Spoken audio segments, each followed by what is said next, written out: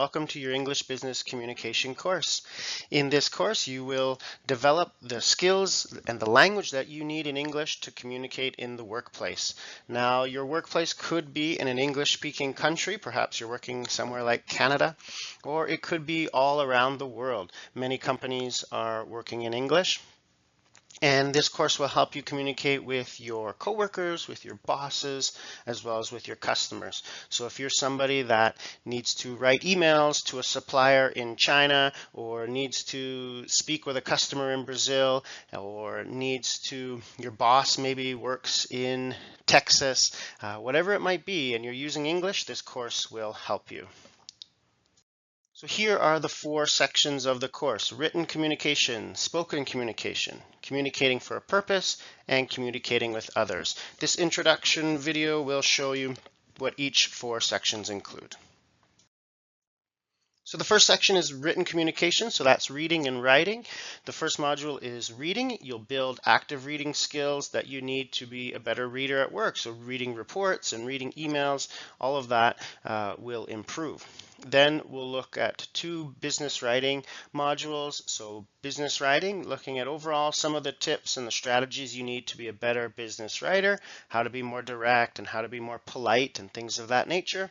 The third module is about structure, so looking at the 3 major grammar mistakes that are very common in business writing. And then the fourth one is specifically to email, so how you can get better at writing emails, which is especially important if you're sending out emails all around the world in English. The second section is spoken communication, so listening and speaking. So the first one is improving your listening skills, being an active listener, being a better listener, and how you can understand people when we often say, oh, they speak so quickly. This module will help you understand there. The second one is being a better speaker, so improving things like pronunciation and getting better at certain strategies to speak in speaking. Then we'll look specifically at presentations and telephones and how you can do better in each of those areas. The third module is communicating with a purpose. So that looks at giving advice, opinions, requests, and instructions. 4 things that we need to do quite often in the workplace. So you'll learn the language to do that, as well as the strategies to do it effectively and often to do it politely. So the things that you do all the time at work, these 4 modules will help you. And then the final section is communicating with others. So this is a lot about being polite as you work with customers and coworkers and your boss. So the first one is how to give invitations, something we do quite often at work. And then small talk, how to be better at conversations, and this could be with anybody. And then a section on polite language, so how to be polite at work and what kind of things you need to avoid. And then finally, how to handle conflict. We all have our problems sometimes at work, and how to handle conflict. This section as well will also, the 4 modules will look at cultural components, so helping you to work with people from different countries and to work with people around the world. So that's your 4 sections in the business communication course: building your English skills, building the strategies and the communication skills you need to find success at work. Good luck with the course.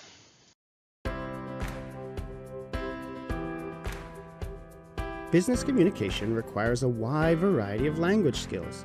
In this video, you'll learn 5 business communication tips to help you succeed in the English-speaking workplace. Number 1, consider audience, purpose, and method. Number 2, use polite language. Number 3, be clear and concise. Number 4, show appreciation. And number 5, be friendly, not formal. If you follow these 5 tips, you'll be a better communicator in the workplace. Let's start with tip number 1. The first tip is to consider audience, purpose, and method. Before you communicate, consider your audience's background and understanding of the topic. As an example, an accountant would use different language when speaking with another accountant compared to when speaking with the sales department.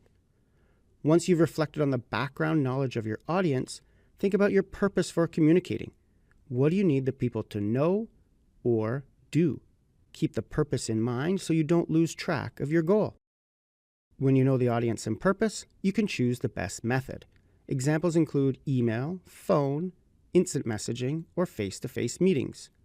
The method you choose depends on your audience and purpose, but here are a few general tips. For sensitive, emotional, confidential, or negative topics, choose a conversation. Writing is not the best method for these items.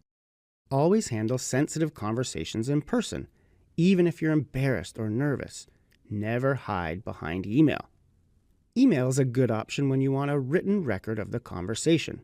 Instant messaging is for when you need something urgently. Most companies send emails when they need the information within a day, and an instant message when they need the information in a few minutes or hours.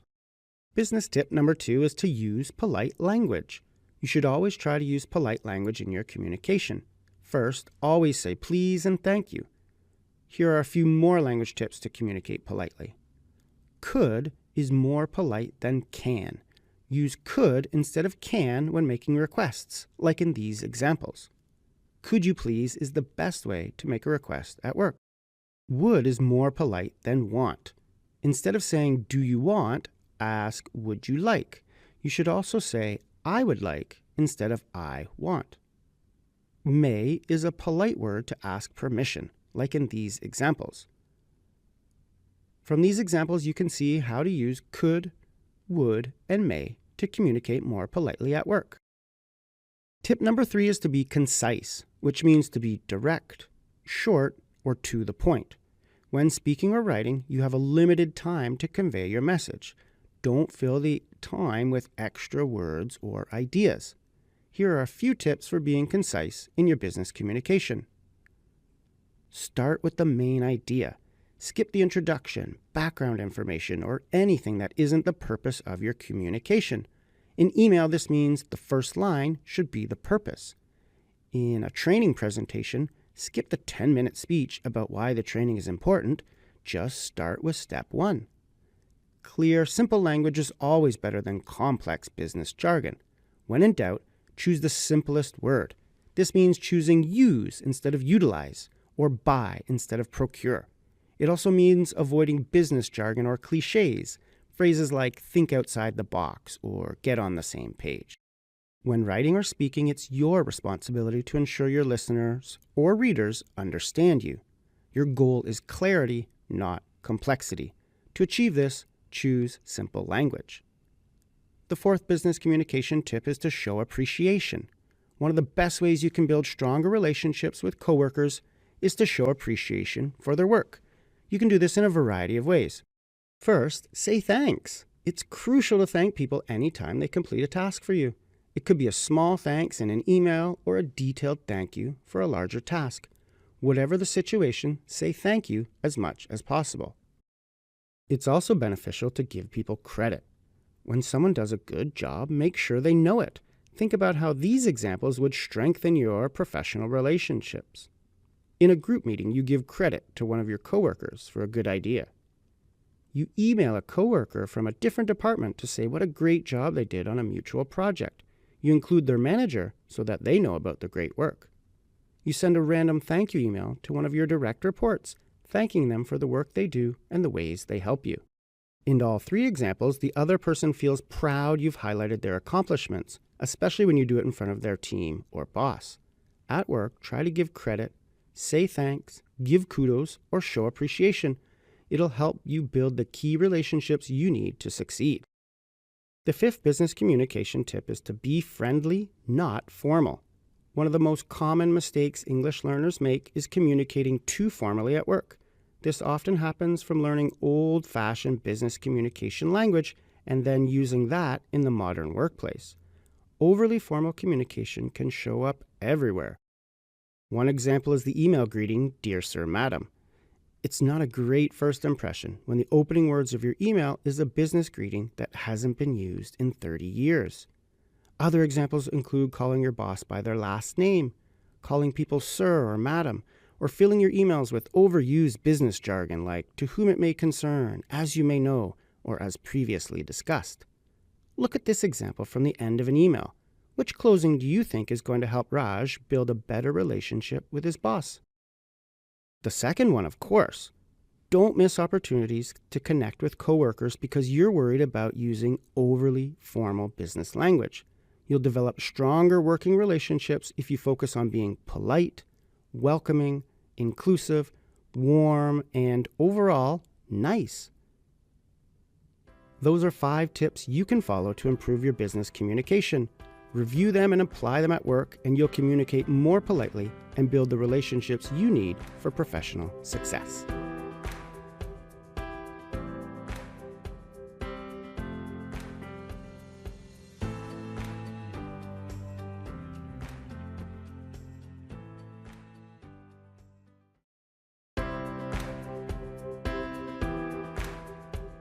In this practice lesson, we review business communication tips.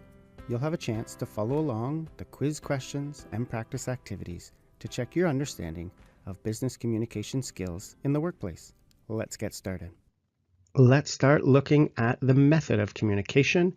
You've got email, you've got telephone, you've got face-to-face conversations, and you should choose the method depending on the audience, the person, and the situation. Let's go through 5 and consider which would you use. So number 1 we'll do together, and then you can do the rest.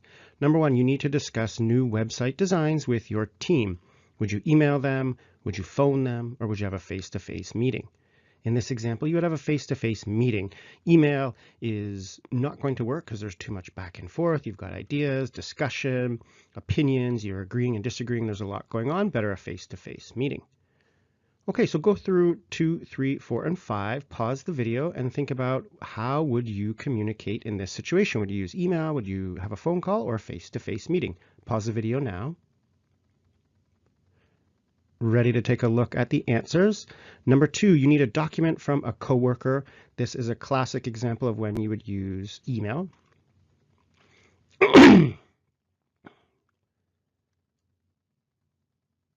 Number 2, you need a document from a coworker. This is a classic example of when to use email. It's a simple request through email.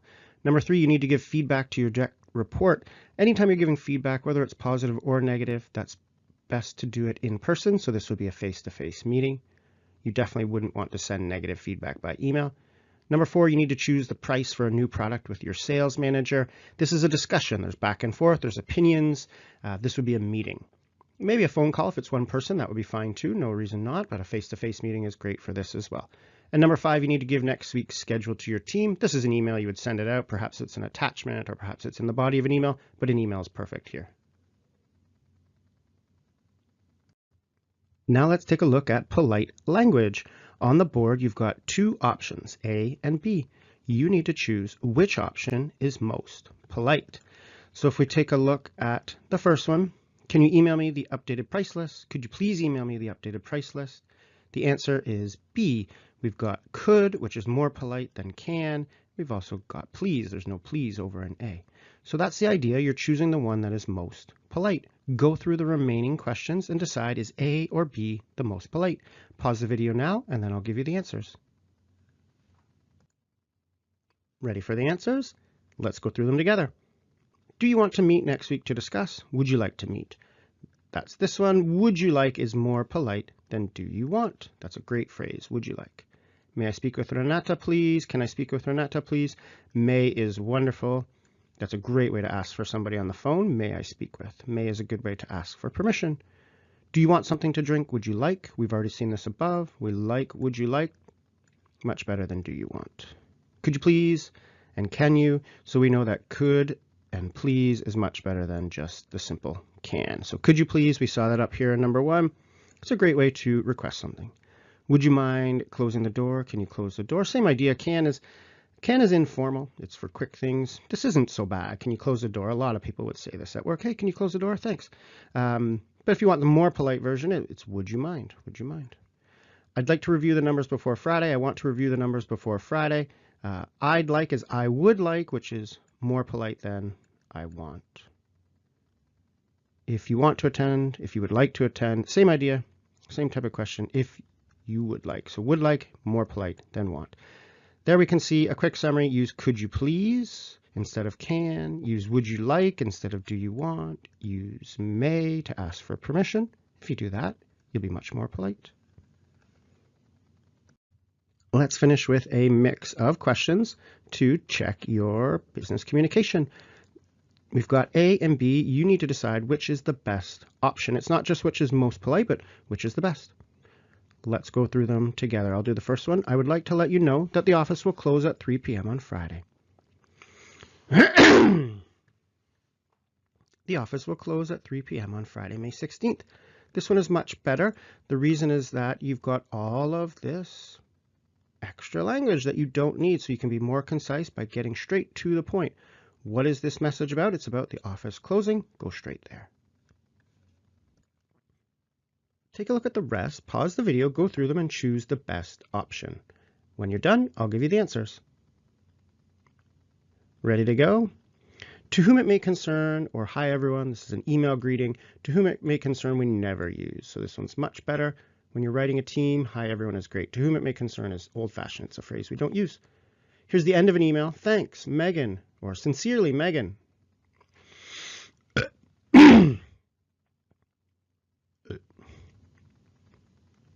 In this case, we like thanks. Megan, sincerely is too formal for email. I like that idea. I like Will's idea. This one's much better. You're giving credit to Will. Rather than just saying the idea is good, put Will's name in there. He is going to feel great. You're going to make a good connection with Will. He's going to appreciate that you gave him credit. Dear Mr. Smith, hi Peter, much better. We don't use Mr. Smith in business communication. Most often we use first names. Same ideas to whom it may concern. These are just too formal. In the event of an emergency, please utilize the stairs located at the back of the building. Or in an emergency, please use the back stairs. This one's better. It's shorter, to the point. It's concise. Here we've got lots of extra words. So in the event of, please utilize instead of use. We want to use simple language. Use instead of utilize. You know, the back stairs as opposed to the stairs located at the back of the building. So this one's much better. There's some quiz questions for business communication tips. Hopefully you had a chance to review the language and strategies you can use to be a successful business communicator.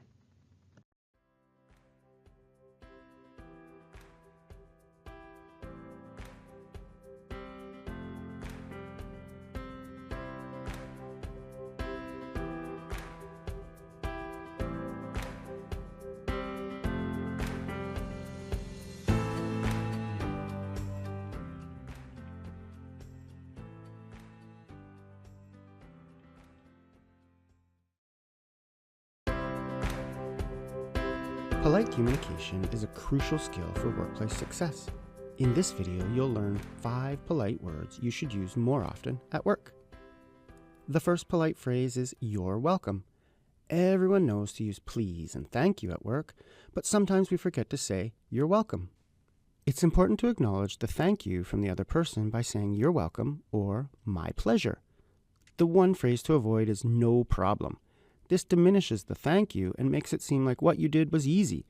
This isn't always true, and when you tell someone a task was no problem, they may be embarrassed at how easy it was for you after they had struggled. Instead, use the main 2 phrases, "you're welcome" and "my pleasure." The next polite word to use at work is could. In many cases, replacing can with could is more polite. The most common example is when you request something from another person. Of these 2 examples, could you please is more polite than can you please. It's fine to use can for quick requests, but you should use could you please as much as possible, especially in writing. The third polite word is would. Just as you replace can with could, you can replace want with would. When you want something, use I would like instead of I want. Saying, I want to talk about the feedback is too direct for workplace communication. Instead, use would like to communicate more politely. Would like also works for offers, like these examples. In both cases, the second offer is more polite because it uses would you like instead of do you want. You can also use would you mind for polite requests, like in these examples. Overall, try to use would more often in your business communication as it's a polite word. The fourth polite word to use at work is may. You can use may to politely ask for permission. A common example is may I speak with, to ask for someone on the telephone. Other common phrases include may I interrupt, may I put you on hold, or may I add something? These are all polite ways to ask for permission at work. Use may to be more polite. The fifth and final polite word for work is sorry. You can apologize in English in a few ways. The most common is to use the phrase, I'm sorry for, plus an ing verb.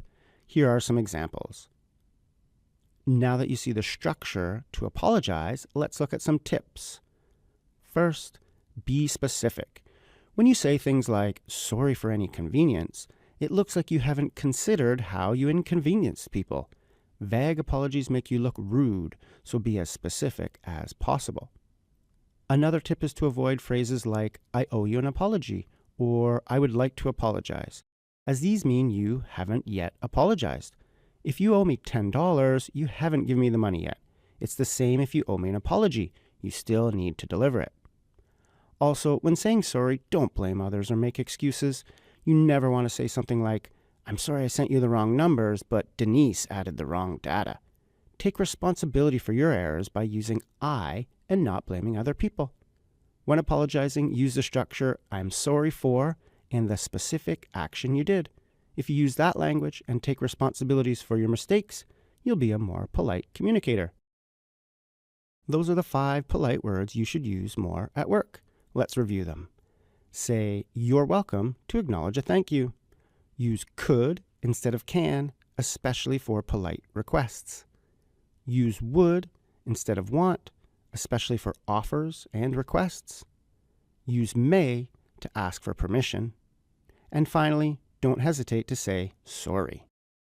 If you use these 5 words more often at work, you'll improve your polite communication skills.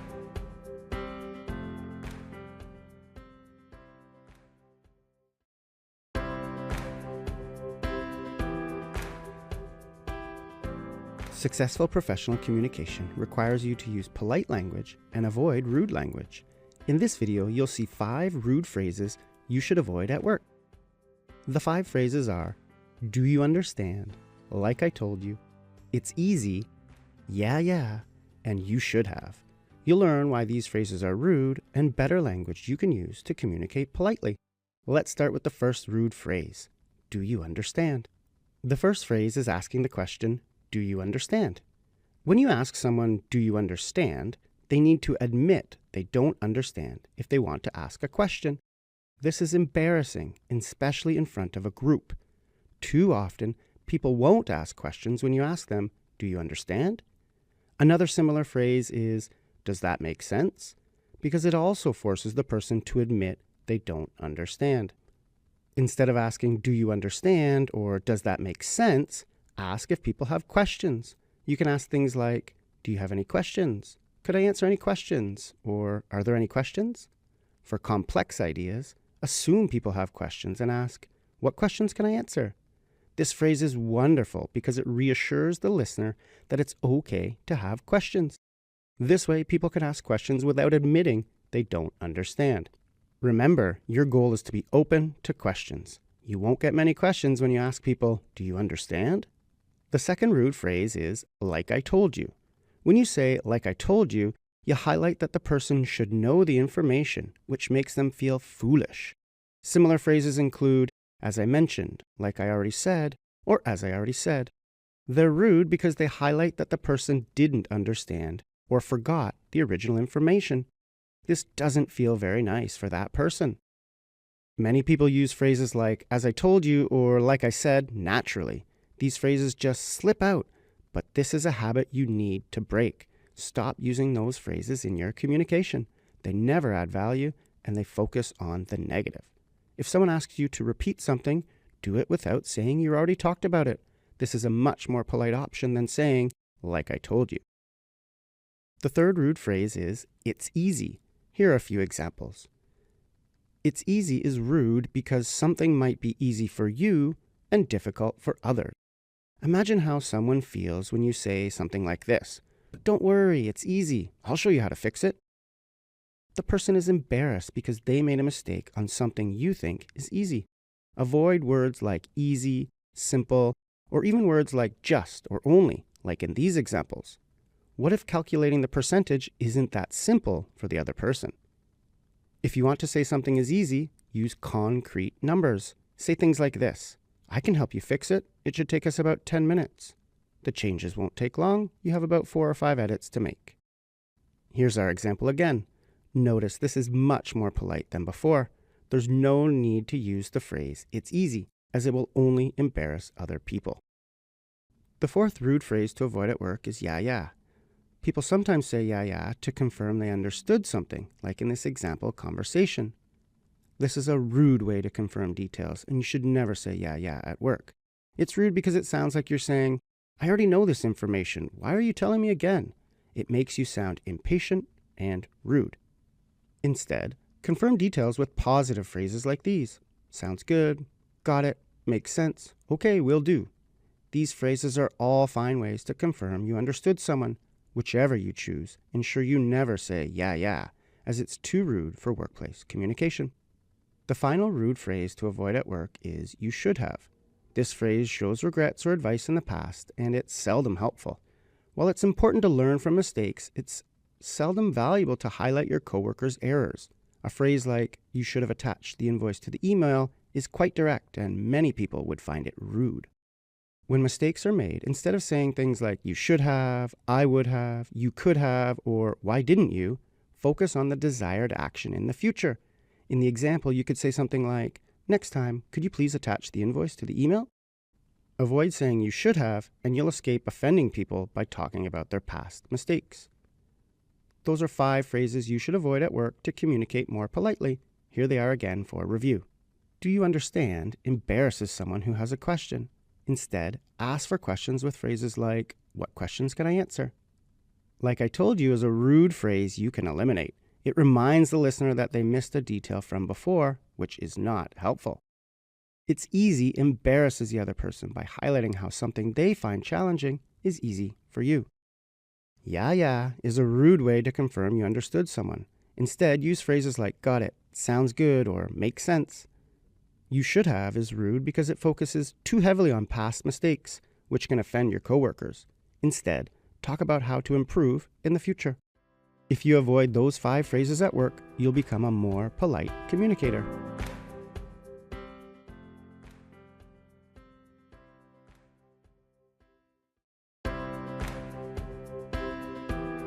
You want to communicate as politely as possible in the workplace. However, sometimes we communicate in ways that are rude, even if we don't realize it. In this video, you'll see 4 rude communication behaviors to avoid in the workplace. For each behavior, you'll learn strategies for better communication in those situations. Let's start with the first behavior, focusing on people, not ideas. The first rude behavior is focusing on people and not ideas. In negative situations, focusing on the person creates conflict. Look at these examples. They're all rude for the same reason. They connect a person with a negative situation. Let's go through each individually to see 4 ways you can avoid this rude behavior. First, don't disagree with people. While there's nothing wrong with disagreeing, when you use you, your, or the person's name, you're making a direct attack. Instead, disagree with the idea, not the person. You can do that in a few ways. You can leave their name out, like in these examples. You can also focus on the idea instead of the name. Often, the best solution is to forget about disagreeing and go straight to your idea. If the goal is to find the best idea, you don't need to spend time disagreeing with people. That only creates negativity. Instead, jump straight to your opinion. Second, don't connect people's names to mistakes. In the example, there's no reason to include Juan's name. All it does is show that the person is angry with Juan. Instead, leave the name out, like this. Third, don't include people's names when you're giving negative feedback or reprimanding. In the example, it's obvious this person is angry with Julia. Including the name makes it sound like a scolding parent to a child. You can fix this by removing the name completely, but keeping the same message. Finally, when it's obvious who needs to do something, focus on the task and not the person. In this example, it's obvious the reader needs to pay the invoice. You can be less direct by writing something like this. Those are 4 examples of being rude by connecting a name to negativity. When talking about sensitive, negative, or challenging topics at work, keep people's names out of your language and instead focus on the idea. This will make you a much more polite communicator. The second rude communication behavior is using vague language instead of specific details. This mistake is often made when people are giving negative feedback or correcting people's work. Words like several, a lot, or many are vague words that describe quantities. In these examples, the focus is on the large number of errors. This is rude because it feels like an attack on that person. Words like a lot, several, a bunch, tons, lots, and many only emphasize the amount is large. When you're giving negative feedback, this can be very discouraging. Instead of using vague language, try to be as specific as possible. You can say, you had 3 errors, or there are 5 changes to make. These specific numbers don't exaggerate the amount like a lot or many. You should also avoid generalizing with words like always and never. This example is rude because it makes the other person feel bad about their repeated mistakes.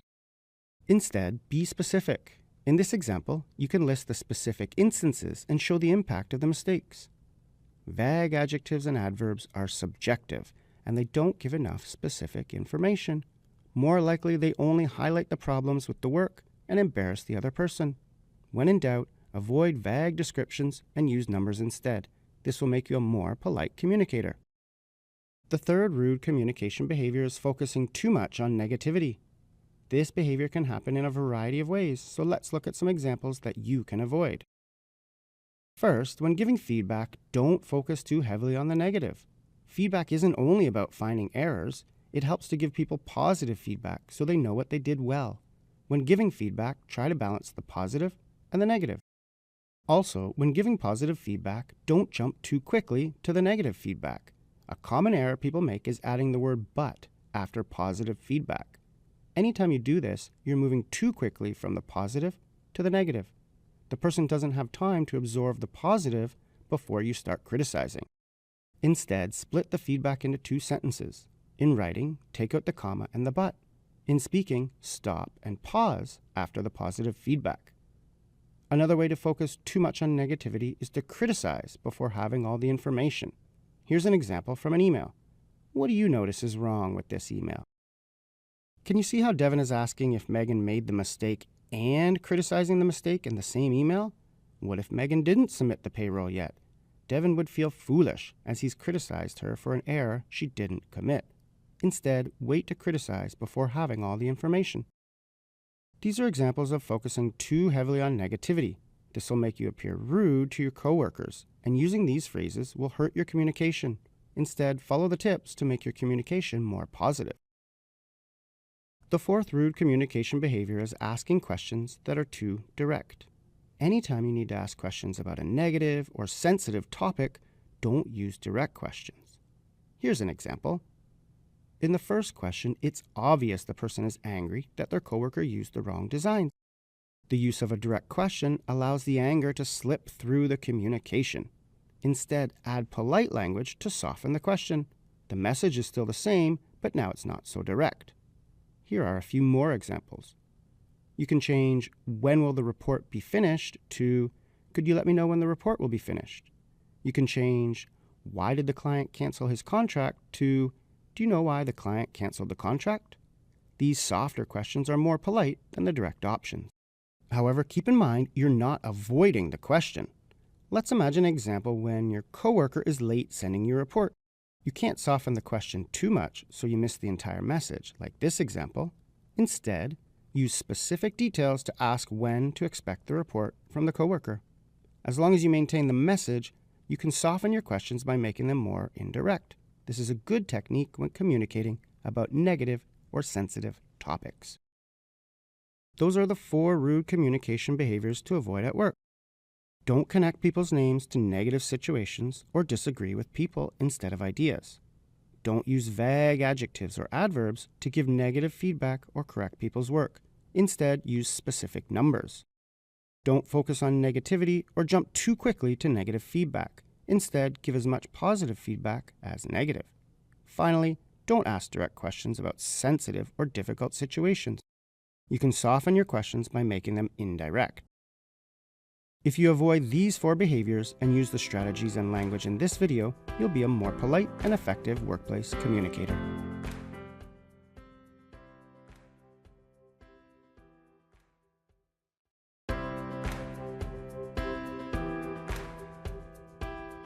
Giving instructions is a common task at work. In this video, you'll learn to give clear, effective instructions. We'll look at preparing your listener, using clear instructions, and asking for follow-up questions. Let's get started. Before giving your instructions, prepare your listener. Begin with a positive statement that summarizes the task, like in these examples. You should also give the approximate timeline to complete the task. You can use phrases like these to do that. Finally, don't forget to list the materials needed, as this is crucial information for completing the task. By giving your listener a few basic details at the start, you prepare them to listen and understand your instructions. Now let's look at describing each step in the instructions. You want to be as clear as possible so the listener understands the key details and can repeat the task correctly. Look at the example instructions on the screen. Which do you think are best and why? Pause the video to decide which of these instructions you like and which you don't. Ready to see the answers? The best instructions are B, D, and F. Let's think about why. Great instructions use imperative verbs at the beginning. The verbs in these examples are turn, close, and leave. You could correct the others by removing the extra words in front of the verb. In these improved examples, you start with the verbs turn on, attach, and include. When giving instructions, you want the main verb or the action to stand out above all the extra details. Therefore, remove as much of that detail as you can. This will make your instructions clear and easy to follow. When in doubt, start with the verb. You should also use transitional words in your instructions to help the listener connect your ideas. Transitional words can help you show the order of steps and introduce examples. Sequence transitions help you move from one step to the next. Words like first, second, after, then, or next help the listener follow each step and know when you're moving to the next step. Example transitions help you introduce an example. For example, as an example, or for instance are all good phrases. When you give examples in your instructions, it better helps the listener visualize the task. Try to give a few examples when you can. Before finishing your instructions, you need to close the conversation and ask for any questions. First, check for understanding, but be careful. There are polite and rude ways to do this. Make sure you use polite language, like these examples. Never ask, "Do you understand?" or "Does that make sense?" These phrases make your listener feel stupid. When you ask if someone understands, you are assuming they don't, and that can offend people. Instead, ask the person if they have any questions. The best question is, "What questions can I answer?" This is polite because it assumes the person has questions without making a statement about how well they understood. Those are some strategies for giving instructions at work. Review them and use them the next time you need to help someone or give instructions.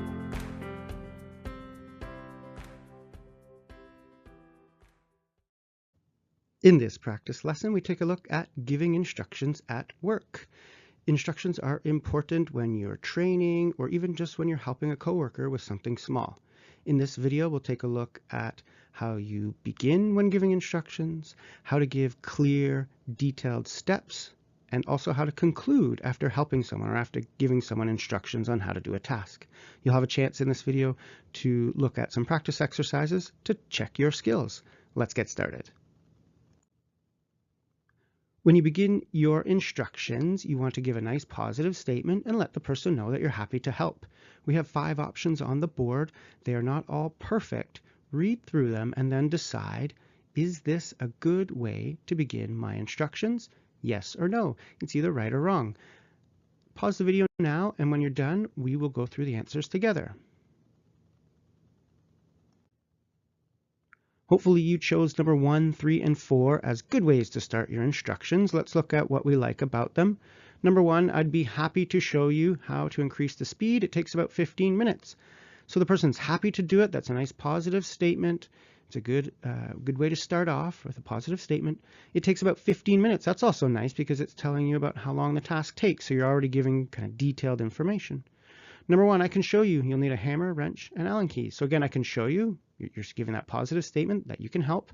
And then you'll need a hammer, wrench, and Allen keys. Sure, that's helpful. These are the tools that you're going to need. So whether it's 15 minutes or whether it's the tools, it's helpful to give a little bit of information. Number 4, you need to complete this task every week, and I can show you how to do it now. So again, happy to do it. Again, here's some information. You got to do this every week. So pieces of information that you can give at the beginning that are helpful. How long does it take to do the task? How often? Every week? Or what are some tools? And other than that, you want to make sure that you just say you're happy to help. Well, yeah, I can show you. I'm happy to help. Whatever way you want to do it, just give that positive statement. What don't we like about number 2 and number 5? Now, number 2, it's saying that's easy. If someone comes to you for help, perhaps they've already tried something, maybe they don't know how to do it, maybe they've tried and failed. When you say to them, oh, it's easy, or oh, no problem, or oh, anyone can do it, it's easy, so easy, well, that might just embarrass them, because if it's easy for you and they struggled to do it or they failed, they will feel quite embarrassed. So just get rid of that. Nothing wrong with I can show you how to do it, that's nice, but get rid of the that's easy. Number 5 is a similar idea. When we say, sure, I'm happy to show you, that's perfect, but then you just need to make a few quick fixes. So again, maybe this person has a multiple errors, they tried something very hard, they couldn't do it, and then you just say, oh, no problem, you just, like as in, no, when we use the word just, it's like, oh, not a big deal at all, right? We do this to reassure the person, to say, oh, it's not going to take us a long time, right? When you say that's easy, or you just need to fix this, or just a few quick little things to do, you're doing that to reassure them it's not going to be a lot more work. The problem is, if they've failed already, they might feel a bit embarrassed. So rather than reassuring them with, you just need to do this, just say, oh, it's only going to take us about 10 minutes. That's a lot better than you just, or it's easy. Now we are in the middle of our instructions and we're giving the detailed steps. On the board, we've got lots of options for giving detailed steps. You're thinking about the language and grammar and the way that those steps are being said. So take a look, lots of different options. Pause the video and decide, is each step a good way to explain an instruction, or could it be fixed? And if it could be fixed, how might you fix it? Pause the video now and then we'll look at the answers together. So hopefully you chose the same ones I have here on the board. Let's go through the green ones. These are the good ones, and we'll see why we like them. Well, you should notice a pattern. They all start with, do you see what type of word they all start with? Whether it's submit, click, turn, don't change, or leave. These are all verbs, right? So we want to start our instructions with verbs, or we'll often say imperative verbs. Submit, click this, do that. That's the best way to give instructions. What's wrong with the other ones? Well, we're just adding a bunch of other language. You know, you can, right? Why not just say click? Copying and pasting the entire table to the Word document, that's not a sentence. So you don't want to use the ing. It'd be just copy and paste. F, you should include. Again, you know, you should, that's not an instruction, that's advice. So that can make things very kind of confusing. Should I do it? Do I have to do it? Is it part of the process, or is it just something that's nice to do? So instead, just say include. And then again, leaving, that's the same problem as B. We don't use the ing form. You're using the base verb. So submit, go, take, turn, shut down, turn on, all those things. That's how you want to start your instructions. So with that in mind, we fixed some of these already, but how would you fix these again? These are the ones that were incorrect from the previous slide. You can click the X in the top corner. We fixed that too. Just click the X in the top corner. So take a look at the other three. How would you fix it? Pause the video and then I'll show you the answers. So here we are. Click the X in the top corner. That's great. Copy and paste. We're saying start with a base verb. It's fine if it's two things, you know, take and go or whatever it might be. Copy and paste. That's great. Include and leave. Always starting with the verb. That's a great way to give instructions. This is especially true if you're giving instructions in writing and you're giving a nice bulleted list or a nice numbered list. Just keep them all the same structure, starting with those imperative verbs. After you've given instructions and you've helped people understand how to complete the task, you want to finish by asking if they have any questions. We've got 5 ways to do that on the board, but they are not all great ways to do it. Take a look at all 5 of them and you decide which of these are good ways to ask for questions and which are not. I'll give you a hint. The ones that are not are a little bit rude. Pause the video now and then I'll show you the answers. Hopefully you found number 1 and number 3 are rude and they're incorrect. Why are they rude or why are they incorrect? When you say to somebody, do you understand, or does that make sense, what you're assuming is they don't understand. You're saying, oh, this is such a complex idea that you probably didn't understand, or you understand so little of this topic that you definitely didn't understand what I just showed you. It can embarrass people. It can make them feel quite bad. So rather than saying, do you understand, or does that make sense, just ask for questions. Do you have any questions? Are there any questions? I love this one at the bottom. What questions can I answer? When you say, what questions, you're not saying, are there questions? You're saying, you have questions. I just gave you instructions. I understand there's going to be questions. There's nothing wrong with that. So what questions can I answer? Let's do it. Let's go. This is a great way. You wouldn't say the let's do it, let's go, of course, but what questions can I answer? I'm saying it's a positive way to kind of give that across. So this is the best one here at the bottom. Number 1 and number 3, you really want to get out of your vocabulary at work. They just embarrass people or they can just cause conflict. So do you understand? Does that make sense? Or things you never want to say? Just go ahead and straight ask for the questions. Those are the practice activities for giving instructions at work. We looked at starting your instructions with a positive statement. We looked at giving clear, concise steps in the middle by using imperative verbs. That's when we were saying turn on or click the button, close the door, open the door, things like that. And then we looked at how to ask for questions. We thought a little bit about how does that make sense, or do you understand is a little bit rude, and how we can use phrases like what questions can I answer? If you practice the skills in this video, and you use them at work, you will be much better at giving instructions, and it'll improve your overall communication skills. Good luck. You use requests when you need something, like when asking for help, asking for information, or asking a person to do something. This video shows you 3 ways to make requests at work: polite requests, direct requests, and soft requests. Let's look at each of these requests now. The best phrase for making a request is, could you please, like in this example. This is the best and most polite way to request the report from a coworker. Let's break down the structure of this request. Start with, could you please, and then add the verb for the action you need. Depending on what you need, you'll use phrases like, could you please go, could you please help, could you please send, could you please ask, or could you please stop. Could you please is a polite request because it uses the word please, which is always a good choice. Also, it's a question, not an order. Asking instead of telling makes your request more polite. This is also why we include a question mark when writing could you please. Finally, could is more formal than can, so it's a better choice. In professional situations, could you please instead of can you please is a better, more polite option. Let's practice using could you please for requests. Here are 4 situations at work. How would you use could you please to make a polite request in each situation? Let's do the first one together. So you need the budget for next year. What's your request? Perhaps it could be, could you please email me the budget for next year? We use the polite structure, could you please, to ask for the budget. Now you try the next 3. How can you use could you please to make these requests? Pause the video now to write down your 3 requests. Ready? Let's check the answers. Number 1, you need help editing a report. You can make your request by asking, could you please edit the report? Number 2, you need the training material. You can ask by saying, could you please send me the training material?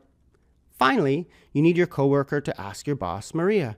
You can request this by asking, could you please ask Maria? Hopefully you had the same answers. If not, review how to use could you please. It's the best way to make requests at work, and you should be using it frequently. Now, let's look at a few other ways to make requests. You don't always need to use could you please when you need something. Sometimes your request is simple or quick, so you can give a command or order. Examples include, pass me that book, open the door please, or hand me that pen. You can make orders more polite by adding please, like in the example, open the door please. Orders are less formal and much more direct than using could you please. In this conversation, the man could be making a variety of quick orders. For example, review the first page, sign at the bottom, or write your name at the top please. It isn't always reasonable to ask could you please multiple times, so you can use the imperative structure to give orders. Sometimes you need to soften requests to be polite or when you don't absolutely need something. An example is, would you mind closing the door? In this case, if the person doesn't want to close the door, they don't have to. You give them the option to refuse when you ask, would you mind? Notice the verb. Always use an ing verb after would you mind. Other examples include, would you mind helping, would you mind going, or would you mind calling? Here's another example from an email exchange. In this case, saying, could you please meet me at 1:30 p.m. would be too direct. When you use would you mind, you give them the option to refuse or to choose another time. For large requests, you can add conditions before would you mind. For example, you could say, I'm not sure if you have time this week, but would you mind finishing the proposal a day earlier? This request needs to be softer because you're asking to move a major deadline. Adding a condition at the beginning can soften the request even further. These are some ways you can use the phrase, would you mind, to soften your requests. You don't want to do this too often or you risk being too indirect. However, would you mind is great language to make polite requests. You've now seen 3 ways to make requests at work. Let's review when to use each. Use an order for a simple or quick request. Use would you mind to soften your requests. Use could you please for everything else, especially when requesting something in writing. That's everything you need to know. You can use could you please for almost all your requests. When appropriate, you can use orders or you can soften your requests. With those 3 options, you're ready to request anything you need in the workplace.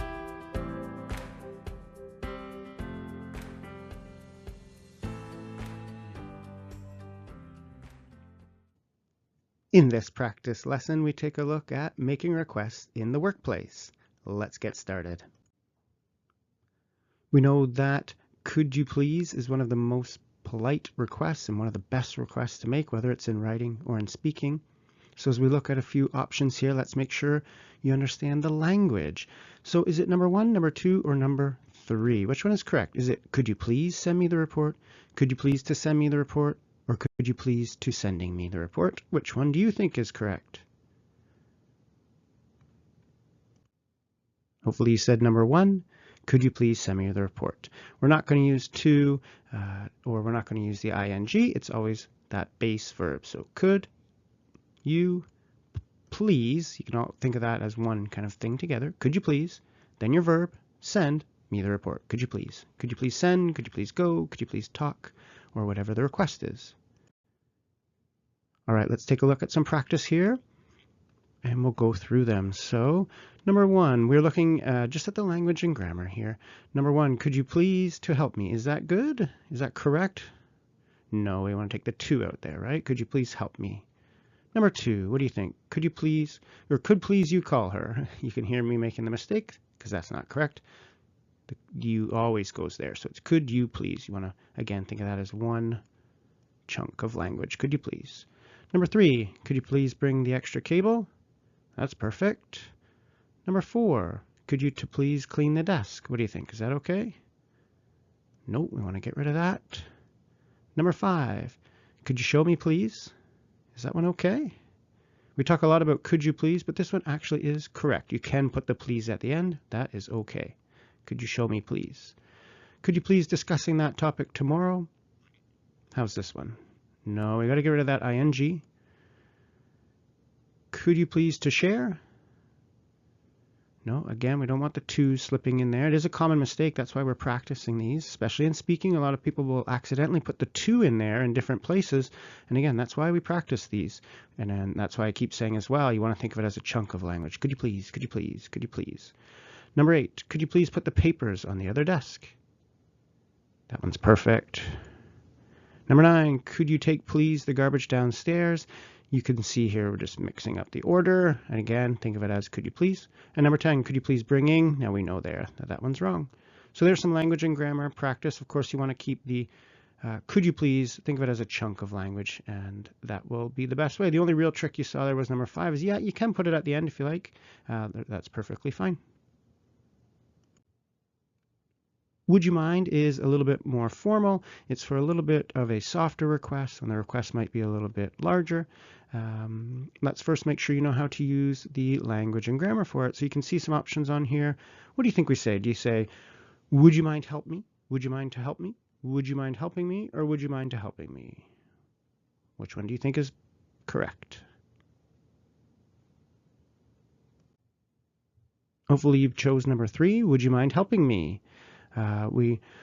With would you mind, and this is different than could you please, we want to use that ing verb. So it's always ing. Would you mind going? Would you mind taking? Would you mind leaving? Would you mind talking?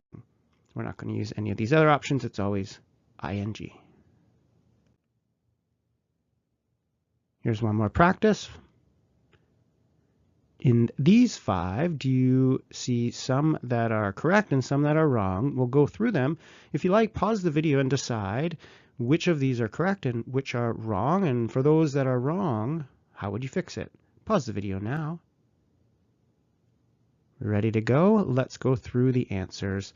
Number 1, would you mind showing me? Is that okay? Do we need to fix it? That one is perfect.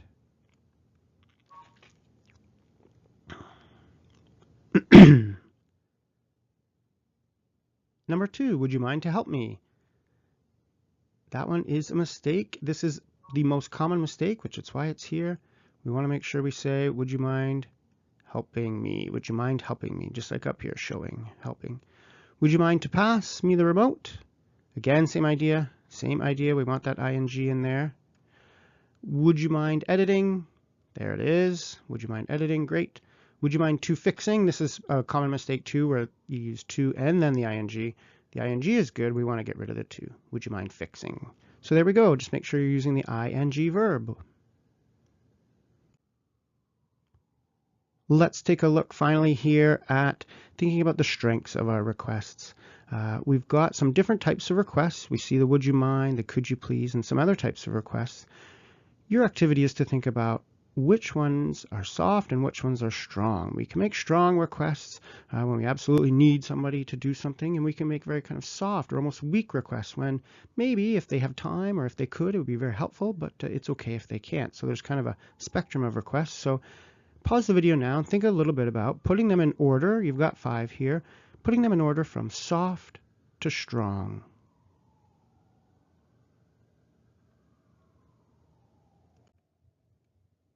Here's the order of them.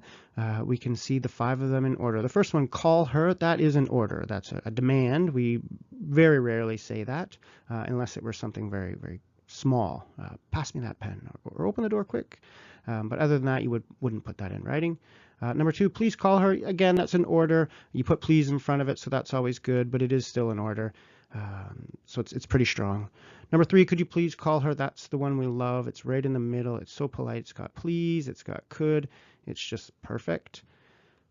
We can soften that a little bit. Would you mind calling her? This is a great one too for those kind of more softer requests. And then that 5th one, if you have time, and in here you're adding the condition, right? You're adding a condition if you have time, or if you don't mind, or if you could, or if it's possible, or if you had a chance. You're just giving that person an opportunity to get out of that request. And they can say, oh, actually, I don't have time, sorry. And that's what makes it a soft request, a lot different than number 1. You call her, right? As opposed to, if you have time and you possibly could, would you mind calling her? You can see how they get a lot softer as they go down.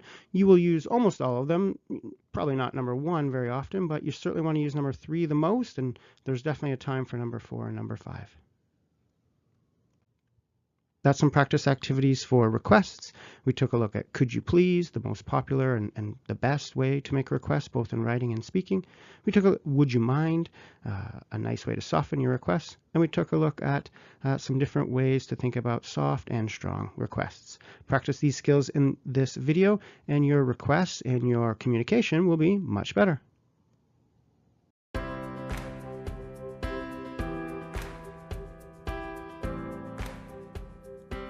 Giving and receiving opinions is a common practice at work. You often need to share opinions and agree or disagree with coworkers. In this video, you'll learn language and communication strategies for talking about opinions at work. You'll see how to introduce your opinion and how to ask for other people's opinions. You'll also see how to agree and disagree with others in a professional, polite way. Let's first look at how to give opinions. Here's the best language to introduce your opinion in English. These phrases soften your language and signal that you're giving an opinion and not a fact. Notice the difference in these examples. The first examples could be too strong or even rude. The second ones are a little softer, which is often a good idea when giving your opinion, especially if you think the other person might have a different opinion. Now let's look at how to ask for someone's opinion. Here's the language you can use. What's your opinion is a common, formal way to ask for someone's opinion. What do you think or what are your thoughts are less formal, but they're still very common at work. What do you recommend or what would you do are good when asking for someone's opinion on how to solve a challenge. Finally, you can ask, what do you think about for really any topic. These phrases are all great for asking for opinions. Depending on the situation, you can choose the most appropriate phrase. You want to ask people for their opinion to connect with them, to be a team player, and to build relationships. People appreciate when you ask for their opinion, so try to do this often. You now have the phrases to do it.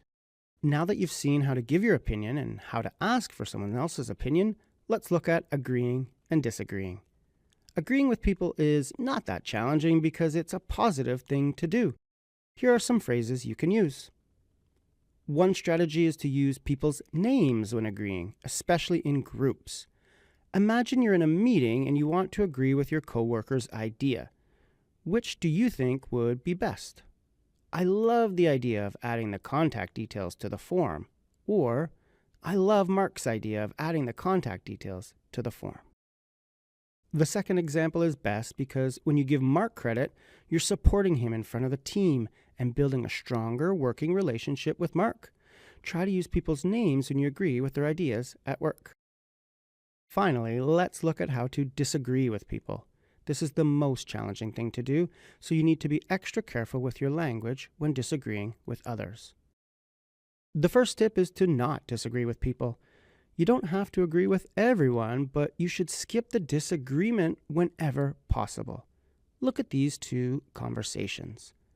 The second example is much better because Mohammed still gives his opinion that $12.99 is the best price, but he doesn't bring any negativity to the conversation by disagreeing with Hannah.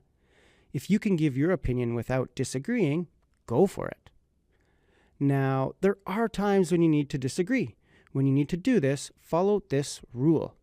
Disagree with ideas, not people. What exactly does that mean? Let's look at some examples. Which of these statements do you think disagree with people, and which do you think disagree with ideas? Pause the video now to decide. Ready for the answers? Hopefully you said the statements with a name disagree with people. The others disagree with ideas. You never want to say things like this. There's no reason to use someone's name when you're disagreeing with their idea, as it only connects their name with negativity. It also hurts when you disagree with someone in front of a group. There's almost never a reason to mention the person's name when disagreeing with their idea. Stay focused on the idea itself, and you'll avoid personal conflicts. Those are some strategies for talking about opinions at work. You saw language to introduce your opinion, including phrases like I believe or in my opinion. You learned how to ask for people's opinion with phrases like, what's your opinion? What do you think? What would you recommend? Or what are your thoughts? You looked at how to agree with people and thought about the positive impact of using people's names when you liked their ideas. Finally, you saw language to disagree with others and reflected on how it's best to disagree with ideas and not people. If you follow these language strategies at work, you'll be able to better give and receive opinions, and you'll be an overall much better communicator.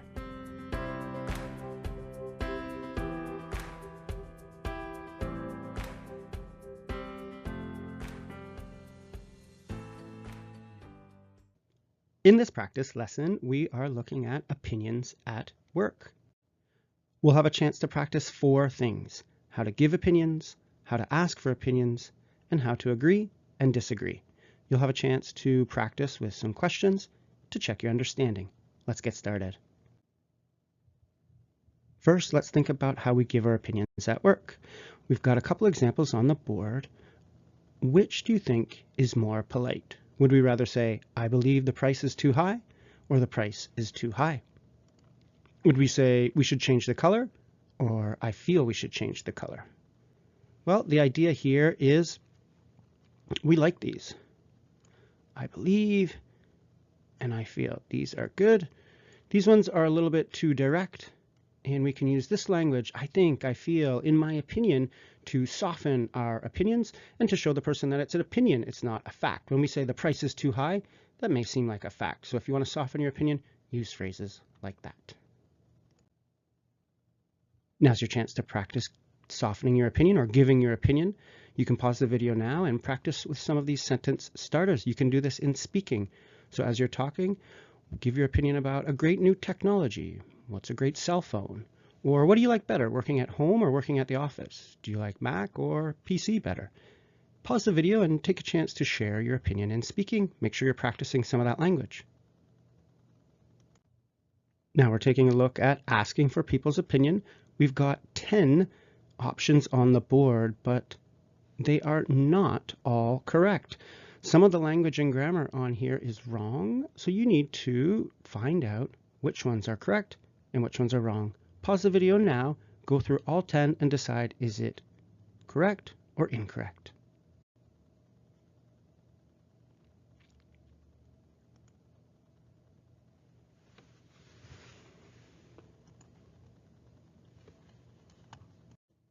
Here are the answers. You can see that number 1, 2, 4, 7, and 8 are all correct. Let's take a look at the others and look at why they're wrong. Number 3, what would you recommend? So we just say, what would you recommend? What would you recommend? We could also say, what would you suggest? Those are very similar. That's actually number 6. What do you suggesting? You can see we would just say, what do you suggest? So we can say, what would you recommend? What would you suggest? You can also say, what do you recommend? Or what do you suggest? Both are fine. But notice it's not to and it's not ing. Number 5, what your opinion? This is common error in speaking. You just got to get that. What is your opinion or what's your opinion? Number 9, what you thinking? Again, this is really similar where we would say, what are you? Some people say, what are you thinking? What are you thinking? If you want to say it completely, it's what are you thinking? But it's not what you thinking. It sometimes sounds like that. What are you thinking? But it's what are you thinking? And this one is very informal. Number 9, it's okay, but it's very informal. Number 10 is too informal. What do you see just isn't quite correct. Something better here if you want it informal would be, what are your thoughts? That's a good one here in number 7. Let's take a look at how we agree with people now. We've got 8 options on the board. They are all correct. Each one of them is grammatically correct. The language on here is perfect. Your decision, though, is which are best. Which one do you really like? Some of them are okay, but some of them are better. So pause the video and decide which of these 8 are the best ways to agree with people. Here we have the answers. We can see a pattern. Hopefully you notice it. There's 2 names, and in here we've got your and you. So when you're agreeing with people, it's a great idea to use people's names. Great idea, Tom. Oh, I love that idea, Mark. Oh, Maria, that's a great idea. Let's do that. Wonderful thing. You're giving credit to the person. You're, especially in a group, you're saying to them that this is a good idea. They like that credit. Similar to say your or you. Again, this is giving credit. Oh, I love your idea, right? It's not my idea. It's not all of our idea. You came up with this wonderful idea. So give that credit. That's why we like 1, 3, 4, and 6. Again, 2, 5, 7, and 8, they're all fine. But if you have the chance, put a name in there and just say, great idea, Maria. I really love that one. Let's take a look at disagreeing, which is more challenging than agreeing. We've got 6 options on the board. Which do you think are okay, and which do we not like? Which are good, which are bad? Pause the video now and decide which ones you like and which ones you don't. Here are the answers. We can see that I'm not sure I agree. That's great. Oh, I like that idea. We could also, that's good too. Number 6, that's possible, but what about? You can see with number 4 and number 6, we're giving credit to the idea, but then we're giving our idea. So we're not quite disagreeing, right? We're saying, oh, that's an idea, that's possible, oh, we could do that. That's an option. There's lots of ways to say that. And then you give your idea. So that's good because you're not actually confronting the person if you don't need to. The reason we don't like all of this red is because you're pointing out that it's Jane's bad idea, and poor Jane would feel awful in the middle of that group meeting. Or when you say, I don't agree with you, it's not that you don't agree with you, the person, it's that you don't agree with their idea. So again, when you're disagreeing, we always disagree with ideas, never disagree with people. Last one here is a quick little test of all of the ideas. Let's go through them. We've got an A and a B option. One is good, one is not. You need to decide. Pause the video, go through each option, and then we'll do it together.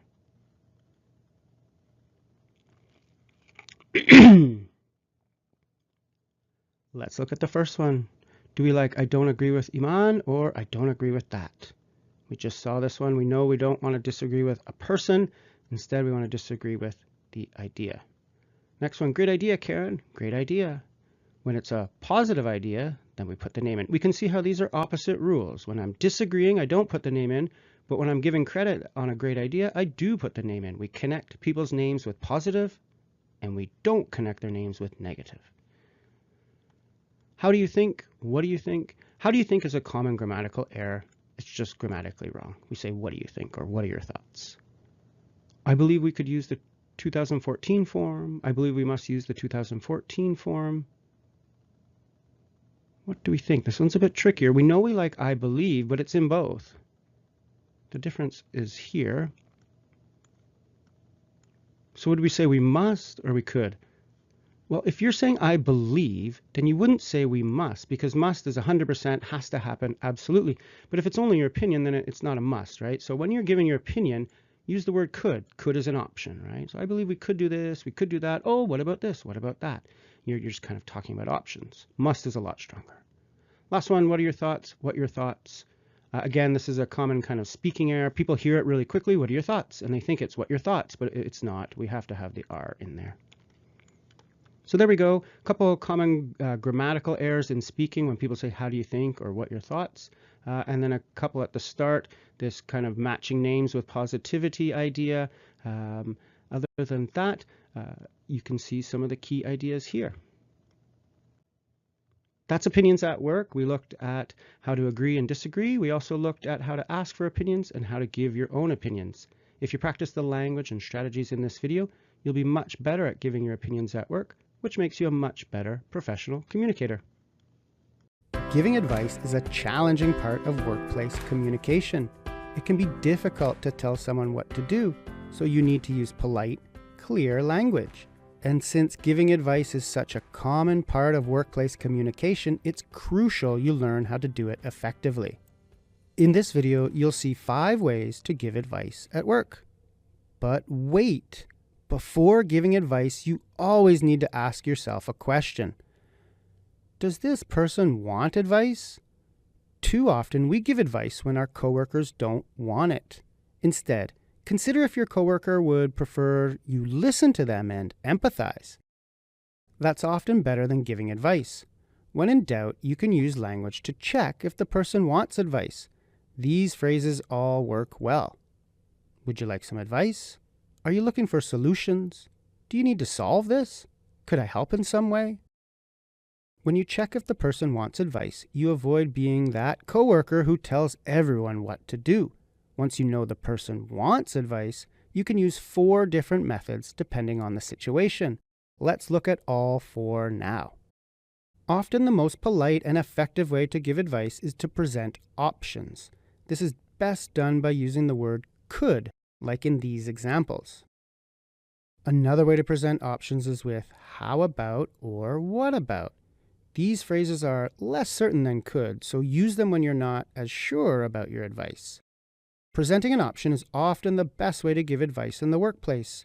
You avoid being too direct, but you still provide helpful ideas for the person to consider. Try using could, how about, and what about when giving advice. Another way to give advice is to show the option you would choose. The language to do that is I would. These examples show you how you can use I would to give advice. This is another softer way to give advice because you're not telling the person what to do. You're simply telling them what you would do and allowing them to use that information or not. Sometimes softer advice isn't appropriate and you need to give strong advice. In that case, use should. Here are some examples using should to give advice. Notice you can also use should not or shouldn't, like in these examples. Be careful. Using should is strong advice.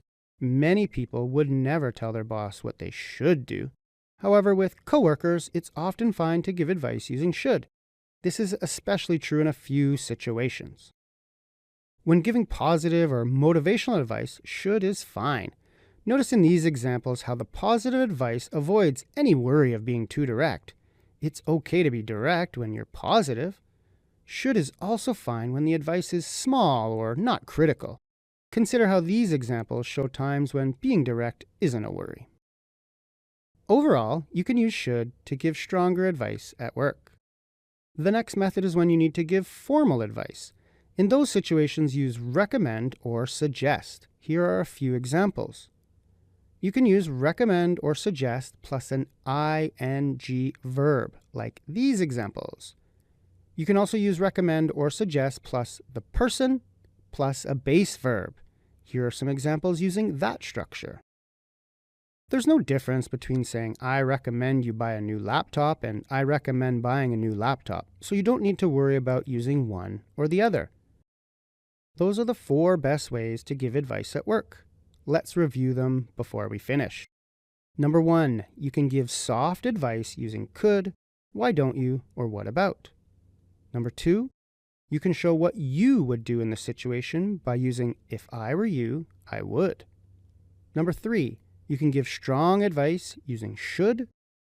And finally, you can give formal advice with recommend or suggest. With these 4 methods, you can give advice in a wide variety of situations. But wait, before finishing, let's look at a few common errors when giving advice. The first error is giving unsolicited advice. It's easy to tell someone what to do, but much harder to listen attentively and provide support. Often this is what your coworkers need, someone to listen and empathize. Don't be the coworker who tells everybody what to do. The second error is about language. The most common mistake for English learners is with recommend and suggest. Since there are 2 forms with these words, people might confuse them. You don't want to say things like, I recommend you changing the price, or I suggest to change the price. Ensure you have the correct structure when using suggest or recommend. The third common error is giving strong advice when soft advice would be more appropriate. This is true when giving advice to bosses, clients, or coworkers you don't know very well. Rather than telling somebody what they should do, it's better to give them options using could, what about, or how about. Do you like people telling you what you should do? Probably not. So be careful how often you tell others what they should do. A fourth error is using a phrase we have not seen in this video. Why don't you? This phrase can be used to give advice, but it's often rude. When you say, why don't you? You're asking the person why they haven't thought of an obvious solution, which is rude. Try to avoid this phrase as much as possible at work. A similar phrase is, have you thought about? This has the same effect as why don't you? You're pointing out an obvious solution that the person didn't consider. This is embarrassing for them, so don't do it. Instead of why don't you and have you thought about, present options using could, what about, or how about. Those are the 4 best ways to give advice at work. If you follow the tips in this video, you'll give advice more politely and effectively, improving your communication skills.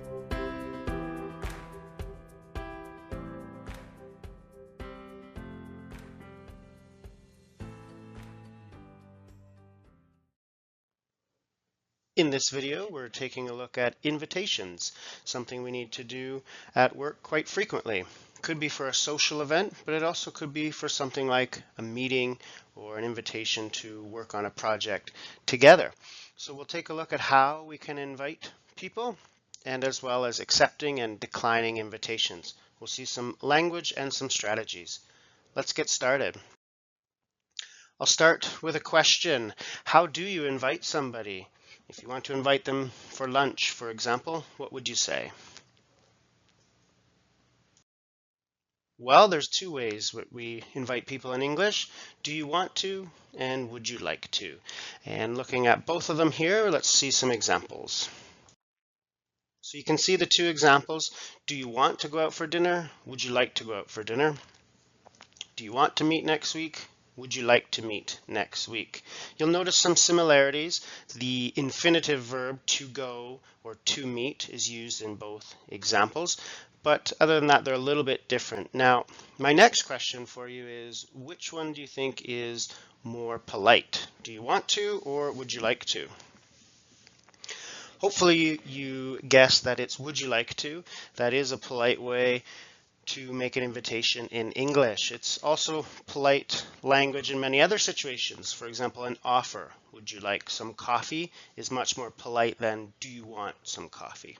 So we know we want to use would you like in English to be polite, and that's very true for invitations. Here are some more examples of polite invitations using would you like. So would you like to work on the project? Would you like to have lunch? Would you like to talk? Those are all ways that we can invite people. And make sure when you're doing those invitations, whether it's in writing, whether it's in speaking, whether it's with your boss, a customer, a coworker, would you like is always a better choice. Do you want is more for outside of work with your friends or family, but at work when you're being polite, would you like is the best choice. Now, sometimes we need to check for plans. Here's some language that we can do that with. Available is a good word to use. Are you available? It's a little more formal than saying something like, are you free?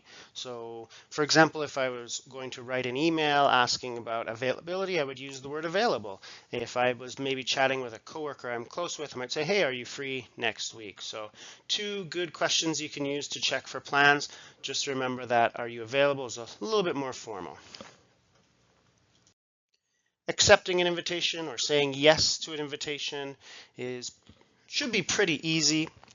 It's a positive thing to do, so any kind of positive language will work well. Sounds great. I'd love to. I would love to go. You can see again that I would, I'd love to, I would love to. That's polite. Just like would you like is polite, I would love to or I would like to is polite as well. So even though we're being positive, we can still make sure that we're being nice and polite. Sounds great is a common phrase in English for when you like something and when you want to do it. Declining invitation is much more difficult because it's a negative thing to do. So here's some language that you can do that with. Often we'll say sorry. This really depends on where you're from and the kind of the culture of that workplace or the culture of that country or whatever it may be. Some people commonly will say sorry when they're declining an invitation. You don't have to. That's really up to you. So sorry, but I have to. What is a really good thing to do is always say thank you. So thanks for the invite or thanks for inviting me. You can see a little bit of a difference there. Thanks for the invite. You're thanking someone for the thing, the noun. You could also say thanks for the invitation. That would be great too. And then thanks for inviting me. Thanks for the action of inviting me. Same result, just different ways to do it when you look at the grammar. So thanks for inviting me, but thanks for the invitation, but. The last example there is perhaps a new phrase for you, a rain check. A rain check is just when you would like to do it at another time. When you can't do it at that time, you would like to do it another time. Often people will say, I'll have to take a rain check without setting up another time. It's just kind of a phrase in English that we use. Sometimes we can't accept the invitation, but we would like to still do it. We just need to do it at a different time. So here's some language that you can do this with. It's not too challenging, nothing really special here or no real new phrases. Something like doesn't work for me is a pretty common phrase in English, or that doesn't work for me, or that won't work for me, or sorry, that doesn't work for me, or Monday afternoon doesn't work for me. Those are all good phrases you can use. What about is a great way to kind of give an option or to give an idea. What about Saturday? What about Monday afternoon? What about Friday? The bottom example there, are you available on Monday? That's a little we saw earlier. That's a little bit more formal. Using that word available rather than saying are you free. So what we see here in this video is some ways that we can make invitations. The most important thing to take away from this is that idea of would you like. That is polite language and something you should always be using in writing and in speaking at work. So would you like to go, would you like to meet, would you like to talk, would you like to work. whatever it may be, really make sure that you're using would you like in your language. We saw some other language along the way, things like, are you free, and a rain check, and using available. So review the video, think about that language, think about what you're doing in the workplace when you need to invite people. And then next time you need to invite somebody, it could be a client who's visiting and you're inviting them for a social event. It could be just simply inviting somebody to meet with you or inviting somebody to talk. So when you need to do that, here's the language to do that. And good luck with your invitations at work.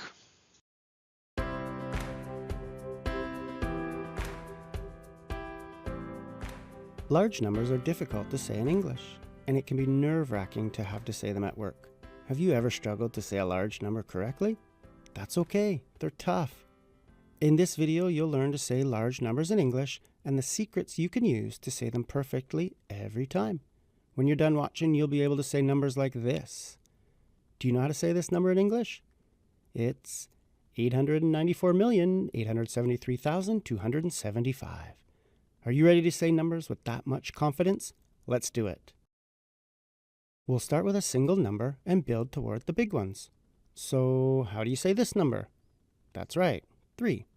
And what about this number? How do you say it? 23. Now this one? 523. If you can say 523, you can say any number. This is because the way you say large numbers in English is based on groups of 3. Let's look at an example.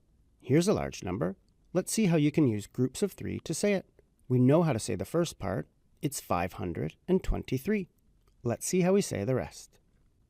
After this group of 3, we say million. After this group, we say thousand. When you put it together, it's 523,476,932. Notice how you repeat the same phrase for each group of 3. 523,476,932. If you struggle with large numbers, just remember it's always hundred and. Most mistakes with large numbers involve saying things like 4 and 7600 or 47600. If you say hundred and for each group of 3, you know you're saying the number correctly. Let's practice 3-digit numbers before we look at the big ones. Here's a list. Do you know how to say all these numbers? Pause the video now and say them out loud. Ready for the answers? Here they are. 145, 875, 905, 345, 110, 204. Now you're ready for the large numbers. Keep those groups of 3 in mind and get ready to keep saying hundred and. You have 6 large numbers on the screen. Pause the video and say each number out loud. Ready to hear them? Here they are. 459,873. 308,965. 12,346,782. 43,900. 239,002,101. 23,309,300. If you can say these numbers, you're ready to talk about large numbers at work. But even if you feel confident now, make sure you practice. Many people can say large numbers at home, but when they're at work, they make a mistake. Or worse, they freeze. If this has happened to you, practice your fluency with large numbers. Do this by saying a list of large numbers out loud. To build fluency, try speaking faster and faster. When you can fly through those numbers correctly, you're building that comfort you'll need when it's time to use them at work. Repetition and hard work will help you as you practice building fluency with large numbers in English.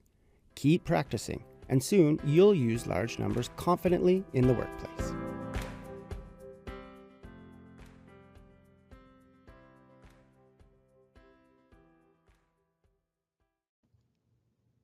In this practice lesson, we're looking at large numbers.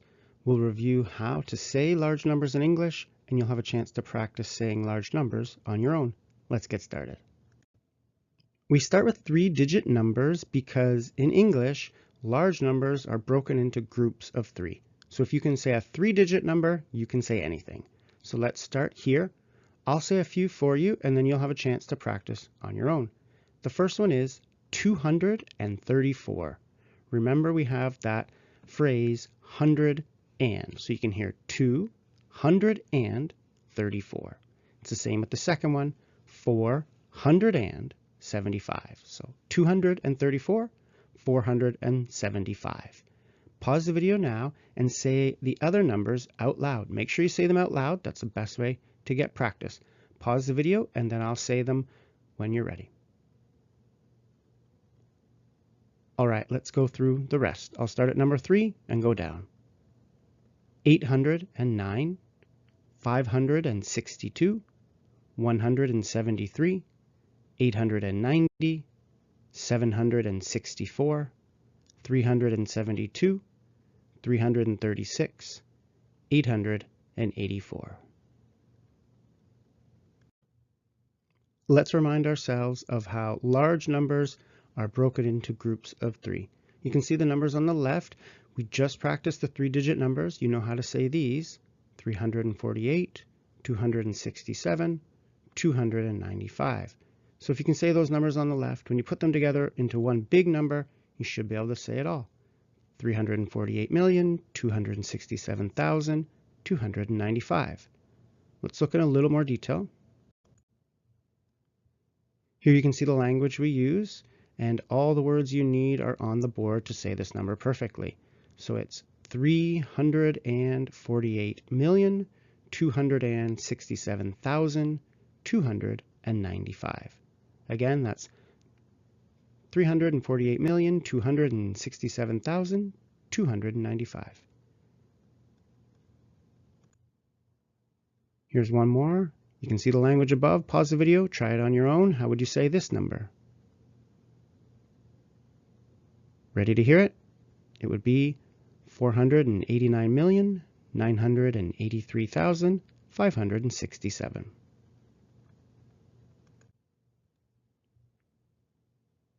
We're here with our final slide, a chance for you to practice large numbers. You've got a whole list of them on the board. They're all a little bit different to give you a chance to practice different types. Go through them, make sure you're saying them out loud. That's the best way to practice, because when you're at work or the next time you need to say a large number, you want to be comfortable saying it out loud, not just thinking it in your head, not just reading it on the screen, but actually saying it out loud. So make sure you pause the video, say these numbers out loud, and then when you're ready, I will say them all for you.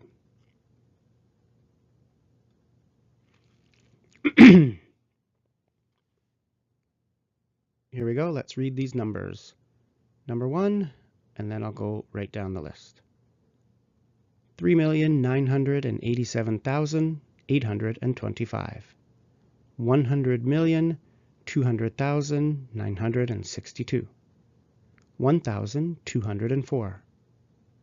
23,833,754. 13,001. 128,386,222. 154,958,903. 17,000. 24,045.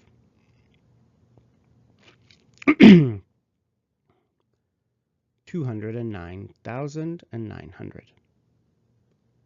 That's how you say those numbers.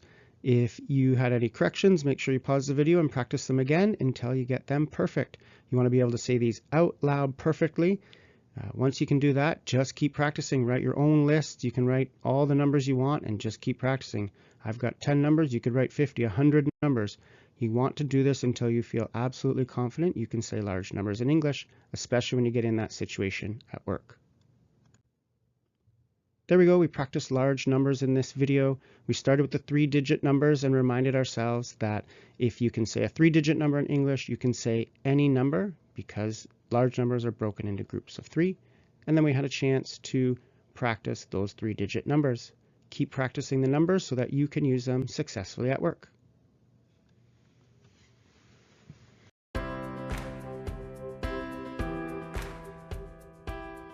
Small talk is an important part of business communication. It's any conversation that doesn't have a purpose. Small talk conversations are about the weather, weekend plans, sports, or food. Small talk is not discussing work or solving challenges. It's just talking. In this video, you'll learn strategies for improving your small talk. Being a good conversationalist is a skill you can learn, so let's look at some strategies you can start using.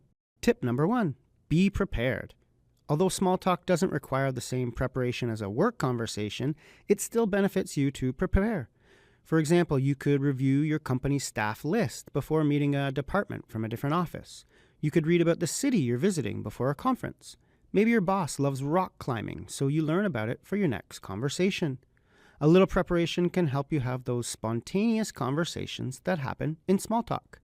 Tip number 2, approach one person instead of a group. This tip is for conferences or group events where you're meeting new people. It's much easier starting a conversation with a person alone than trying to enter a group conversation. If you're at an event and see someone alone, it's likely that the person is looking for someone to talk to as well. Take the opportunity to start some small talk. It's possible a group may form around you too. Tip number 3, give more than an introduction. Sharing information about yourself is an easy way to start a conversation when you meet someone new. When introducing yourself, give a small piece of information to get the conversation started. This gives your listeners something to talk about. When you tell them you're from Montreal, they may ask how you like working in the city, or perhaps if you speak French. A good detail to share is something you have in common with the other person. Perhaps you're both new to the conference, or perhaps you both know the same person. Finding something in common at the beginning is a nice way to start the conversation. Other examples include telling the person you have children because you think they might have kids and want to talk about family. Maybe you share your love for a sport or a food with the hopes of finding something in common. Whatever you choose to talk about, when introducing yourself to someone new, try to give a small piece of information about you to get the conversation started. Tip number 4, choose good topics for conversation. The best topics for small talk are things you have in common with your listener. This is why people often talk about weather, traffic, or current events. No matter how different you are from the person you're talking to, you're both in the same place, sharing the same weather. You have at least one thing in common. You should also avoid topics where you may have differences, which is why it's not a good idea to talk about religion or politics. You should also be aware of what topics are acceptable to discuss depending on the country and culture. In many places, it's not appropriate to talk about health, finance, or family issues. However, in other places, this is perfectly fine. Finally, choose interesting topics. If you want to stand out and have people remember you, try to add stimulating ideas to the conversation. Tip number 5, be interested, not interesting. This phrase reminds us to show genuine interest in other people. Many people want to talk about themselves or the topics that interest them. Help them do this. You get a few important benefits from showing interest in others. First, it keeps the conversation moving. People are much more likely to talk when the topic is something that interests them. Second, they'll like you more. They might not know why they like you more, but it's probably because you let them talk about their kids for 10 minutes. Focusing your interest and attention on the other person is a great way to build positive professional relationships. Showing interest in others is one of the best ways to have good conversations. Tip number 6, use people's names. People love to hear their own name, so use it whenever you can. It also shows you remember them and care about them. Use phrases with people's names like, "Hey, Paul, it's great to see you again," or "Wow, Crystal, it's been a few months since I've seen you." In groups, take the chance to introduce people by name. This shows you remember their name and it helps them integrate into the group. To remember people's names, use memory techniques. For example, when you meet someone named Lily, you can picture the flower. Or when you meet Roberto, you may have a cousin with the same name. Do whatever you can to remember someone's name. If you want more information, search for a technique called mnemonics, which helps you remember things like names.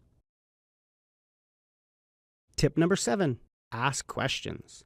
The secret to good conversation is to ask questions.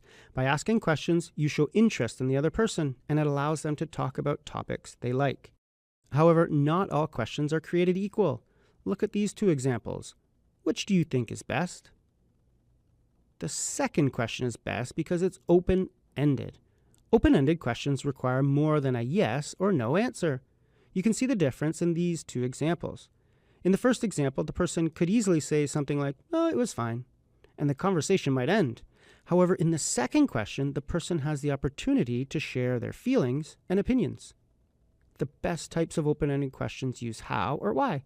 How elicits an explanation, and why gets to the person's feelings. These are both good ways to draw out more interesting conversation. Try using more open-ended questions in your conversations. Tip number 8. Make it easy for people to continue a story. When people are interrupted, help them get back to their story. You can use phrases like these examples. Helping someone return to their story shows you're interested in them and their ideas. It also keeps things moving as your prompt returns the conversation to another topic to discuss. Tip number 9. Pay attention to body language. A great conversation is more than what you say. You also need to pay attention to body language. First, use body language to show you're interested in the other person. Eye contact is the most important, but you should also face your entire body toward the person. You can even lean in a little to show you're 100% focused on that person. You should also avoid negative body language, like crossing your arms or making negative facial expressions. Constantly looking at your watch, your phone, or something in the room shows you're distracted and don't care about the person you're talking to. Tip number 10. Know when to end the conversation. Never let a conversation drag on. When you end a conversation while it's still interesting, your listener will leave with a positive impression of you. If you need to end the conversation, you can do 2 things. First, use the phrase "I need to give a reason why you need to end the conversation. Second, give a positive statement about why you enjoyed the conversation. You can see both of those in the examples. You should also watch for signals to know when to end a conversation. Monitor the other person's body language. You may see them looking at their watch or looking for another person. Also be aware of conversation enders like "it was nice to meet you" or "well, I should." These are also signs that the other person is ready to finish the conversation. These are 10 tips for more effective small talk. You can use them in your conversations around the office or when meeting people at your next big work event. If you use these 10 strategies, you'll be a better conversationalist and you will build more positive professional relationships.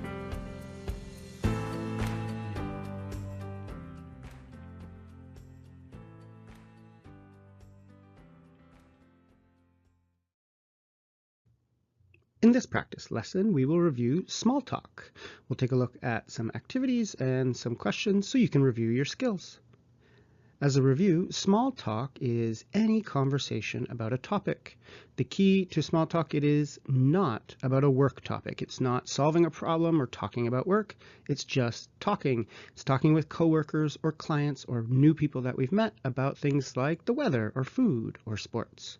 Let's take a look at some practice exercises so you can work on your skills for small talk. So the first topic is when you meet new people. This is often a time to use small talk. It could be a conference, an event, maybe you're meeting somebody new in the office. So for these 6 sentences on the board, which of them are true or which of them are good ideas for when you meet new people at work events? Let's go through them and you can decide if it's a good idea or not. Number 1, giving a little information about you helps start the conversation. Is this true or not? What do you think? Absolutely true. It's a great idea to give a little bit of information, perhaps where you're from, or maybe someone you both know, or why you're at the conference, or whatever it could be. Just something to start that conversation off. Number 2, it's best to wait for someone to approach you first. What do you think? Is this a good idea? Well, when you're at an event, if you're waiting for someone to approach you, you might not talk to anyone. You've got to be active and you got to get out there and approach people. Which leads into number 3. It's often easier to approach a person alone than a group. What do you think? Is it best to approach a person or a group? Well, it's often easier to approach a single person, one person. It can be challenging to try to find your way into a group conversation. So when you're at an event and you're looking to someone to talk to, try and find a person who's alone. Number 4, it's helpful to learn about the place or people before the event. What do you think about this one? Hopefully you recognize this is absolutely true. If you're meeting new people or if you're going to a new city, it'd be a great idea to learn as much as you can about them. Number 5, the best way to start small talk is to look for a group of people with an active conversation. Is this the best idea? What do you think? No, we learned in number 3 that it's often easier just to approach a person who's alone. It can be really challenging to find your way into the middle of a group. So when looking to talk with someone, it's best to find someone alone. And number 6, it's best to not reveal any personal information so the person doesn't think you want to talk only about yourself. What do you think about that one? Is that true?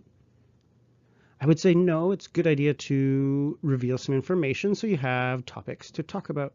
However, it's certainly true that you want to talk about things that interest the other person, and you definitely don't want to be only talking about yourself, but giving them a little bit of information about you is a great way to start the conversation. Now let's take a look at some of the topics that are good for small talk. So of these 8 that are on the board, which of them do you think are good for small talk? Is it something that you know a lot about? Is that a good topic? What about number 2, something you have in common? Is a good topic something your listener knows a lot about? Is a good topic something that interests you? Is it something where you have different opinions or experiences than your listener? Is it something that's focused on work? Is it a good topic something that interests your listener? Or is it just something that's interesting in general? Which of these do you think are true about good topics for small talk? Pause the video now if you want to think about your answers. I would say that the best ones here are number 2, things you have in common. It's a really good idea to talk about things you have in common. It makes the conversation go a lot easier. Number 7, things that interest your listener is also a really good one, as is number 8, things that are interesting in general. Number 1, well, it's good to talk about things you know a lot about. This might end up being a situation where you're just talking, and that's not a great conversation. Number 3, we could call it a maybe. It might be a good idea to talk about things that your listener knows about. It's certainly things that it's good to talk about things that interest your listener, but you don't necessarily have to talk about things that you know about. Let's imagine you met a doctor. You don't have to talk about medicine and doctor topics. You could talk about anything. Number 4, things that interest you. Again, it's a maybe. It might be a good thing to talk about, but you do want to keep the focus on things that interest your listener. Number 5 is a definite no. You don't want to be talking about things where you have different opinions. And again, it wouldn't really be small talk if you were focused on work. And often it's a good strategy to not talk about work, especially if it's a more social event. Let's say it's an office lunch or a after work party or a retirement party for somebody and you're all kind of chatting. That's often a good time when you don't want to talk about work because some people want to take the opportunity to not talk about work and they want to talk about social topics. So small talk should not be focused on work. Now, some specific topics here. What do you think of these specific topics? Which are good and which are bad for small talk? We can go through them together. Why don't you take a look at them first, pause the video, and think about which are good and which are bad. All right, let's take a look together. So the weather is probably the best topic. It's the most common topic, and this is just because it's something we have in common with someone we're speaking with. You're in the same room, you're in the same place, you're experiencing the same weather. It's something you have in common. Religion is certainly a bad topic. It's an area where there could be major differences. It's also an area where people feel very passionately for good reason. It's not a good topic. Food and restaurants can be a great topic. It's very common, especially if you're visiting a city. You could ask about different restaurants in the area, things like that. Sports, I would call this one a maybe. Yes, it can be good, especially if you have that in common. Maybe you're talking to another sports fan, but watch out. Sports is a topic where while it may interest you, it may be completely boring to someone else. So you don't want to go on and on about sports to someone who doesn't really like it or even know anything about it. So be careful. While it's a good one, it's not necessarily always a good one. Current events, that's often a very good one. Now, you don't want to get into, news or kind of political topics, but just general current events are always a good to talk about. Again, not negative things. You're not talking about, natural disasters or things, but there's always kind of more positive or interesting news out there, and that's what the kind of current events you could talk about. Family is a maybe. Yes, it's good to talk about family, but you don't want to be asking kind of personal questions about family, especially relationships, things like that. So while generic kind of topics on family are good, you don't want to get too deep. Health is a no. We don't talk about each other's health. Personal finance is definitely a no, same as salary. These are all much too personal topics. Media is a great one. Often people end up talking about music or movies, kind of a new TV show that's really popular, things like that. So there's some good topics. We got the weather, food and restaurants, current events, and media. You want to stay away from the other ones. You can see them all here now. And let's move on. Let's finish taking a look at the types of questions you're asking in your small talk conversations. You want to ask open-ended questions. So let's practice exactly what that means. So here I've got A and B, and you need to decide which is open-ended, which makes it the best question that you want to ask. So if we do A, or the first one together, A is, did you like the presentation? And B is, what did you think about the presentation? So the idea here is, did you like the presentation? The person can say no, and the conversation's over. Or did you like the presentation? Yeah. But maybe the conversation's over. Where, what did you think about the presentation? That's open-ended, that's better. This gives them the opportunity to talk about it. Oh, I loved it. I really loved the part when he talked about, or oh, it was very interesting. The part when he talked about this was new for me. So this, what did you think about, gives them the opportunity to talk about their ideas. All right, pause the video, read through each of them and decide, is A or B the open-ended question and which one is best? So pause the video now. And let's go through the answers. In the second one, we've got, so tell me about your family. On B, you've got, do you have any brothers and sisters? So do you have any brothers and sisters? Yes. No. That doesn't get the conversation going. Tell me about your family gives the person the opportunity to kind of talk about whatever they want, and it really opens it up for them. Was it difficult to create? Again, that would be a, yes, it was. Oh, wonderful. Conversation over. How about, how did you make that? Or how did you create that? Tell me about it. Tell me about the steps. And that gets that conversation moving. So this is a more open-ended one. Last one, what's your most popular product? Or what type of products does your company make? Again, what's your most popular product? That's not a yes/no question, but it shows you how it's a single answer question, right? What's your most popular product? Oh, it's the bicycle that we sell. But what type of products does your company make? Oh, we sell bicycles. We've got large ones and little ones and ones for kids and all of these things. So it gives them the opportunity to say more, to give their ideas. So there you can see we want to ask open-ended questions. They give the listener, the person you're talking with, much more opportunity to talk. Those are some practice exercises for small talk. If you use the skills you learned in this video, you'll be a much better conversationalist at work. Good luck. In this video lesson, we take a look at teamwork in the workplace, concentrating on the language and communication strategies you need for better teamwork. Let's start with some general strategies, talking about workplace communication and what is standard office behavior. So we'll go through some of them, and then after that we'll look at some in more detail, and we'll look at some language that you can use for better teamwork. So the first one in teamwork is know your role. That's a common English idiom.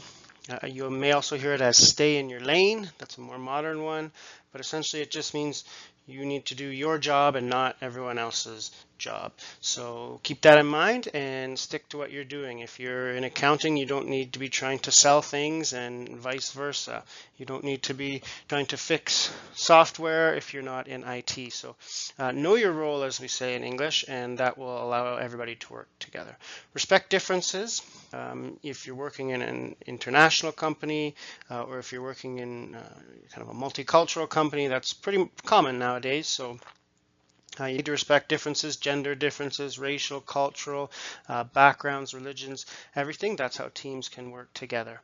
Use polite language. So of course, please and thank you, but also polite requests, for example, like could you please, instead of just telling someone to do something, or would you like instead of do you want, right? Trying to learn about formal language and more polite language that will help you communicate, whether it's in writing, whether it's in speaking, in a meeting, especially things like how you can give your opinion politely, how you can disagree politely, how you can interrupt politely. That will really help you work better and your team. Respect people's time. So this is not talking too much in a meeting. This is not writing long emails. This is not chatting with somebody at their desk for a long period of time, but just generally respecting people's time. We all need to work and need to respect that. Share. So this is sharing resources, sharing ideas. Often we get the idea that if we have a great idea, we should keep it to ourselves. In English, we say we want all the glory or we want the credit. But to be a good teammate, you need to share. Share those ideas, share those resources so everybody can succeed. And then lastly, and perhaps the most important, you need to work. You need to contribute. Do your job. The best thing and the most important thing for being a good team player is to do your job. Get the work done so that people can count on you, people can rely on you. Another big part of working in a team is giving credit. So we already talked about sharing resources, sharing ideas, and you just don't want to take all the credit. So you need to do that, and you need to use language to do that. Mainly that is using people's names. So for example, Jane had a good idea, or I thought, Mitzi had a good solution, or Sebastian had a few good ideas. So when you're working in a meeting, it's good to use people's names, give them credit, also agreeing positively. Oh, I like that idea, Jane, or oh, Mitzi, that's a really good idea. When you give people credit for their good ideas, they look good in front of the team, and that's a great way to build stronger relationships, which is really what teamwork is all about. Now here's some of the opposite, some we'll call this team breaking language, things you don't want to do. So the first one, perhaps the most important, that's not my responsibility, that's not my job. That's a good way to let down your team. Modern companies now expect their employees to do many things, especially as they cut jobs and as they try to reduce the number of employees. And it's expected now today that you're doing many things. So it's not okay to say that's my job, that's not my responsibility. Another one is that's not fair. That's kind of making you sound like a student when you're back in school. So you don't want to get into that. And I didn't have time. Sorry, I didn't have time, or I couldn't do it. You don't want to let your team down in if all at possible. You want to make sure you get things done. That was what we were talking about earlier with contribute and do your work. Now, sometimes you have to say no. We don't mean to say you have to do everything. And in a minute here, we'll look at how to say no. So here it is. How do we say no? And here's some strategies and some language you can use. But first, why do we have to say no? Well, a good team doesn't mean that you have to do all the work. It should be fair, and everyone should do equal amounts of work. So sometimes your teammates, your coworkers will ask a lot of you, maybe too much, and you do have to say no. You can't go to every meeting. You can't do every task. So here are some ways that you can say no in English, and I've got 4 different options for you. So the first one is you can say no with a reason. So you can give what we might think of as an excuse, but it's a reason. So sorry, I can't. I have a meeting all day, or I have a report I need to finish, or I need to work on the budget, or I have this project I need to complete, whatever it might be. So you can give a reason, and that's pretty fine. Just make sure that you're clear at the beginning. I can't, or sorry, I can't, or sorry, I'm unable, so that they hear that it's clearly a no. A rain check comes from baseball. When they cancel a baseball game because of the rain, they have it at another time. So that's an idiom in English that some people might use, but essentially what it means is you can help in one day, but you can help another day. So, oh, I could help you on Friday, or I can't meet with you tomorrow, but I could meet with you on Friday, or what about Monday? I could work on it then, or I can't finish it before tomorrow, but I could finish it before Monday. So that's what we call giving a rain check. An alternative is that you can't do what person wants, but you can help. Maybe you could edit. So again, you may want to be clear at the beginning. Sorry, I can't. Sorry, I can't do that. Or sorry, I don't have time. But I could do something else. I could edit for you. I could check it. Sorry, I don't have time to do 30 reports, but I could do 25, for example. And then sympathy is simply when you're really not going to do anything. And you're just kind of giving, your sympathy, or saying, yeah, I know it's tough. We've been really busy. It's very difficult. You may add some sympathy in with an alternative. Sorry, I can't. I know it's really been tough that we have all these reports to do, but maybe I could check them for you. So that's 4 ways to say no. What you will notice is you don't often say just no. It's not really polite to say no. Some people will apologize. That's a little bit of a cultural thing. For example, in Canada, it's a little more common to apologize, even though you have not made a mistake. Someone will say, "Oh, sorry, I can't help you." But other countries, they'll do that too. But you do want to be clear that you can't. Sorry, I can't. I can't. I don't have time. I'm not available. But you don't have to exactly say like no, right? Because sometimes no can be a very strong word. So there we go. There's some quick ideas on teamwork. We saw some language. We saw some strategies. There's lots of great information on the internet to learn more about being what we call a team player or being a good teammate. And this is really a big expectation in the modern office, especially if you're working in a company that has offices around the world or a very international company. It's important to be a good teammate. You may also want to check and learn a little bit more about office culture, especially if you're working in a different country or you're working with people from a different country. It's important to learn about different cultures and how that impacts our work and how that impacts teams as well. So practice the language, learn the strategies, and you will be a better teammate at work.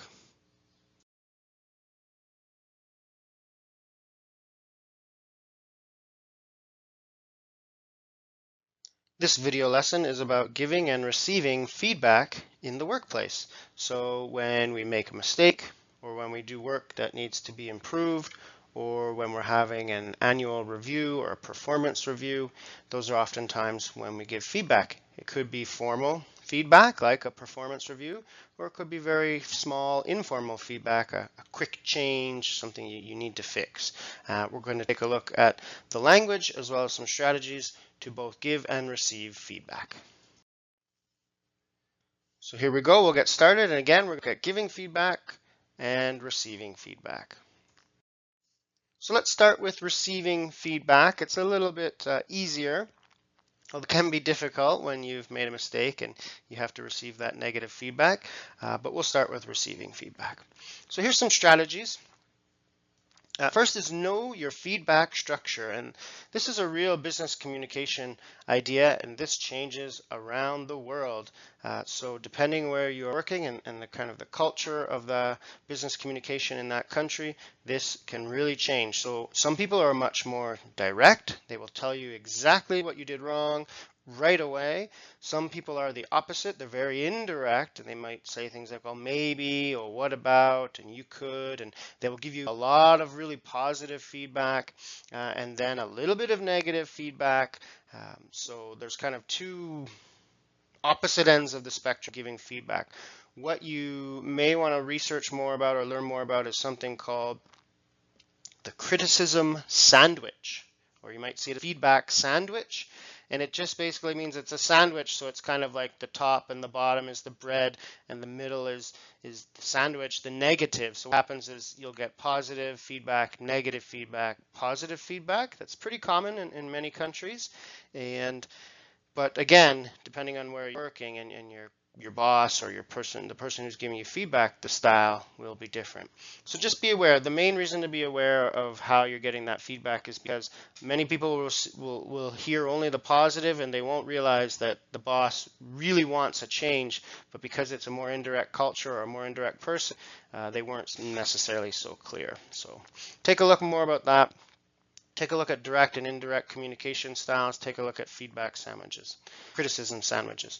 Okay, what else? Don't take it personally. So this is work. It's not a personal attack. We're focusing on our ideas. Stay focused on the work. Listen actively. So that means not interrupting. It means using good body language. It means nodding and smiling and just paying attention and generally just not interrupting and listening to the feedback. Ask questions and clarify. This is really important when English is you're learning English still. Your English may not be perfect. Many people will make the mistake of getting important feedback, not understanding it because of maybe a language situation, and then leaving and not making the change. And that's how you get into real problems at work. So make sure that you are asking questions, clarifying when you don't understand the feedback, or even if you think you understand the feedback, make sure you clarify. Show how you improve. Okay, I will take this, I will do this, this, and this. Create a plan together once you receive that feedback, and then later check back in with your boss, for example. It's things like, oh, I just wanted to check in. You talked to me last month about using more positive language when I'm speaking on the phone with customers. I've done this and this and this. Have you noticed an improvement? So it's always good to check back in to get that feedback and to make sure you're on the right track, as we say. So those are some strategies, really some ideas there that you want to kind of look more about. Look for criticism sandwiches, look and get better at active listening, even look for the language on how to clarify, clarification questions, and you can get better at receiving feedback. Okay, asking for help, kind of similar to receiving feedback.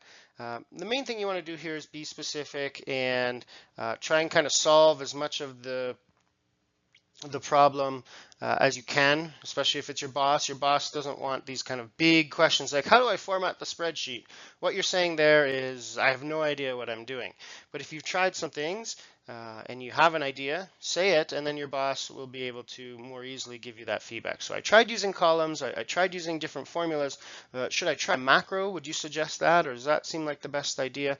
That's a better way to handle it, and your boss will appreciate you're kind of doing more of the work, right, than just saying, oh, I don't know.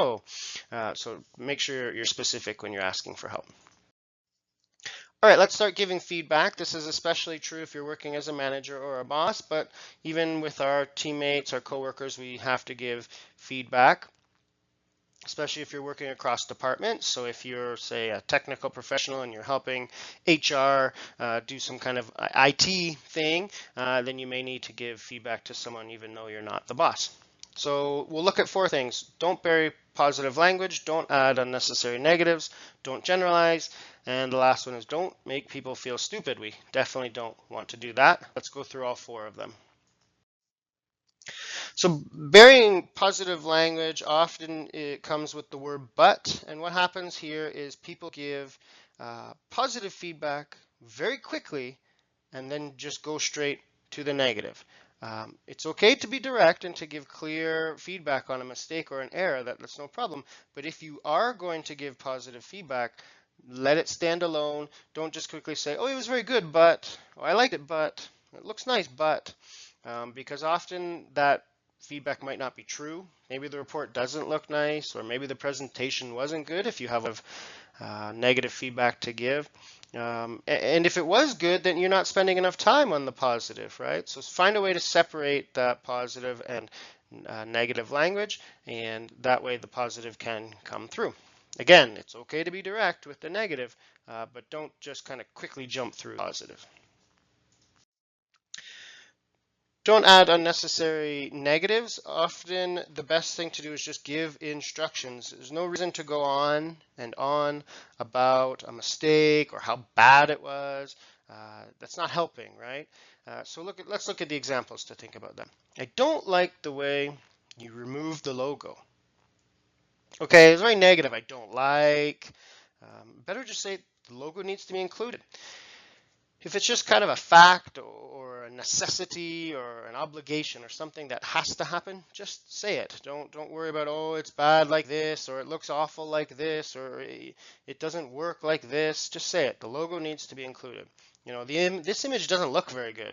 Well, why not just say it? Could you change the image? So the solution here to a lot of unnecessary negative is just give a request or an instruction, right? This, change this, fix this, add this. Much better than I don't like this isn't very good, this doesn't look very good. It's just extra negative, it's not doing anything. Focus on what needs to be done and the changes. Don't generalize. This is a common mistake, even outside of work. It's often a reason why an argument or a discussion can get out of hand or can create a conflict. When we say things like, you always do this, you never do that, you usually do this, why don't you ever do that, right? We're using a lot of what we call absolute adjectives, things like always, never, You don't want to do that because one, it's not specific and the person doesn't know what to change. And most often the reaction is people will say, that's not true. I'm not always late. I'm not always late. I don't always make spelling mistakes, right? The same is true when you use words like several, many. There's no reason to draw attention and use those kind of so many, several. Well, how many mistakes are there? Just tell me the number. You don't need to say several or many. You're just drawing more attention that it's bad work, and you're going to create conflict out of that. So be specific, like in these solutions here on the next slide. So this report has a few spelling mistakes. I don't say things like you always have spelling mistakes, right? Rather than saying you are always late or you're late all the time, you were late 3 times this week. Be specific, especially if you're giving feedback, especially if it's formal feedback, right? You have to be very specific. Rather than saying, oh, you have so many mistakes or several mistakes. I marked the mistakes or I correct the mistakes or I edited the mistakes. Or you could even say there's 3 mistakes, there's 2 mistakes. But be specific and don't generalize because that will make people angry. The last one here, the last tip is don't make people feel stupid. And we do that by saying things are easy. So often with feedback, we give feedback because somebody made a mistake, an error. If you say it's easy to fix or it's an easy thing to do, well, the person just made a mistake. They could not do it.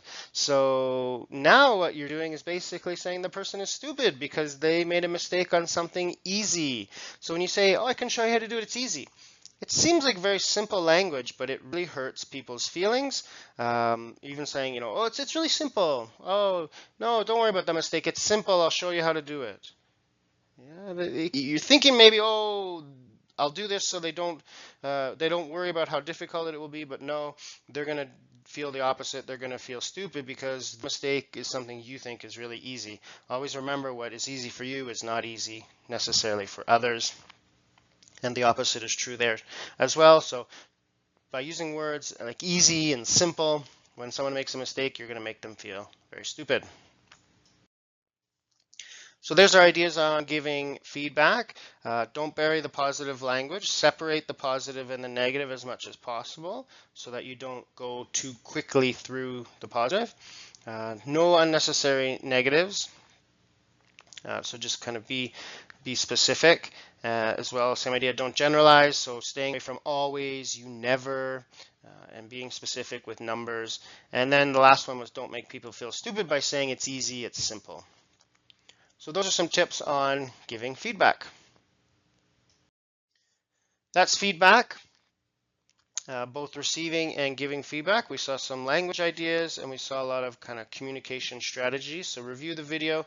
Next time you're getting ready for a performance review or next time you need to talk to a coworker or to someone you supervise about making a change or a mistake, review this video and you'll be giving better feedback. And if it's your turn to receive feedback, you'll be receiving better feedback. Good luck.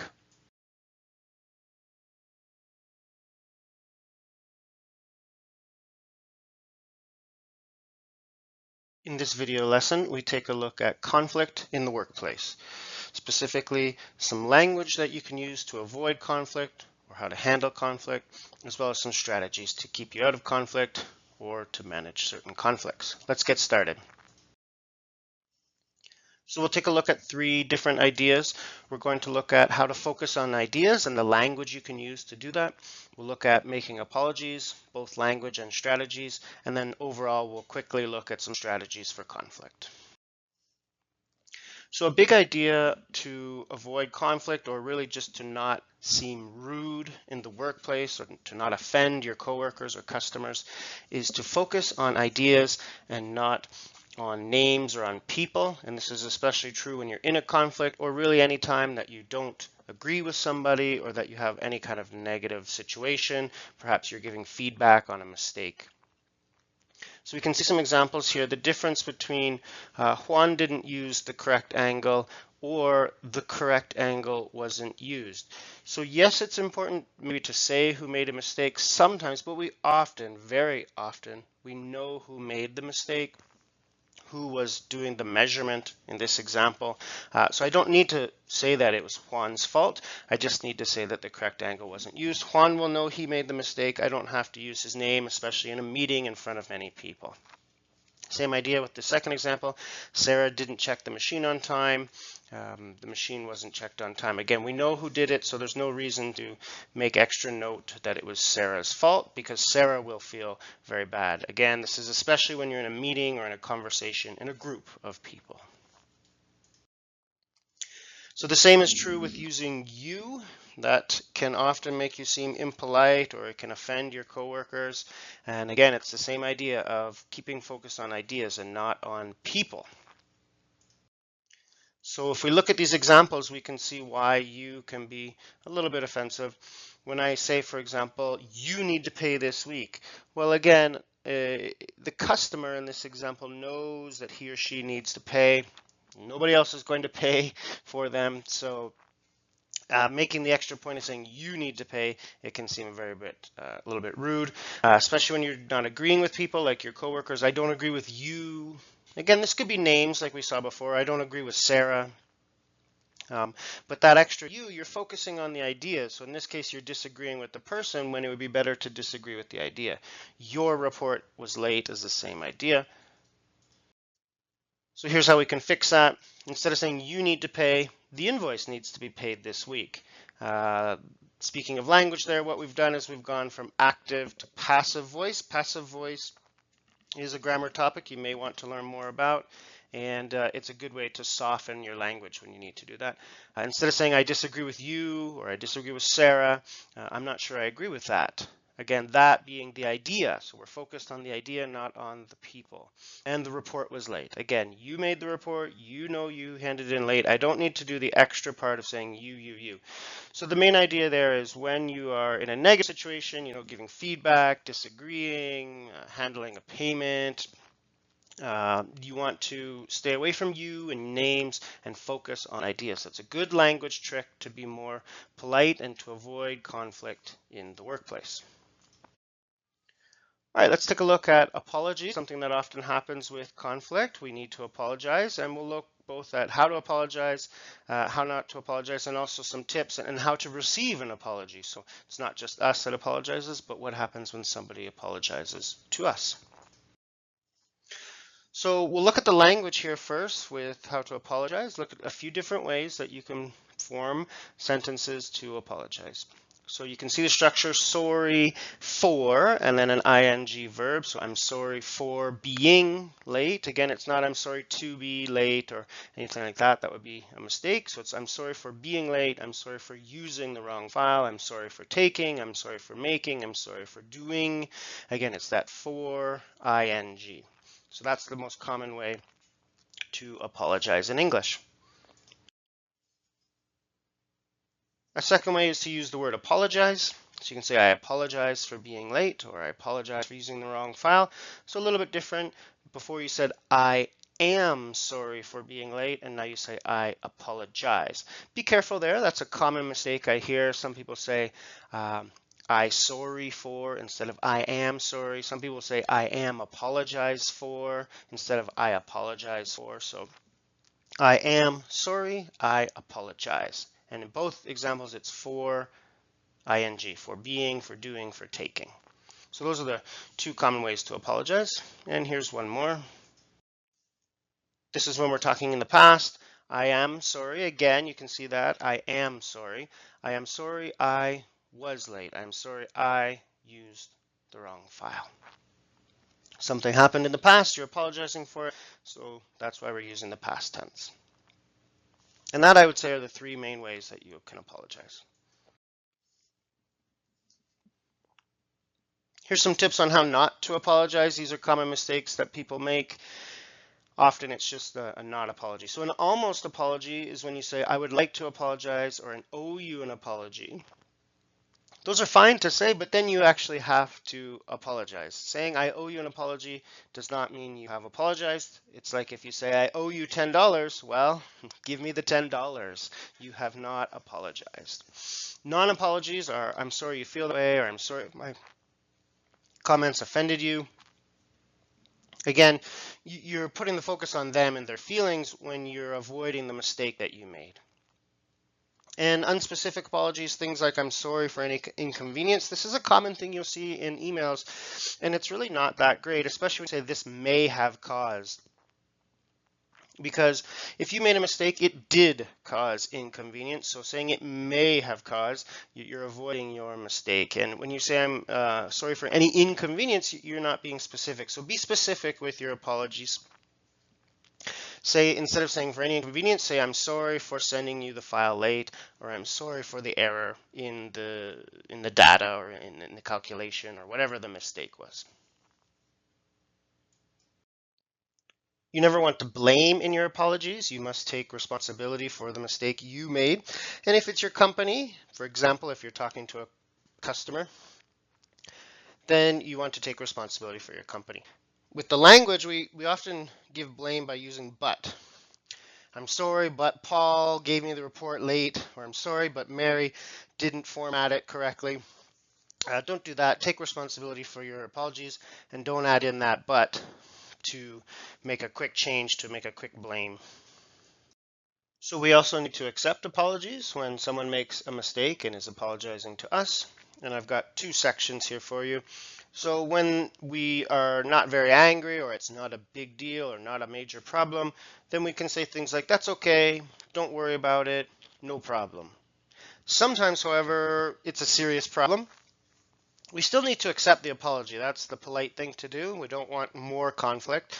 So we say "thank you for your apology. I appreciate the apology." And then there might be a discussion further about why it's a serious problem or how to fix the problem. But in the first examples, it's "no problem, that's okay, don't worry about it." And in the second one, it's more serious.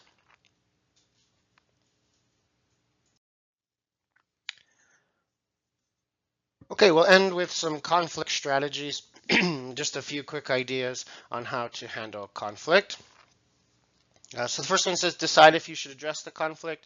Many times, if it's not impacting your work, then you just need to not worry about it, not do anything. You don't want to be getting in major conflicts all the time with your coworkers. So if you can avoid the conflict, do it. If it's impacting your work, then you need to do something. But often it's just something that bothers us, and we can, as we say in English, let it go. Address the root problem is a second strategy. So sometimes behavior or actions are caused by other situations. Could be something happening outside of work. It could be some other cause. So really think about what the real problem is before you address your conflicts. Handle your conflicts privately and in speaking. So in speaking, we mean don't handle a fight or a conflict in an email or something. People do not like that.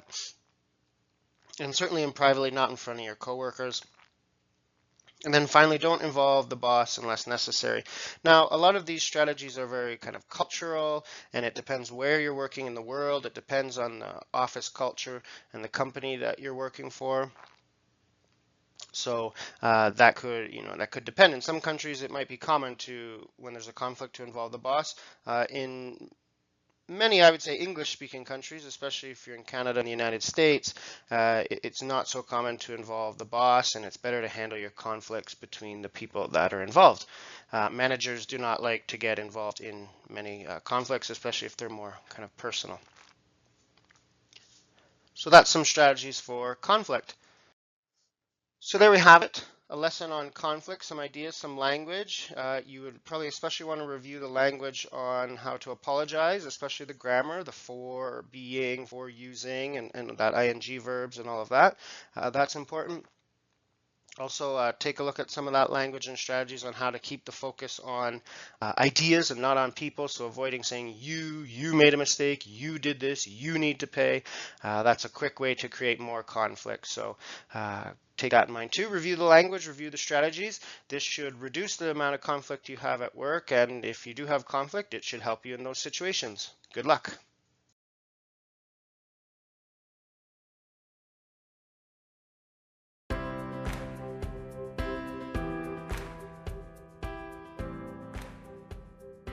Talking about change and making improvements is a major part of workplace communication. In this video, you'll learn the language you need to talk about improvements and change at work. More specifically, you'll learn how to use the second conditional in English and the verbs could, should, and would to speak about things that are not real. When you speak about things that are not real, you can discuss change and improvement in the workplace. In English, you can talk about things that are not real using the second conditional. Here's an example. This language signifies the sentence is about something that is not real, also called hypothetical. You're not the CEO, and you won't increase salaries. However, if you were the CEO, you would increase salaries. But again, you're only imagining this situation. It's not real. Here's the structure of the second conditional. Use a past tense verb to show the condition, like these examples. You don't work in a large office, you don't have time to complete the project, and you don't have anyone trained to use the device. These are all unreal situations. After setting the condition with the past tense, use a modal verb plus a base verb to show the hypothetical action.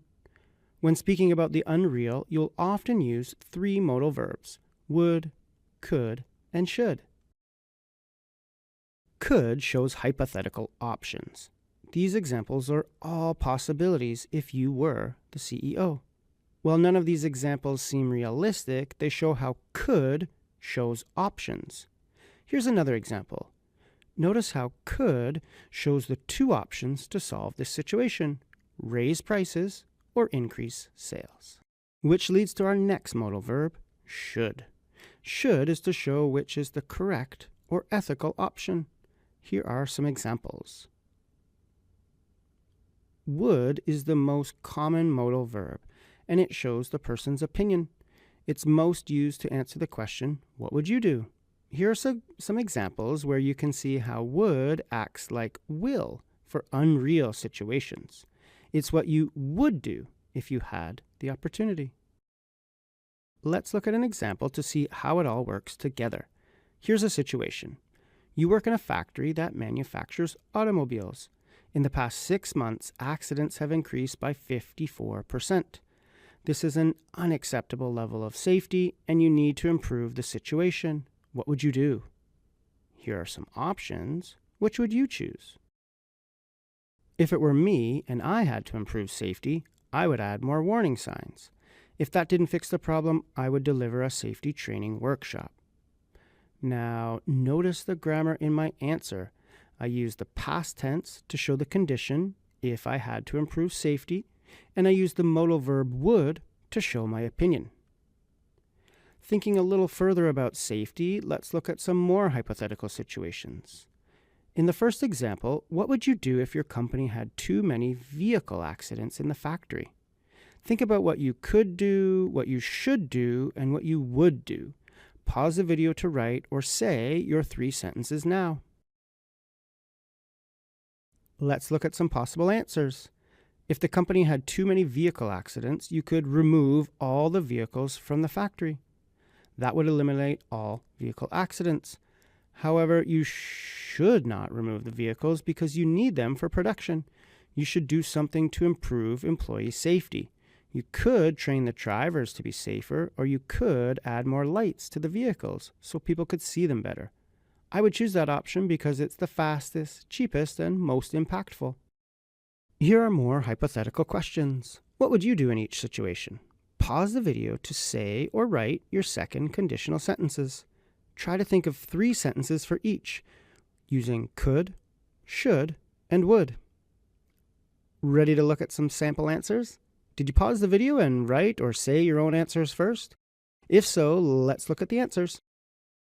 If you had too many accidents from chemicals, you could restrict access to the chemicals. If you had accidents with visitors, you could put more labels and warning signs in the factory for visitors. I would simplify the language on the signs so visitors can clearly understand the safety rules. Finally, if you realized that 2 people were causing 80% of the accidents, you should speak with them. You shouldn't make everyone else change because 2 people are unsafe. I would speak with each person individually to see why they were causing so many accidents. Those are some examples of when you talk about improvements at work.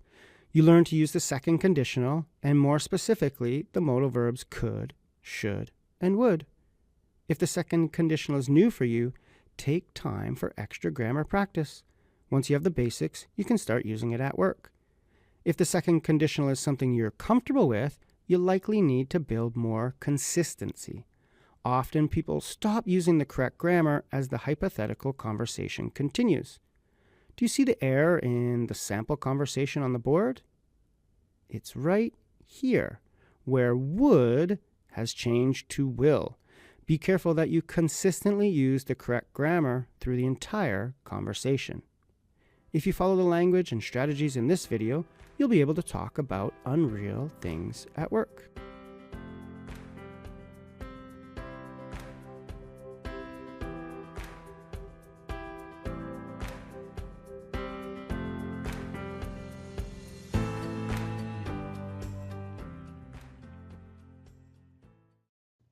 In this practice lesson, we are talking about improvements at work. You'll see the language and strategies for how you can discuss how to change things, how to make improvements in the workplace. Let's get started. This video is all about practicing the second conditional. When we talk about things that are not real at work, when we talk about changing this, improving that, we use the second conditional. So that's where we start with some language and grammar practice. I've got 5 questions on the board. Take a look at them and decide which of the verbs should it be. Let's do the first one together and then you can pause the video. Number 1, I would buy a laptop if I had more money, or I would to buy a laptop if I had more money. I would buy. Yeah, I would buy, what we call a base verb. Pause the video now and take a look at 2, 3, 4, and 5, and you decide on the correct form of the verb.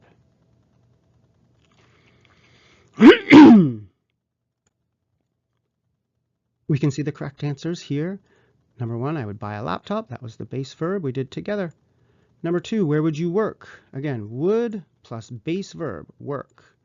Would plus base verb buy, would plus base verb work. Rachel would arrive. You can see it again there. That wasn't your question, but again, would plus base verb. If she had, and then this is the second part of a second conditional sentence, it's that past tense. So there's the past tense, if she had. Would you check? That's our base verb. If you were, there's our past tense. Right. We can see the past tense here. How about I circle? Past tense, past tense, past tense, past tense. And over here we've got the base verb. Wouldn't take so long to finish words if they could use past tense. So the second conditional is a combination of a modal verb plus a base verb, and the other half of the sentence uses the past tense. Follow that format and you'll be able to say or write second conditional sentences correctly.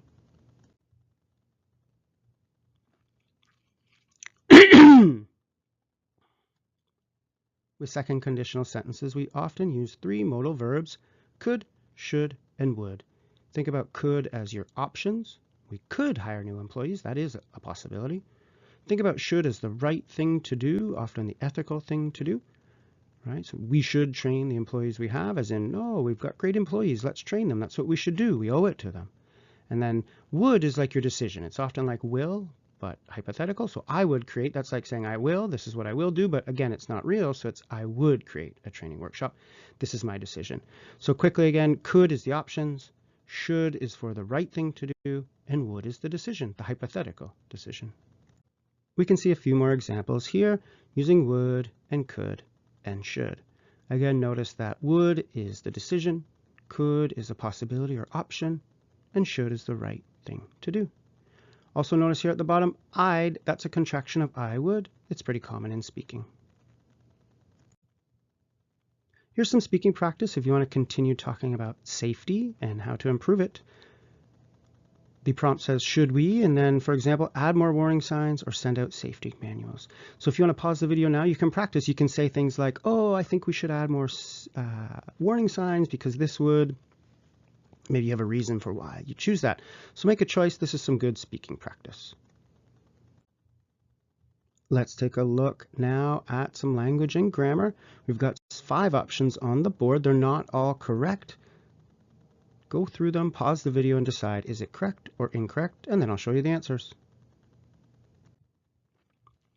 Here are the answers. we can see that number 3, so 1, 3, and 4 are incorrect. Let's find out why. I would to change the color. So we saw earlier in the video that it's always would plus base verb, no to, no ing. Number 3, we should to, again, same problem, base verb. And then I'd taking, again, no ing. These are the common mistakes that we see. People will add a to, they'll add an ing. It always needs to be a base verb. We could, base verb, move. There's the base verb do in the correct one. So again, just make sure you got the modal verb plus a base verb.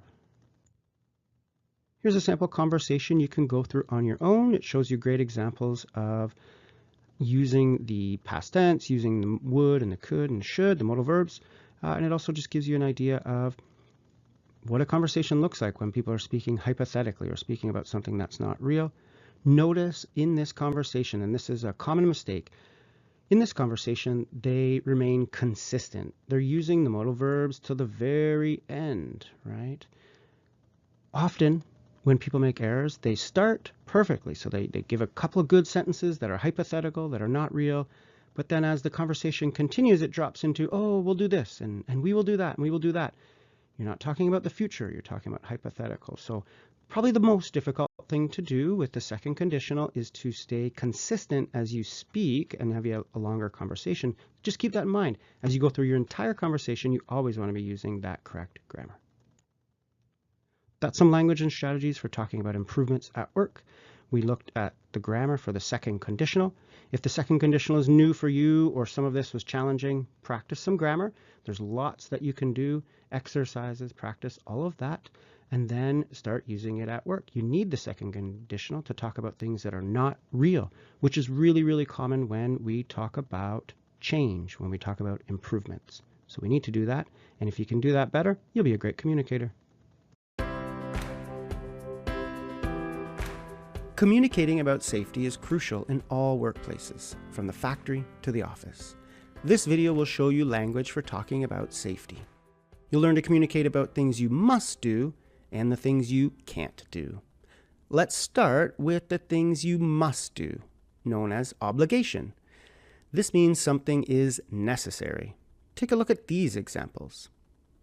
They are both obligations because they must happen. It is absolutely necessary. Here are 4 options. Which of these 4 options do you think is correct?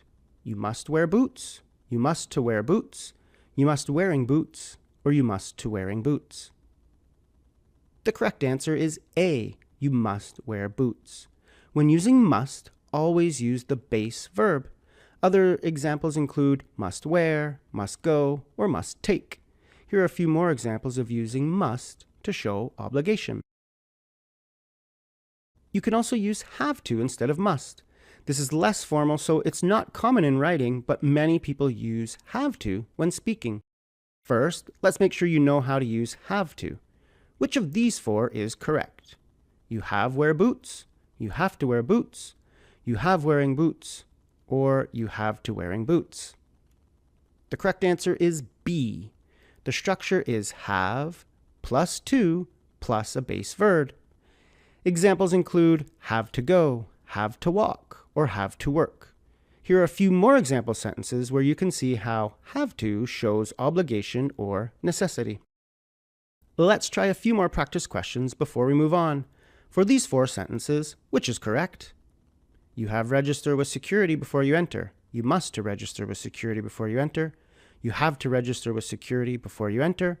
You must registering with security before you enter. The correct answer is number 3. You have to register with security. Number 1 is wrong because you always need to with have. Number 2 is wrong because you don't use to with must. And number 4 is wrong because you always need a base verb after a modal verb like must. Ready for another question? Which of these options is correct? You have used protective glasses, you must use protective glasses, you have to use protective glasses, you must to use protective glasses. In this example, number 2 is correct. It has must plus a base verb. How did you do on this mini quiz? Do you feel like you understand how to use must and have to show obligation? If so, let's move on to showing prohibition. Prohibition is the opposite of obligation. Something prohibited is against the rules. It's not allowed. Here's the most famous prohibition in the world. Smoking is not allowed in many places. It is prohibited.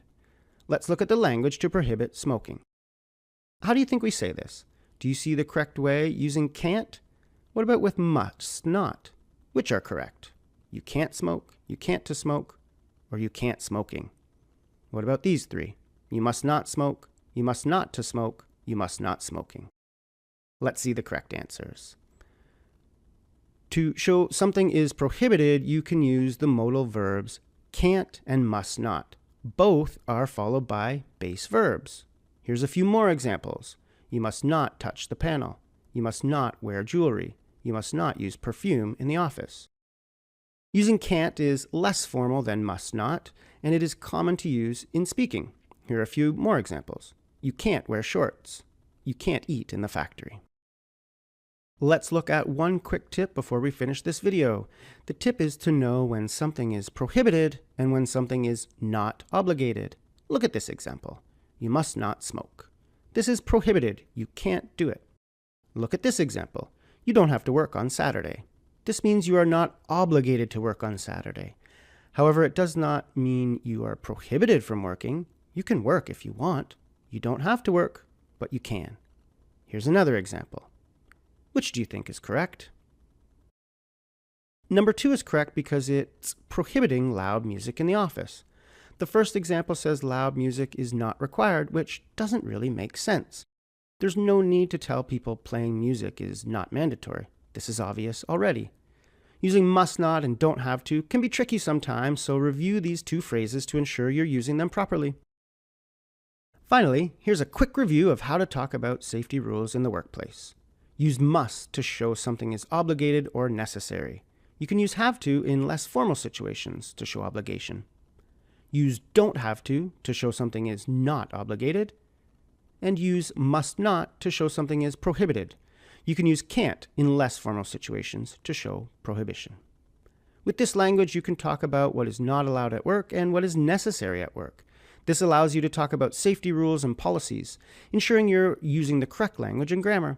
Your next step is to review the language and tips in this video and start practicing talking about safety in the workplace.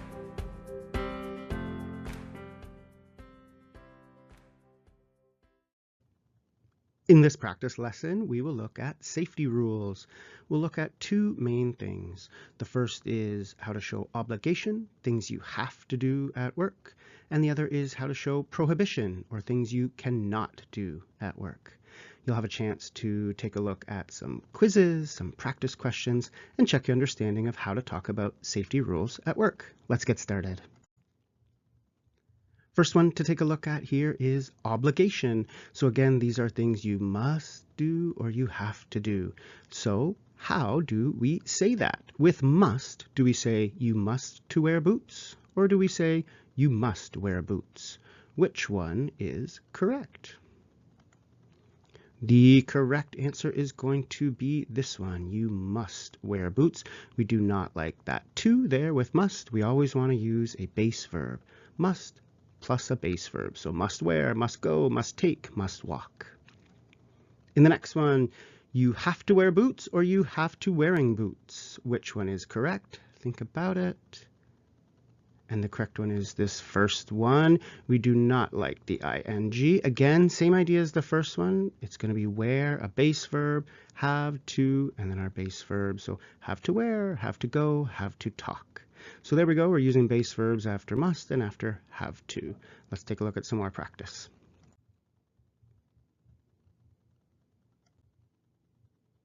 Here we have two options, A and B. You need to choose which is correct. Let's take a look at the first one.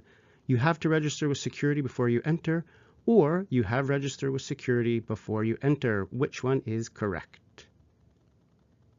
That's right, it's A. The problem here is there's no to. We always have to say you have to. You have to.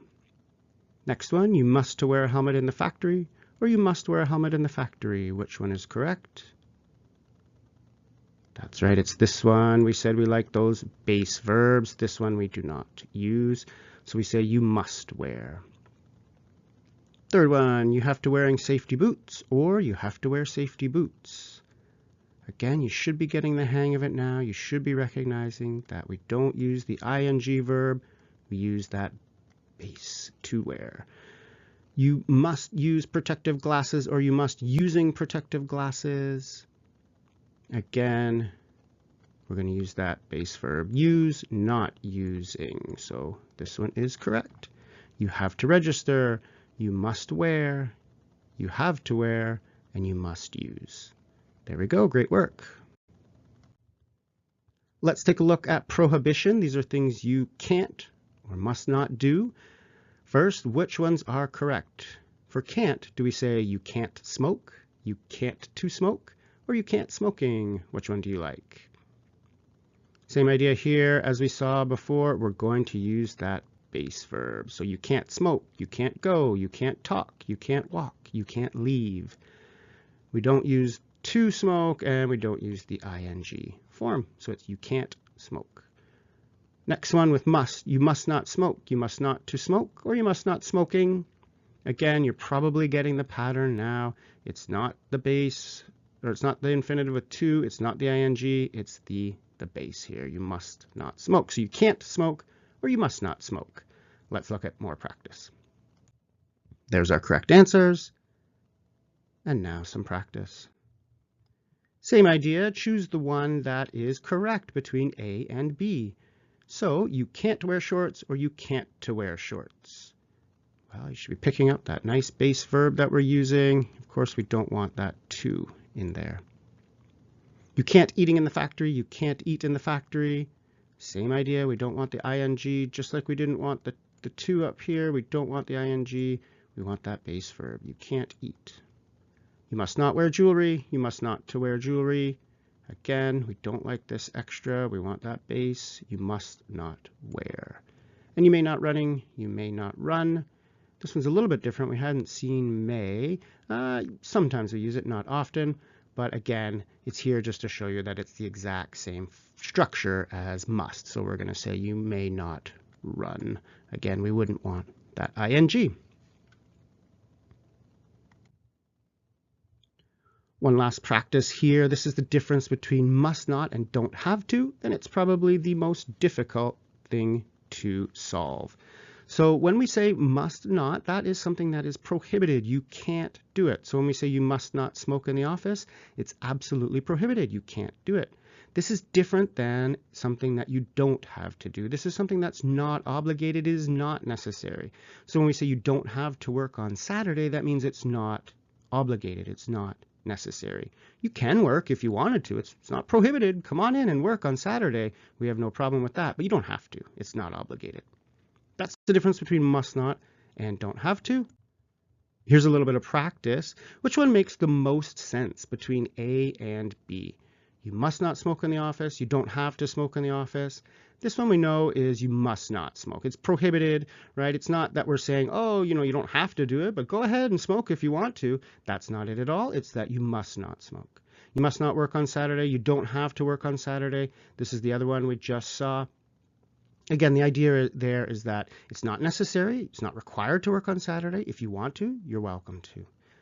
This one here, you must not work on Saturday. That would be prohibiting someone, you can absolutely never work on Saturday. That doesn't make a lot of sense.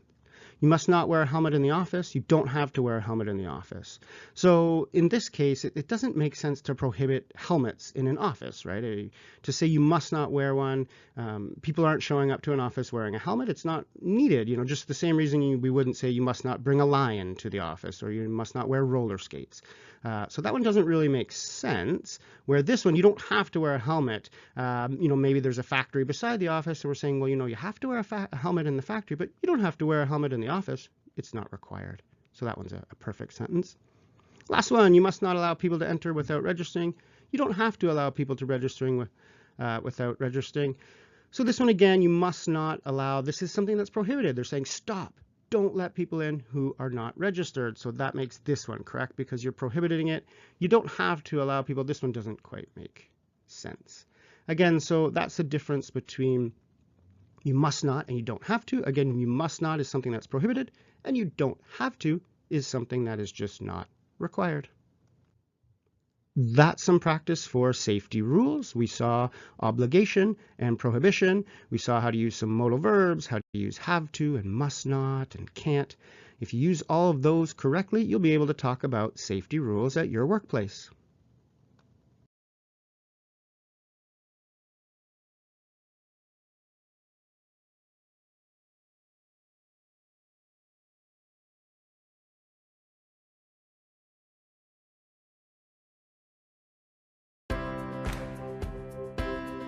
It's common to talk about your personal and professional preferences at work. This could be tasks, projects, locations, or jobs you like or dislike. In this video, you'll learn to talk about preferences at work using English verbs called gerunds and infinitives. We'll look at common phrases to discuss preferences and consider the correct grammar needed to use these phrases. These phrases are common to use to talk about preferences. They're followed by verbs, so you can use them to talk about actions you like or dislike at work. Here are a few example sentences. I enjoy working in large teams. I prefer to use instant messaging over email. I don't mind starting early in the morning. I like to edit my projects early in the week. In all three sentences, the phrases are followed by a verb. However, do you notice the difference between the verbs? Let's look in more detail. Some of the verbs are infinitive verbs, which means they use to. Some of the verbs are gerunds, which means they have ing. Do you know why some verbs are infinitives and the others are gerunds? In English, when verbs follow other verbs, they need to be gerunds or infinitives. This depends on the first verb. This first group is verbs that are always followed by a gerund. The second group is verbs that are always followed by an infinitive. The third group is verbs that can be followed by either. So what is the rule to know if it's a gerund or infinitive? There is no rule, so you need to memorize the lists and practice them in speaking and writing. As you become more comfortable with the language, you'll learn to use each correctly. Let's look at some practice questions. For the 5 sentences below, which use gerunds and infinitives correctly and which are incorrect? Pause the video now to decide which are correct and which are not. Ready to see the answers? Hopefully you recognize that number 1 and number 4 are incorrect. That's because don't mind and can't stand must always be followed by ing verbs. They would be correct like this. 2, 3, and 5 are all correct. Avoid is always followed by a gerund. Love and hate are followed by a gerund or an infinitive. Before we finish, let's take the opportunity to practice these phrases and to discuss your work preferences. Here are some sentence starters. Pause the video and complete each sentence in speaking. This will give you the chance to practice the gerunds and infinitives and to practice talking about your work preferences. Now that you've practiced the phrases, your final step is to review the grammar and ensure you're using it correctly. Remember, as you get more comfortable with these phrases, you'll begin to use them properly. If any phrases are new, or you find you aren't using them correctly yet, you need to practice them. Try repeating the phrase over and over with the correct form of the verb, like this. I can't stand going. I can't stand dancing. I can't stand working. I can't stand talking. I can't stand singing. Your goal when practicing like this is to repeat the phrase many times until you become more comfortable with the verbs that follow. If you take time to practice this grammar, you'll be better prepared to talk about preferences, which will help you discuss your likes and dislikes at work.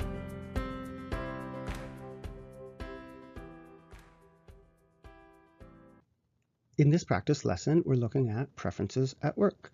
You'll see the language and strategies you need to talk about your preferences.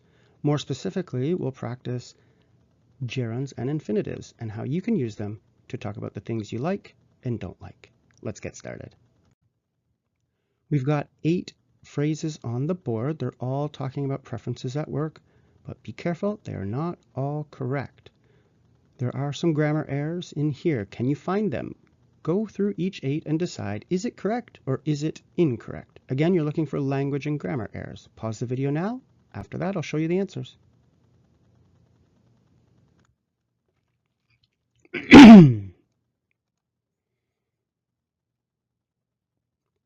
Here Here we can see those that are incorrect and those that are correct. Let's take a look at the incorrect ones first and think about why. Number 3, I don't mind to work. So the problem here is I don't mind. Afterward, we have to say working. I don't mind working. So when you say don't mind, the verb after has to be ing. I don't mind going. I don't mind taking. I don't mind leaving.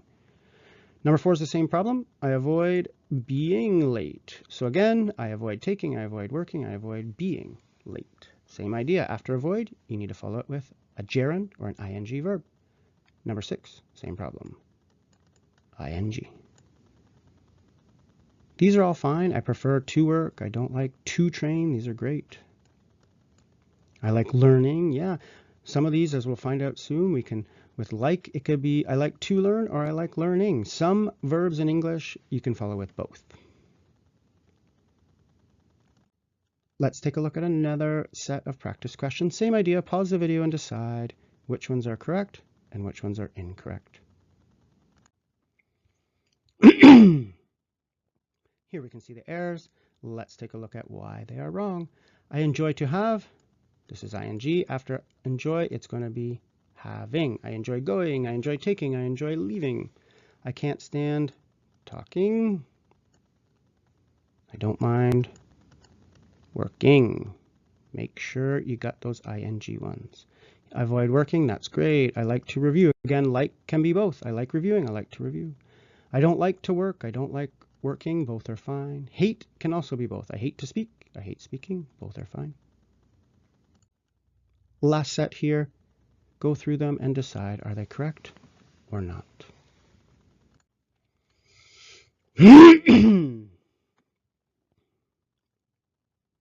In this one, we've got 4 that are incorrect. Let's take a look at why. I hope working. So why is that wrong? By now, you should get the pattern. You're seeing that it's either to or ing, and that's the problem here. Those are the ones that are incorrect. They've chosen to or ing wrong. I hope to work. I hesitate working. So if it's not working, then you know what it is. It's to work. I hesitate to work. I struggle to give. Lovely. I don't mind working. I won't consider to change. I won't consider changing. Again, we're just either making it an infinitive, to plus the verb, or a gerund, the verb plus ing. Number 6, I've never attempted to send. That's great. I should practice writing. Great. And enjoy to help. Nope. It's I enjoy helping. So there you go. That's how we talk about preferences at work. You saw how to use gerunds and infinitives to combine 2 verbs together.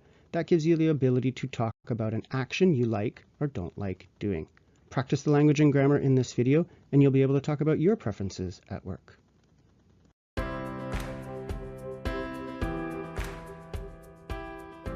Successful professional communication requires you to know English grammar rules and apply them correctly.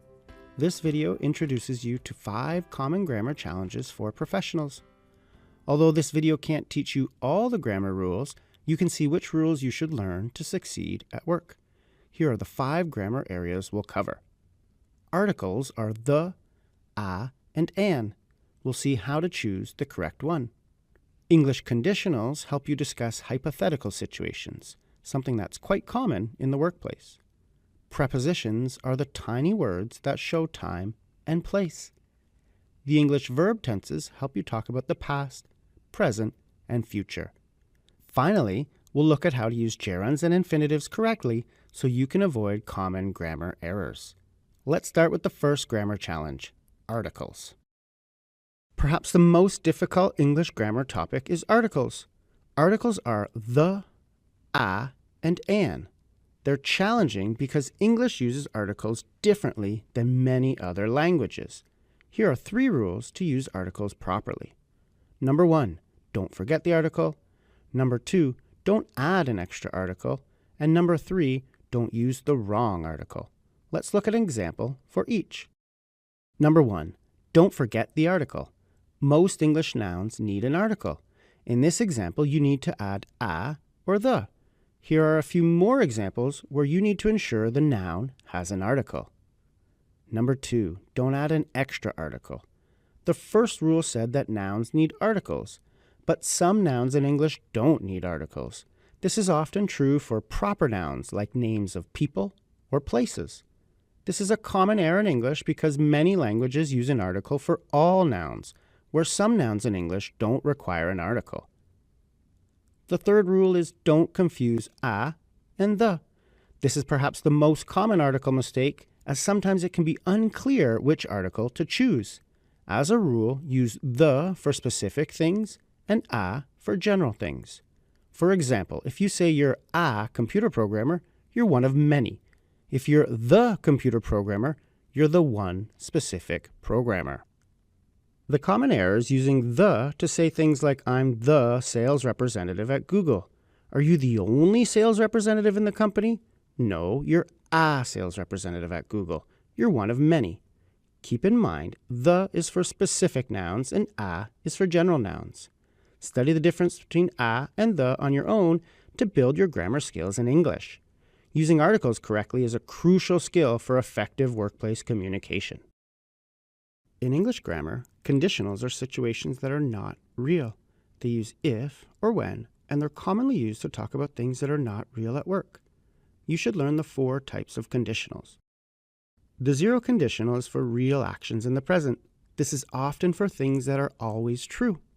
The first conditional is for real situations in the future. This is used to predict the future. The second conditional is for things that are unreal in the present. This is to talk about hypothetical situations. The third conditional is for unreal situations in the past.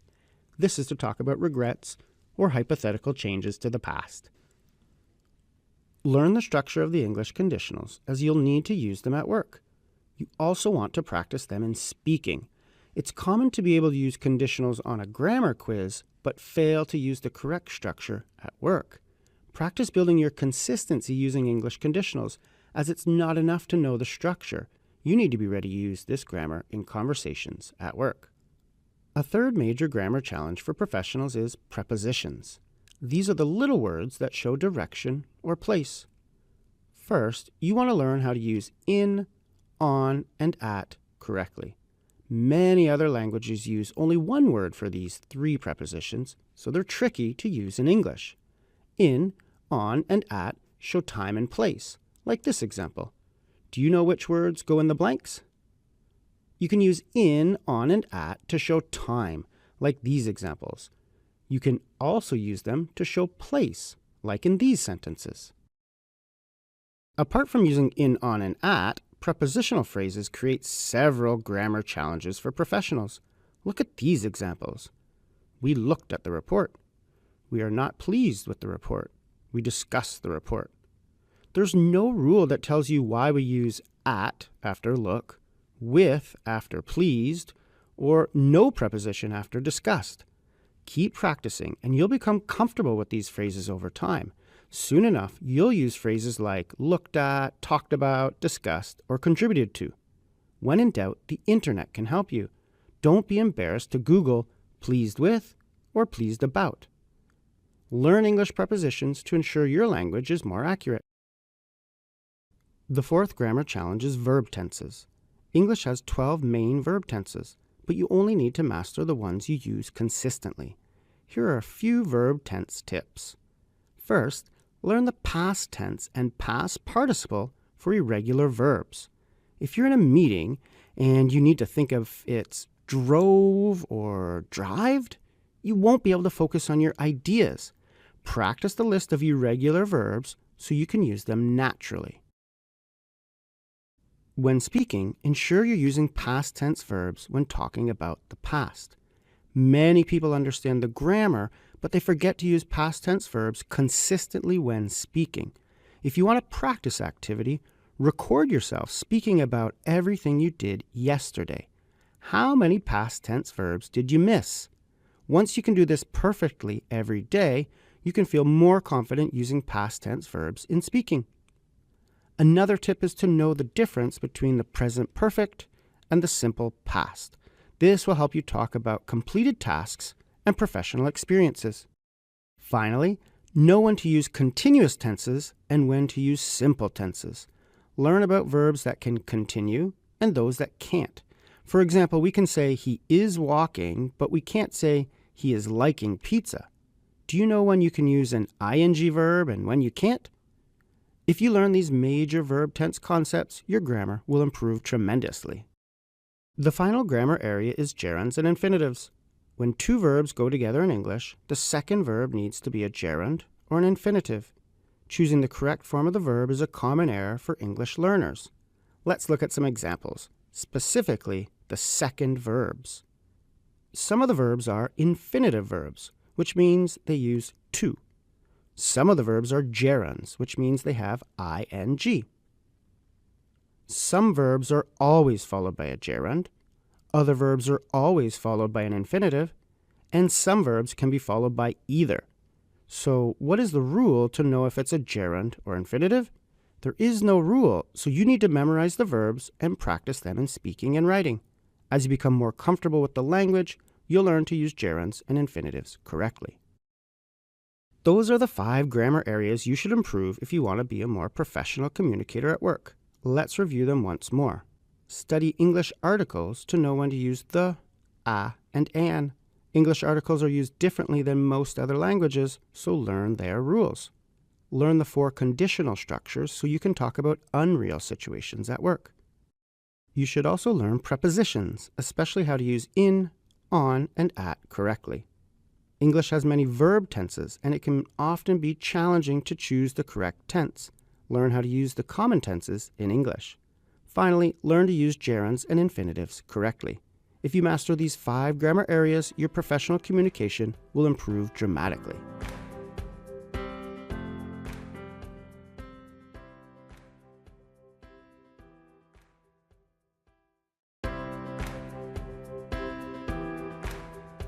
Do you wish you could write more quickly? Do you wish you could avoid embarrassing errors and typos? Those are 2 of the biggest challenges for business writers. How can you write more quickly while still avoiding errors? In this video, you'll learn to plan, write, and edit your business writing. After using these strategies, you'll write more quickly with fewer mistakes, making you a better, more confident writer. Let's get started.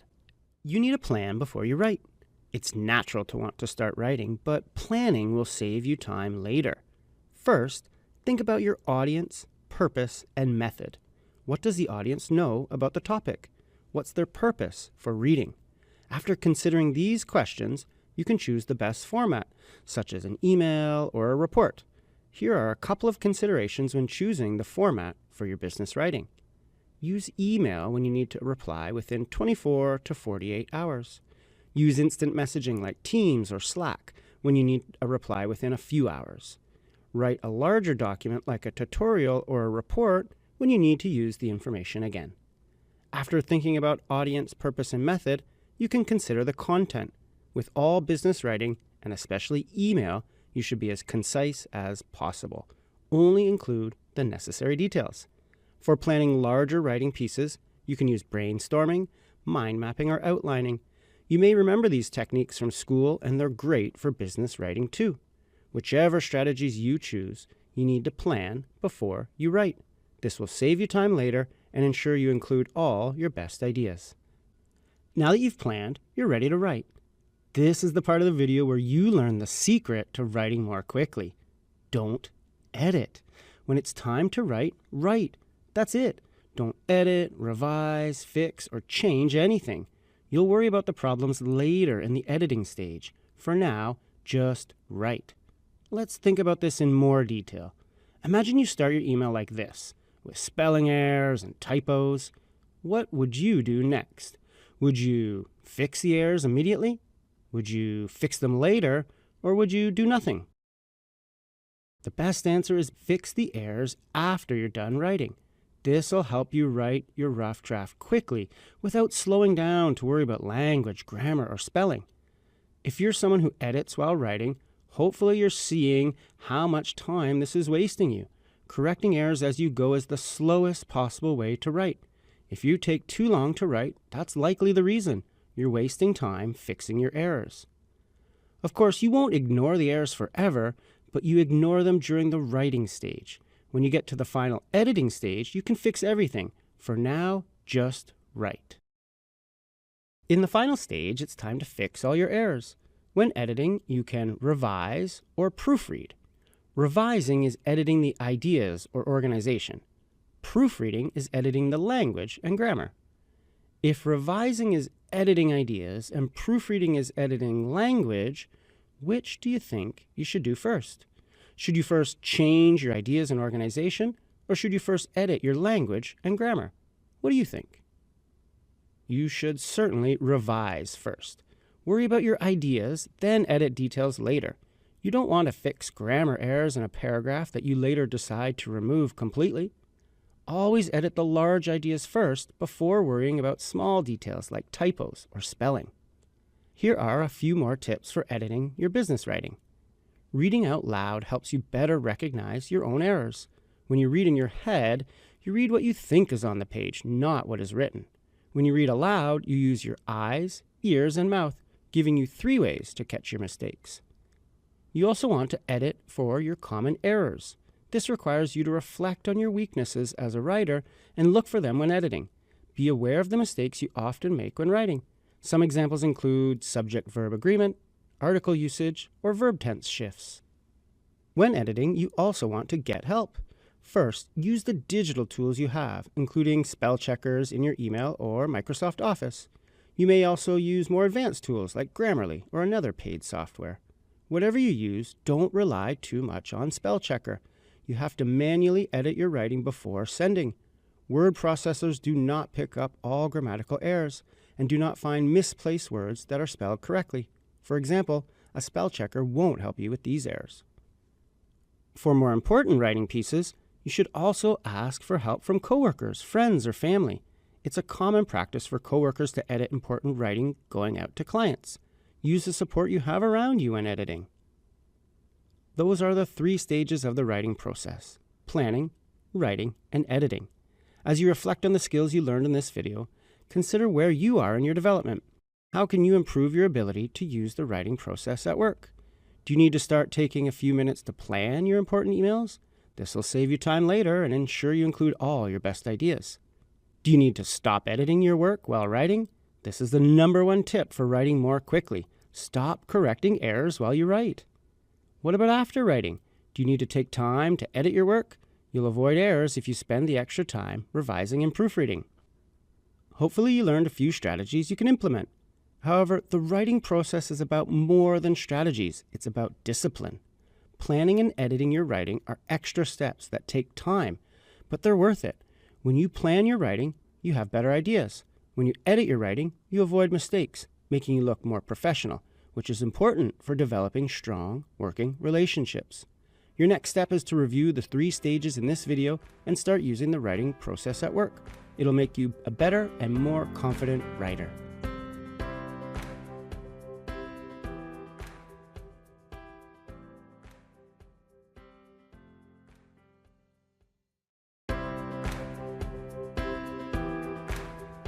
Choosing the correct level of formality is a challenge in business writing. You need to consider your language and tone when you write. In this video, you'll learn strategies for formal and informal business writing. You'll see the writing rules you should follow and the rules you can break. You'll also reflect on the tone of your business communication and think about how to be friendly and polite in your writing. First, let's consider the differences between business and academic writing. Many of the rules you learned in school don't apply to business writing.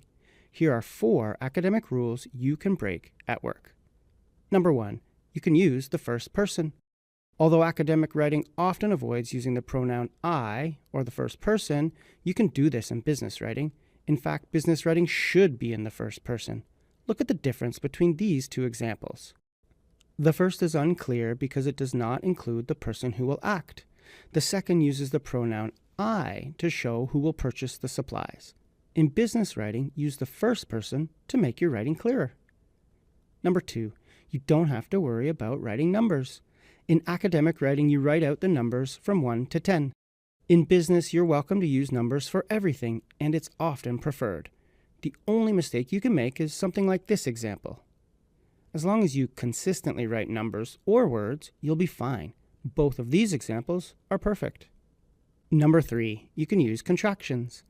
Academic writing doesn't allow contractions, but business writing uses contractions to speed up the flow. Feel free to join words together, like in these examples. Number 4, you can end a sentence with a preposition. In very formal writing, sentences don't end with prepositions, like this example. However, you can end sentences with prepositions in business writing, and it's often preferred. Look at how using the preposition makes this sentence easier to read and understand. Those are the 4 rules you can break in business writing. You can use the first person, numbers, contractions, and sentences that end with prepositions. While we all learned many great writing rules in school, those are 4 you can forget about at work. Now let's look at some formality rules you do need to follow in business writing. First, don't use excessive punctuation. Don't use extra punctuation marks, especially exclamation marks. These types of sentences are never professional. Second, don't use inappropriate slang. To be safe, stay away from slang in business writing. This also includes web slang and acronyms like LOL or TTYL. Keep in mind, writing is more formal than speaking, so you don't use the same amount of slang or casual language you use in conversation. In writing, keep your language more professional than when in speaking. Third, don't use cliches or jargon. Cliches and business jargon are overused words, phrases, or idioms. Common examples are at the end of the day, the writing is on the wall, on the same page, or think outside the box. These phrases make your writing seem unoriginal. Instead of using these tired phrases, think of your own way to express yourself. You've now seen the academic rules you can break and the business writing rules you should follow. If you do this, you'll begin to find a better balance between formal and informal writing. Overall, you want to focus less on being formal and more on being friendly. Many people write too formally, so they struggle to build friendly relationships with people they work with. This is especially true if their email writing is too formal. Think about these 2 example email requests. Which one do you think is best? The first is too formal, but the second is a friendly and polite request. Here's another example. This one is an email where Cassie has written her boss, Dan Richards, about a meeting. Can you see the 4 places where Cassie writes too formally? Here's the first one. Using Dear Mr. Richards to greet her boss is too formal. That's the most formal greeting of all, so it's not an appropriate greeting for an email. Instead, she should write something like, Hi, Dan. What other examples of overly formal writing do you see in Cassie's email? Pause the video now to try to find the remaining 3. Did you find the other 3? Let's review them. I'm writing to inquire is much too formal. Cassie could simply start with her request. Could you please advise me is too formal for a request. Could you please let me know would work much better. And finally, sincerely is too formal of a closing for a coworker, even for a boss. Sincerely is only for the most formal business letters. Cassie's email is an example of someone who's struggling to build a warm relationship with their boss. Cassie could improve by focusing on being friendly instead of worrying about following old-fashioned business writing rules. Take a look at the corrected example. Notice the difference? This is a much friendlier and warmer email. Overall, try to be friendly and polite in your business writing rather than being too formal. If you do this, you'll build strong professional relationships. Those are some tips for formal business writing. You learned you don't need to follow all the academic writing rules, and you're free to use the first person, contractions, numbers, and sentences that end with a preposition. You also learned the formal business writings you should follow. This includes avoiding slang, jargon, complex vocabulary, and excessive punctuation. Finally, you reflected on how to be friendly in your business communication rather than worrying about being formal. Focusing on being polite, warm, and friendly in your communication will help you build the relationships you need to succeed at work.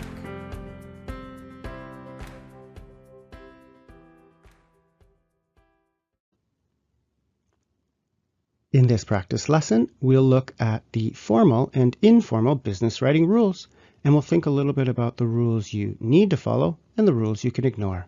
You'll have a chance to practice your understanding with a quiz. Let's get started.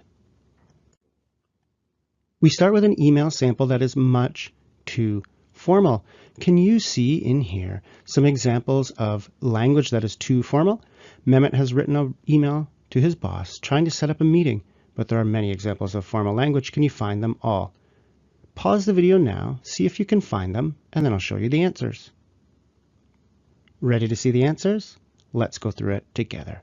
So first of all, the greeting is very formal for many reasons. Dear is too formal. We never use Mr. or Mrs. In email communication, certainly not with our boss.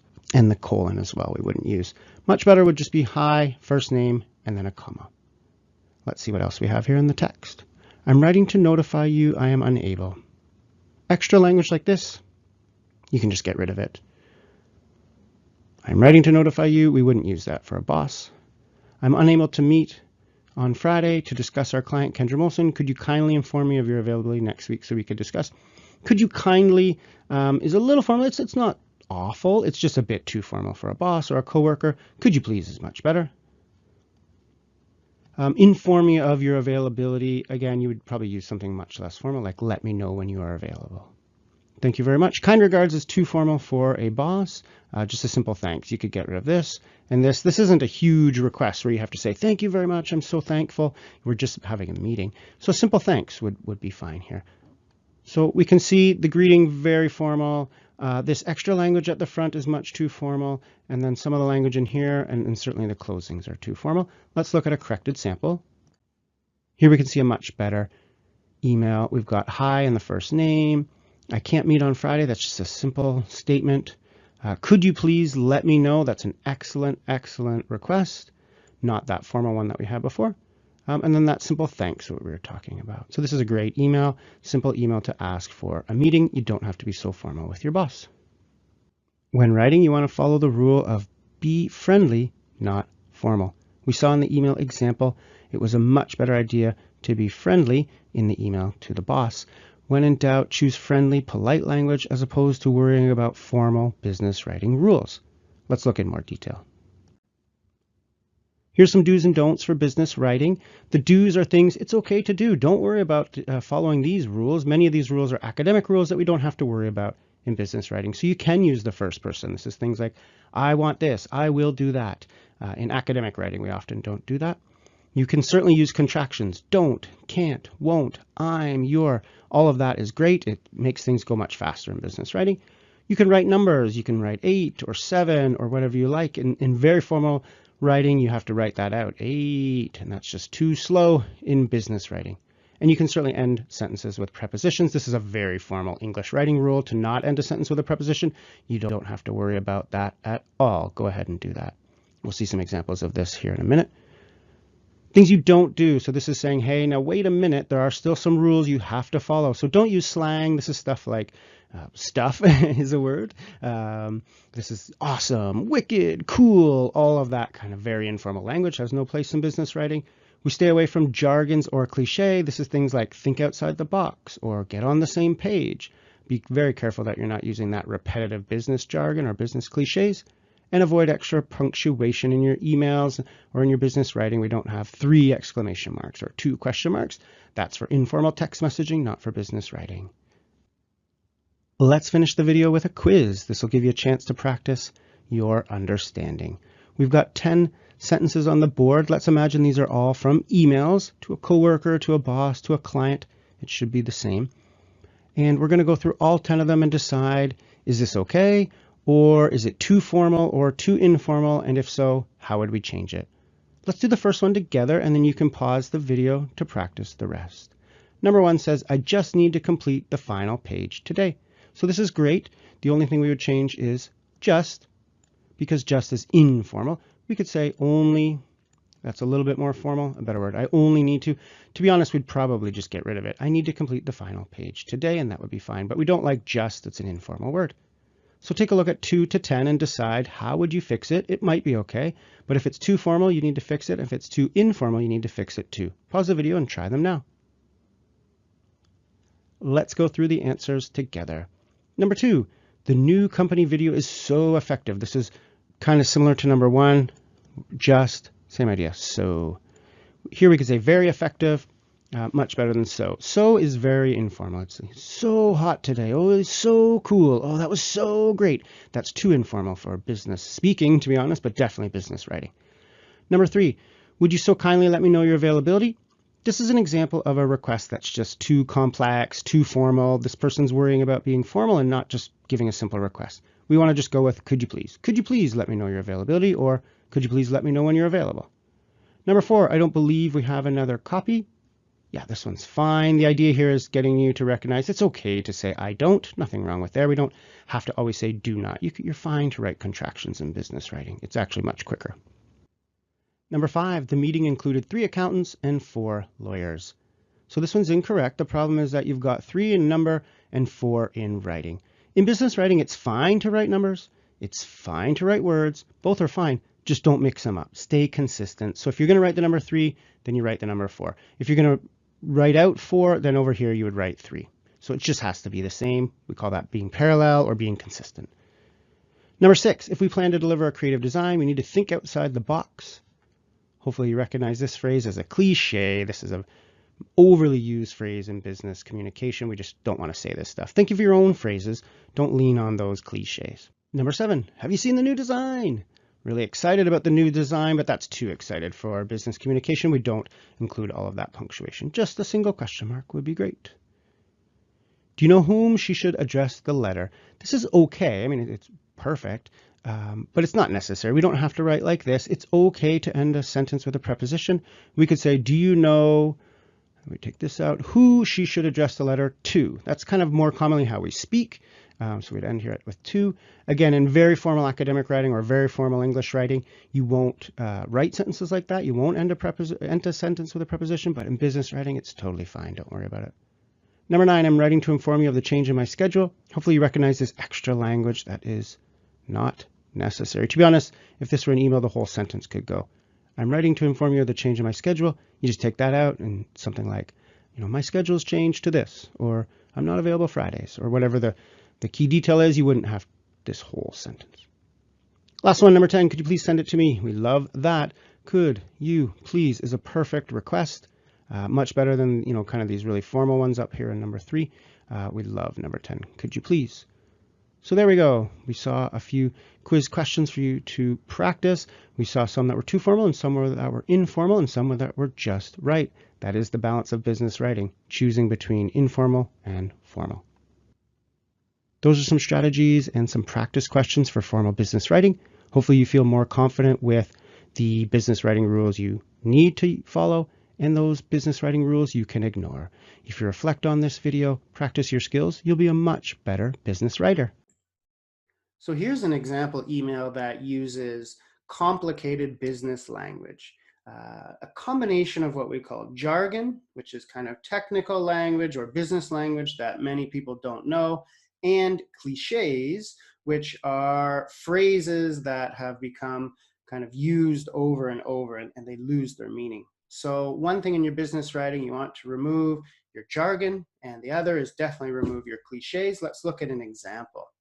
And I guess when I think of it too, I have a third part, which is just difficult words, or trying to pick words that are very complicated or long. We don't need to do that either. So I'm going to fix a little bit of that too. So here we go. Hello, everyone. I'm going to go sentence by sentence. I'm ecstatic to inform you of our new technology initiative in the office. Okay, ecstatic, maybe a little complicated. Some people might not know that word, especially if you're writing for an international audience, for people who are, learning English. That might be a little complicated. Maybe a more common word like excited. Initiative, technology initiative. This is where we start to get into kind of business jargon. What does that even mean, right? Later, this email talks about some kind of communication device. So let's just change that. I'm excited to inform. I'm going to say tell too. Let's fix this all. I'm excited to tell you of our new email system, let's say, or email or messenger, let's say. Messenger software, right? So some kind of chat device for this company, and they are releasing it now. Our IT team, it's hard to say, has gone above and beyond to meet their deliverables and deliver a product that highlights our corporate values and policies. So this is a sentence just full of corporate jargon. First, we have a cliche, above and beyond. Again, it's a common phrase, but when you use it in your writing, it sounds kind of very tired or very just old. You're not able to think of your own ideas, right? So our IT team has exceeded expectations, maybe, right? And meet their deliverables and deliver a product. Deliverables is a very kind of famous business jargon word. We don't need these business jargon words, right? Our IT team has exceeded expectations and finished the product, perhaps, right? Highlights our corporate values and policies. Again, this doesn't really tell us anything. So rather than even change that, I'm just going to get that out. It doesn't, just corporate nonsense. We want clear words, right? I'm excited to tell you of our new messenger software. Our IT team has exceeded expectations and finished the product. That's not bad. I don't love this first paragraph, but it doesn't have that jargon or complicated language. Now it's time to get boots on the ground. That's an odd idiom or an odd kind of cliche. Out.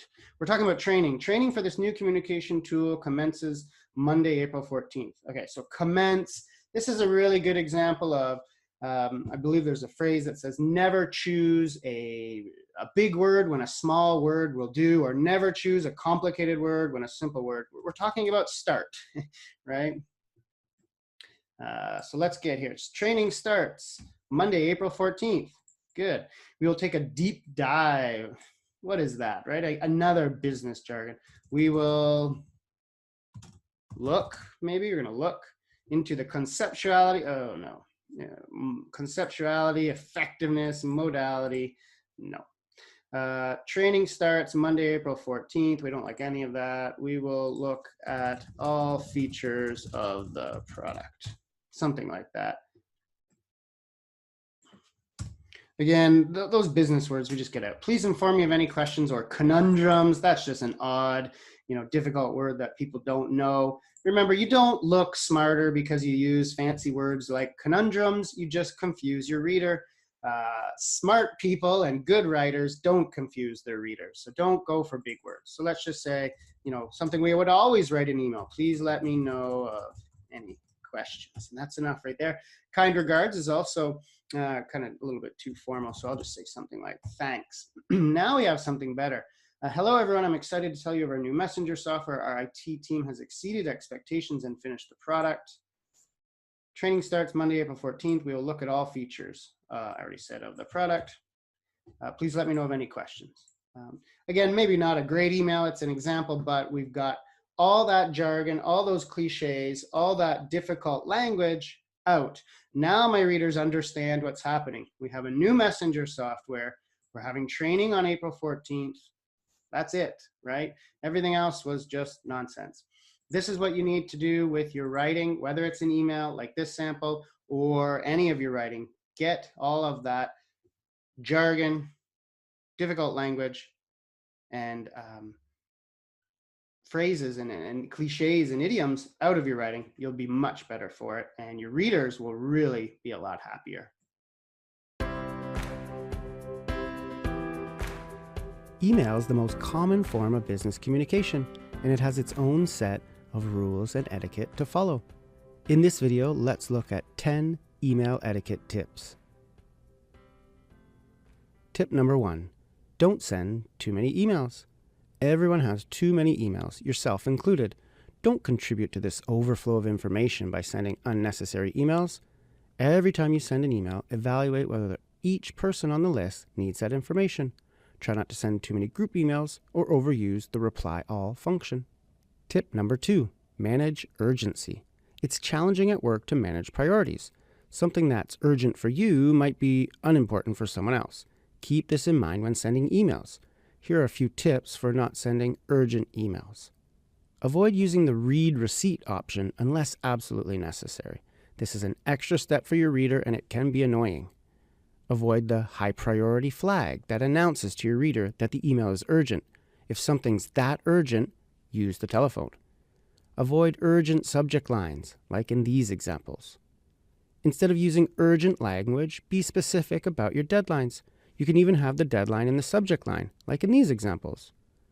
Keep in mind that your tasks are not as important to others as they are to you, and this will prevent you from sending too many urgent emails. Email tip number 3, be confidential. Email is permanent and it is not confidential. Emails are forwarded, printed, and shared. Don't risk writing anything compromising in an email. Here's a few tips to think about. First, don't write anything negative like criticism, complaints, or gossip. Don't forward long email threads that may have confidential information in earlier messages. Before adding someone to a conversation, ensure it's fine for them to see the entire email chain. A good rule is to never write something in email that you wouldn't want the entire company to see. If you do that, you'll keep confidential in your email writing. Email tip number 4, leave out your emotions. Email communication lacks tone of voice and body language, so it's extremely easy to have a miscommunication and offend someone. Never write an email when angry. Instead, wait a few hours so you can calm down and construct a more polite reply. Don't let your emotions impact the tone of your email. Tip number 5, avoid humor. In tip 4, we talked about how it's easy to appear angry because email lacks body language and tone of voice. This also impacts how you use humor in your emails. Humor is something that benefits from tone of voice and body language. In person, we can change our voice or move our body in a way that signals, this is a joke. Since this doesn't exist in email, it can be difficult to understand written jokes. You may think you have a good joke for the moment, but in email, jokes often create confusion, or worse, they offend people. Stay away from humor in email. Email etiquette tip number 6, don't be too formal. Many English learners write too formally, often due to following older business communication advice. Instead of worrying about formal writing rules, focus on being polite and friendly. This will help you build friendly relationships you need to succeed at work. Don't use old-fashioned greetings like these. We don't call people sir or madam, so we don't write these greetings anymore. Instead of choosing formal closings like this one, use something friendlier like thanks. When in doubt, choose the friendlier option as opposed to older, more formal business phrases. You can see some examples in the chart on the screen. You should almost always choose the phrases on the right. When you're too formal in email, you lose the opportunity to build friendly working relationships with your coworkers. Instead, focus on being friendly and polite. Email etiquette tip number 7 is don't be too casual. This is somewhat the opposite of tip number 6, where you learn to be friendly instead of formal. You also need to have a balance, and you don't want to write too informally. Avoid slang and informal language like these examples. While we said you want to choose greetings and closings that aren't too formal, you also need to avoid casual ones like these. In all business writing, you need to balance formal and informal language and tone. This is especially true with email since you use it so frequently. Email etiquette tip number 8, use visual techniques. You have lots of tools you can use to make your emails easier to read. First, you always want a good amount of white space. You can achieve this by using short paragraphs and including line breaks between them. People do not like reading long paragraphs in email, so ensure you break up your ideas. Bold font is helpful to highlight key details or sentences to the reader. In longer emails, use headings to break up sections. This will help people easily find the information they need. You've got lots of font tools you can use. Make sure you use a few to make your emails easy to follow and understand. Tip number 9 is include links. Quite often in email, you need to send information or documents. Whenever possible, send links to make your reader's job easier. Let's consider an example. Imagine you're writing an email to ask for editing help from your boss. If you send the email like this, your boss then needs to go into the shared company drive and find the updated brochure. Instead, link directly to the document to save your boss the 30 seconds it takes to find the document on the drive. This is a signal of respect to others that you respect their time and want to help them complete the task as easily as possible. This is essential when asking for help, like in the email example. You can't ask someone to edit your document and expect them to find it too. Use links to make your reader's job easier. The 10th and final tip is to handle attachments correctly. Email attachments can be easy to miss, so always tell the reader they're included. Consider the following phrases. I have attached is likely the best phrase because it's not as formal as the other three. The others can be too formal for writing to coworkers. The best strategy is to include the reference to the attachment in another sentence. Look at the difference between these two examples. The second option is a little shorter and more concise. You don't need to waste a sentence talking about the attachment when you can mention it in another sentence. Here are a few more examples like that. Use these examples and this language, and you can announce attachments properly in your emails. Those are the 10 email etiquette tips. Follow these at work to improve your business communication skills.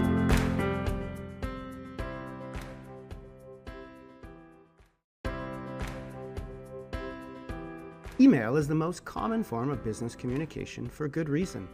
It's a quick, easy way to communicate. However, it's not always the best choice for workplace communication. Here are 10 times you don't want to send an email. Number 1, the information you need is searchable. Many times you can find the information on your own without having to email your coworker. Instead, look for the information in places like the internet, your inbox, email folders, company manuals, or shared company drives. Since sending an email is faster than searching yourself, many people use email to solve their challenges. Don't do this. The next time you need something like a client's phone number or your login instructions, search first. This is especially true for your boss or clients who don't want to be bothered by your inability to find information. Number 2, your email is too long. Email isn't always the best way to deliver complex information.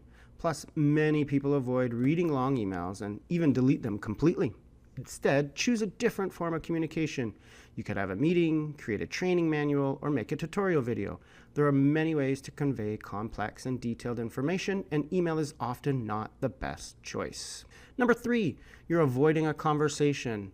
Don't send an email to avoid speaking with someone in person or on the phone. People often do this because they're shy or embarrassed, like when apologizing or giving negative feedback. You should have your sensitive or difficult conversations in person, not by email.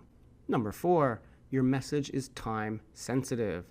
Although some people reply to emails within minutes or hours, many companies have a reply time of 24 to 48 hours. If you need something quickly, use the phone or your company's messaging app. This is also true when you need to get information to someone quickly, like when calling in sick or trying to finish a task before the weekend. Number 5, you're emotional. Angry emails make a bad situation worse. Before you write an emotional email, take time to cool down. In a few hours or days, you'll be ready to reply politely. After reflecting on the situation, you might decide an email isn't the best choice. Most emotional situations are better solved with a conversation. Number 6, you are debating or discussing. Decision-making, debating, or brainstorming are much better done in person. Although meetings can be time-consuming, they're often a faster way to solve a problem or find a solution. Be careful when a debate or discussion has gone on too long in email. That's the time to pick up the phone or meet in person. Number 7, you're talking about something negative. Email is not the place for negative feedback. It's too impersonal and it doesn't give people a chance to react to the feedback. Body language and tone of voice are also crucial when delivering bad news or giving negative feedback. An email would be an inappropriate place for quitting your job, giving a poor performance review, or asking for major changes to a project. Number 8, you have not completed the request. Your readers don't want half an answer. Wait until you have all the information or have completed the task. Now, on the other hand, it is polite to send a quick email with a timeline if the request will take you a long time. But other than that, there's no need to reply with half the answer. Number 9, the message is not appropriate for email. Some information should not be written in email, including bad news, confidential information, or gossip. Remember, email is not confidential and it is permanent. If you wouldn't say something in front of all your coworkers, don't write it in an email. You should also consider how the message will be interpreted by your reader. People may think you are angry, rude, or dismissive. Stop writing. Email lacks tone of voice and body language, which makes face-to-face conversations better. Finally, number 10. Speaking would be faster. If speaking on the phone or in person would be faster than a chain of emails, don't email, talk. Email is easy and quick, so we often think it's the fastest way to get something done. This is not always true, and often a phone call or a meeting is much quicker than an email. Those are 10 reasons not to send an email. If you follow the tips in this video, your workplace communication will be more polite and much more effective.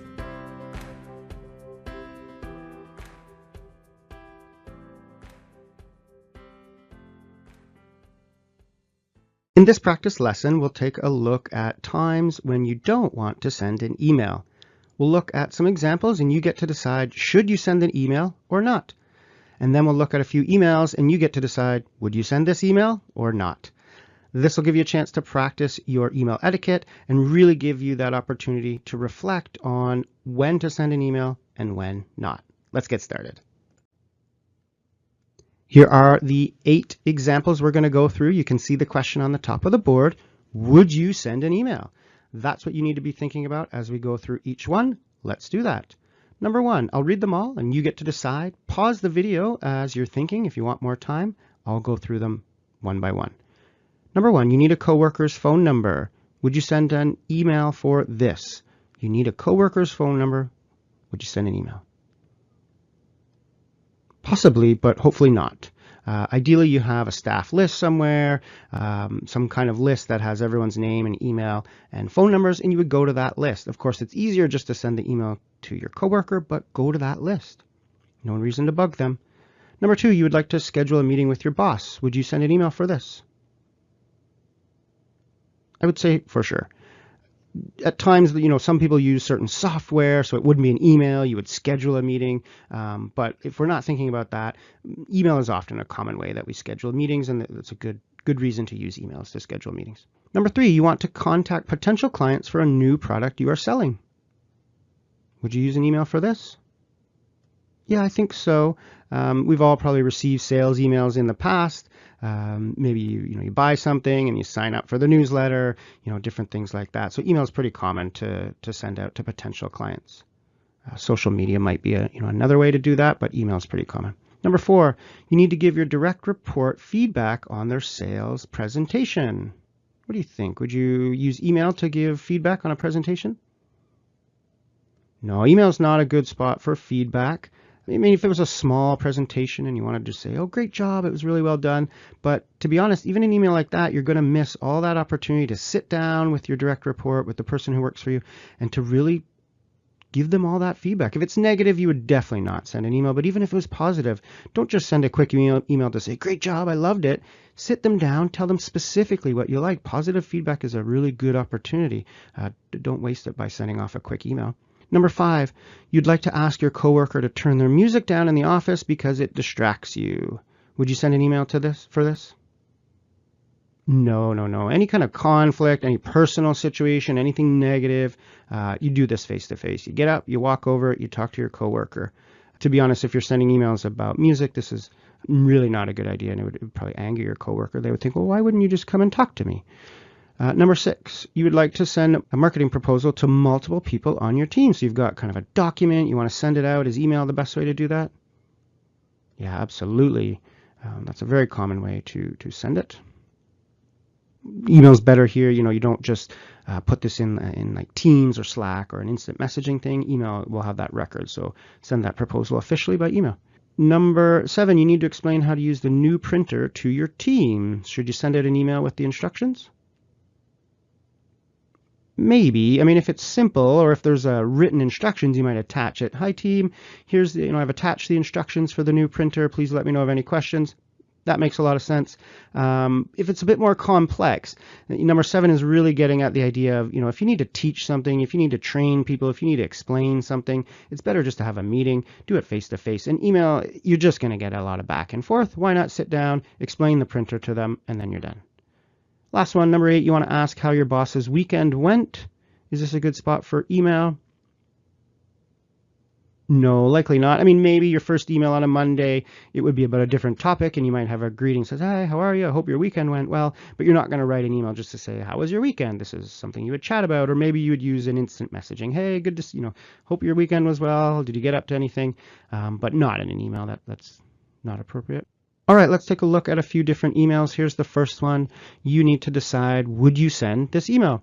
I'll read it. As I'm reading it, think about, would you send this email? Hi Ramesh, I hope you're having a great week. Could you please send me the list of North American clients? I only have the European list. Thanks, Sven. So what do you think? Would you send this? The email itself is great. I mean, it's polite, it's pleasant, it's friendly, it does a lot of things very well. The problem is, and we saw this previously, when you can search for something yourself, don't email your coworkers.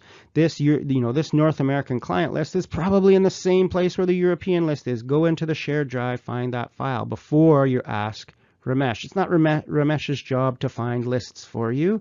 Don't waste their time. Here's the next one. Think about, would you send this?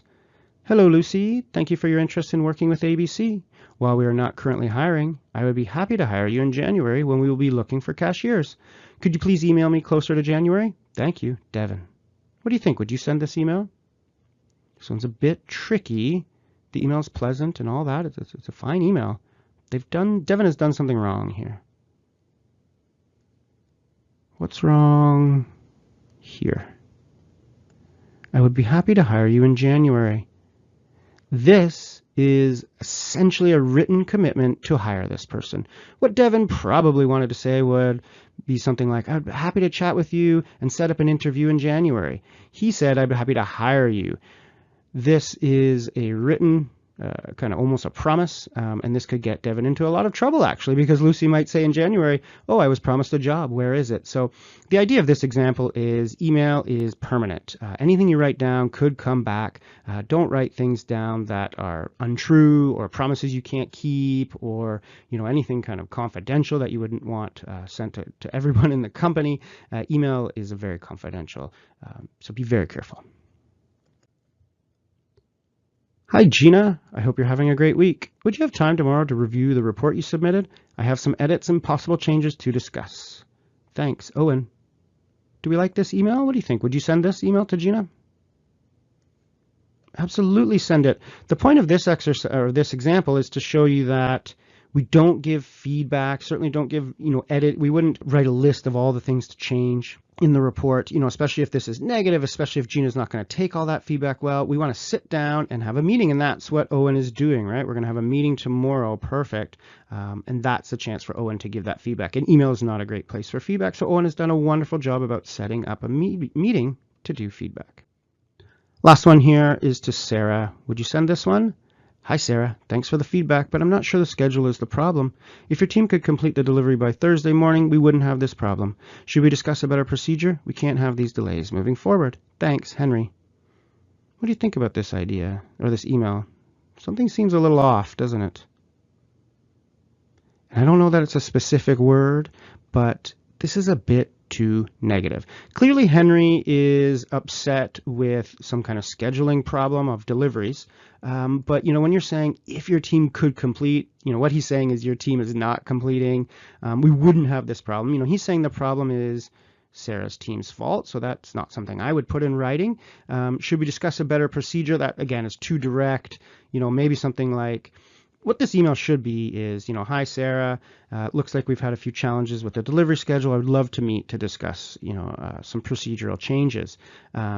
A lot of this is so negative. We can't have these delays moving forward. I mean, this is obvious, right? Sarah knows that we can't have delays. You don't have to remind her.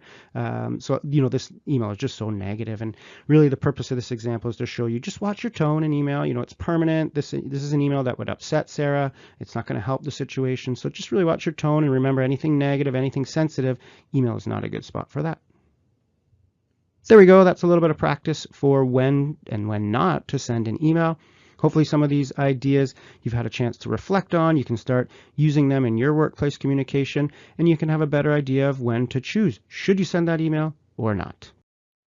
In this video, we take a look at preparing your emails. So everything that you do before you begin to write the body of your email. The goal here is to communicate better by email And if you can do that, your coworkers and your customers will be much happier because you'll save them time and you'll make things easier for them. Let's get started. So there's 4 things we need to do before we write our email. We need to do the to, the CC, the BCC, and the subject. The first 3 we'll do rather quickly. We'll just talk a little bit about vocabulary and some words you need to know, some strategies on how to use those 3 things, and then we'll spend more time on the subject or subject lines and look at some language and some strategies so you can write better subject lines. So the first thing is to, who you're going to write to. Nothing really much to say here, just as always you should choose the right amount of people. Don't send things to too many people. We're trying to reduce the amount of email that we use. People are very busy and they don't want a lot of emails. So be careful and make sure you're not sending it out to everybody. And one maybe tip, some people really don't care too much about this, but some people do. You have to really pay attention to your kind of your office culture. But if you have like kind of a boss or a manager and then other people, some people believe that you should put the name of the manager first. It kind of shows a hierarchy or superiority. So that's something you might want to think about. But again, a lot of managers or bosses won't care too much about that. So CC is officially called carbon copy, but what you want to worry about is just understanding the word copy. That's what we say, it's to copy somebody. So we use that when, of course, they don't need to take any action, but they need to be aware of what is happening. Often this is supervisors or managers, bosses. So that's what the copy function is for. For language, you want to be aware of the word copy, or what you hear as copy someone in. So to copy in, which is kind of a modern phrasal verb, it came out of email. So we'll see things like copy me in, copy her in, copy in the customer, copy in the boss. So that's kind of a phrasal verb that we now use. You can sometimes just say copy too, like don't forget to copy Janet, or don't forget to copy me. But you will hear copy me in, so be aware of what that means. And again, copy is for people that don't need to take action, but need to be aware of the situation. Blind copy, or BCC, you will have the same language as in the first one, so you'll hear things like blind copy me, or could you please blind copy me, or just blind copy me. You don't hear blind copy me in as much. You'll often hear just blind copy me, or blind copy Janet, or blind copy Sarah. You could maybe hear blind copy me in, but probably not. What is blind copy? Well, that is when it's sent to somebody who the other people on the list will not see that they received the information. So again, this is often supervisors. We often do this more when we're talking to customers, and maybe we blind copy somebody within our company, like our boss. Not something that you should do too often within your your coworkers. So you don't, for example, talk to your coworker and blind copy your supervisor. That would create a serious conflict. Because what you're doing there is really you're telling secrets, and you're, as we say in English, going behind somebody's back, and we don't like that. Blind copy is also great when you want to send out a group email, especially to all of your customers. So if you're making an announcement to all of your customers, you would definitely put that in blind copy, because if you listed all of the email addresses in the to field, then all of your customers would see who all of the other customers are, and they would get all the email information. We have to be very confidential with people's email address. We can't just give it out. So when you're sending out a group email, especially to your customers, make sure that you blind copy for everybody, and then they will not see who else is on the list. Okay, so subject lines is, of course, the topic of the email, or the main idea of the email. Let's look at some strategies, and then we'll look at language. Well, really, a lot of these strategies are the language that I use. So certainly number 1 is include a subject line. That's mandatory. Without a subject line, it's very hard to find emails or to organize emails. So that will make people very angry if you have no subject line. And then second is be specific. I'll show you some examples of that in a minute. Just make sure you be specific. Or number 3, include key information, kind of very similar. It could be a date or a number, actions, any details. So you don't want too much information. You don't want it to be too long, but you do want to have the key information. And we'll see what that looks like with some of these examples. Write like a heading. So what that means is don't write full sentences for subject lines. And it also means use capital letters on your subject lines because it's a heading, so they need all capital letters. And then just generally make the subject lines helpful. So that could be like number 2 and 3, including key information. You could also be putting in kind of actions or things that people need to do, or just generally thinking about how the person will look at their inbox, how they will organize their emails, and being able to do that. So that's things like don't create new subject lines when it's the same topic. Don't write a different topic within the same email thread or within the same subject line. That's not helpful for people because they won't be able to find your email. So if you've used email a lot at work, you can spend a lot of time looking for things. So if you make your subject lines as helpful as possible, people will appreciate it. Let's look at some examples. So the first one is kind of an idea on be specific. So you can see here the meeting. That's a problem because we don't know what meeting it is. We don't know when it is. So the better idea is to say, well, it's the marketing meeting. That's much helpful. And then there's the date and the time. So if this was an invitation for a meeting, I would want to be able to see the date and the time. So there it is, marketing meeting. Meeting is just not enough information. So we talked about not writing full sentences. We said make sure you're writing like a headline. So here, can you send the report as a sentence? That's not a subject line. We don't want to do that. We want to put in 2017 financial report. And you can start to see, here's what I meant about the capitals. You can see it in the third example here too, summer vacation schedule as opposed to summer vacation schedule with all small letters. That's what I mean when I say write like a headline. Everything needs to have capital letters. And then again, updates. Well, that's not enough information. So what kind of updates? It's budget updates. And then you can see there's no action needed. Some companies do this kind of thing, like they'll just put, it's an update or no action needed or action required by June 3rd or action required by, 3 p.m. or something. You'll get to know your company a little bit better and the kind of the email tricks and subject line tricks that they might do. FYI is another common one for your information, meaning you don't need to take information. You don't need to take action. You just need to know about it. So you can figure out what works for you and what makes sense in your industry and in your company. But if you can make those subject lines more helpful, again, it helps them get through their inbox, and we're all spending often hours on email each day. So this can help them in any way you can. So the main thing is write like a headline and include as many details as you can.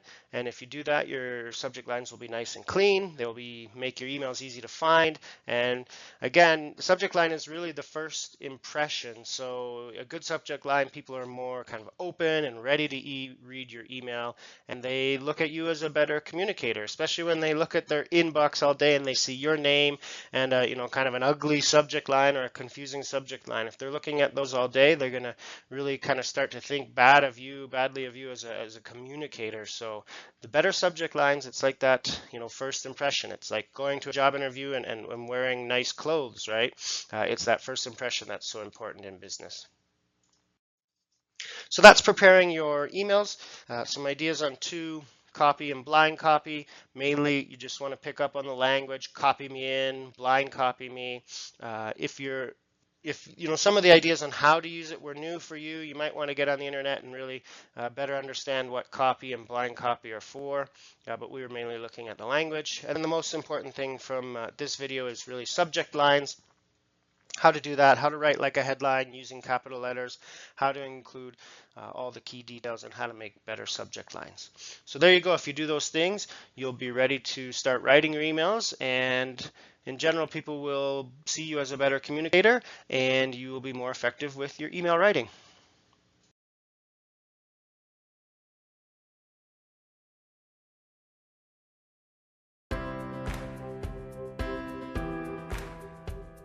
The greeting is the first line of the email. It's your first impression to the reader, and it sets the tone for the rest of the email.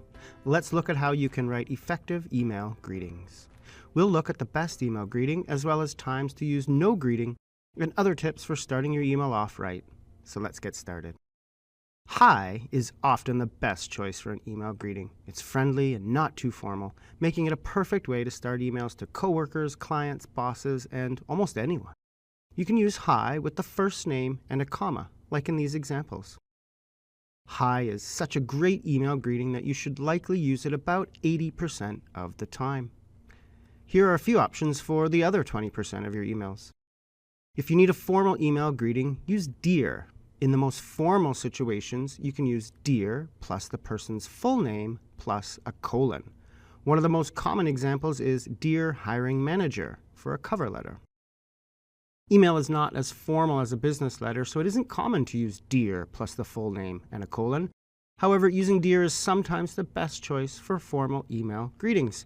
Some examples where you could use dear and a comma include an announcement to the entire department, an official schedule change, a written performance warning, a job offer, or other emails you would write in serious or formal situations. It's also common to start an email without a greeting. This is often done in later messages in an email thread. It's common to see a greeting on the first email, but people may drop greetings as the conversation continues. Be careful. Emails without a greeting can appear rude or too direct. The best way to know when it's safe to remove the greeting is by following the other person. If they aren't using greetings, it's likely fine for you to do the same. It also depends on your audience. It's often fine to drop greetings with coworkers, but many people use a greeting in every email to clients, external partners, or their boss. Dropping the greeting from your email is common at work, but you need to pay attention to your audience before you do it. Now, let's look at a few common email situations and the greetings you could use for each. Situation number 1, you don't know the person's name. In this case, use hello plus a comma. This is a friendly and neutral greeting you can use when you don't know the name. It is much better than dear sir, madam, or to whom it may concern, which are old-fashioned greetings. Situation number 2, you don't know how to greet a group of people. Use the greeting, hi everyone. This is a friendly greeting you can use with lots of different groups of people, like coworkers, clients, and more. You should also pay attention to the group greetings people use in your company. Depending on your office culture, your coworkers may use greetings like hi team, hi all, or less formal ones like hey everyone or happy Friday team. Follow the lead of your coworkers, but when in doubt, hi everyone is the best choice. Before we finish, let's take a look at a few email greeting mistakes that you want to avoid. First, don't be too formal. Greetings that are too formal make it harder to develop a warm relationship with your readers. If you've met the person or have sent them multiple emails, use a friendly greeting, not a formal greeting. This is the most common mistake people make with their greetings, and it can impact your ability to build relationships at work. A good rule to remember is be friendly, not formal.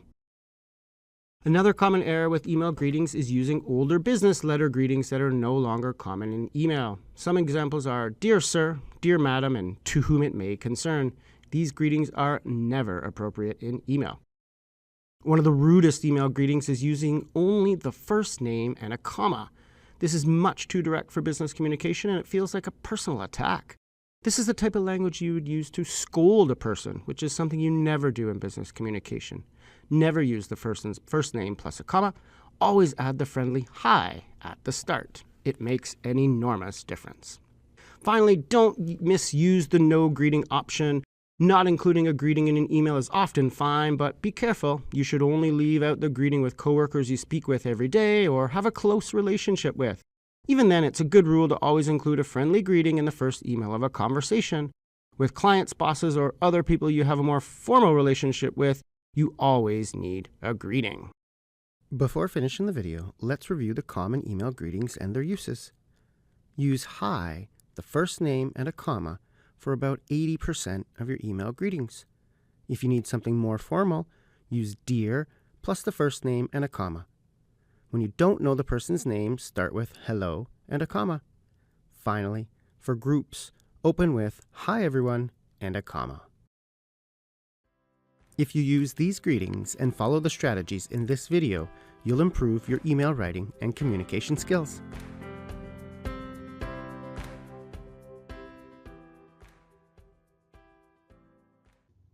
Let's take a look at some activities to practice email greetings.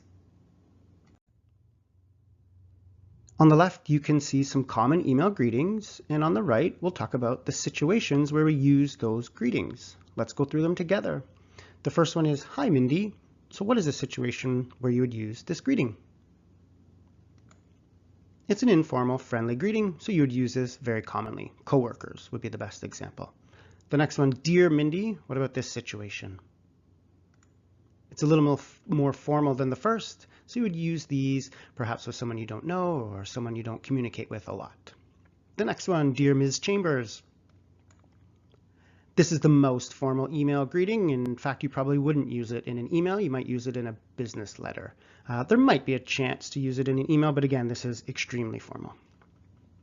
What about "Hi, everyone"? That's a great greeting for a group email. And the last one, "Hello." That one's perfect when you don't know the name.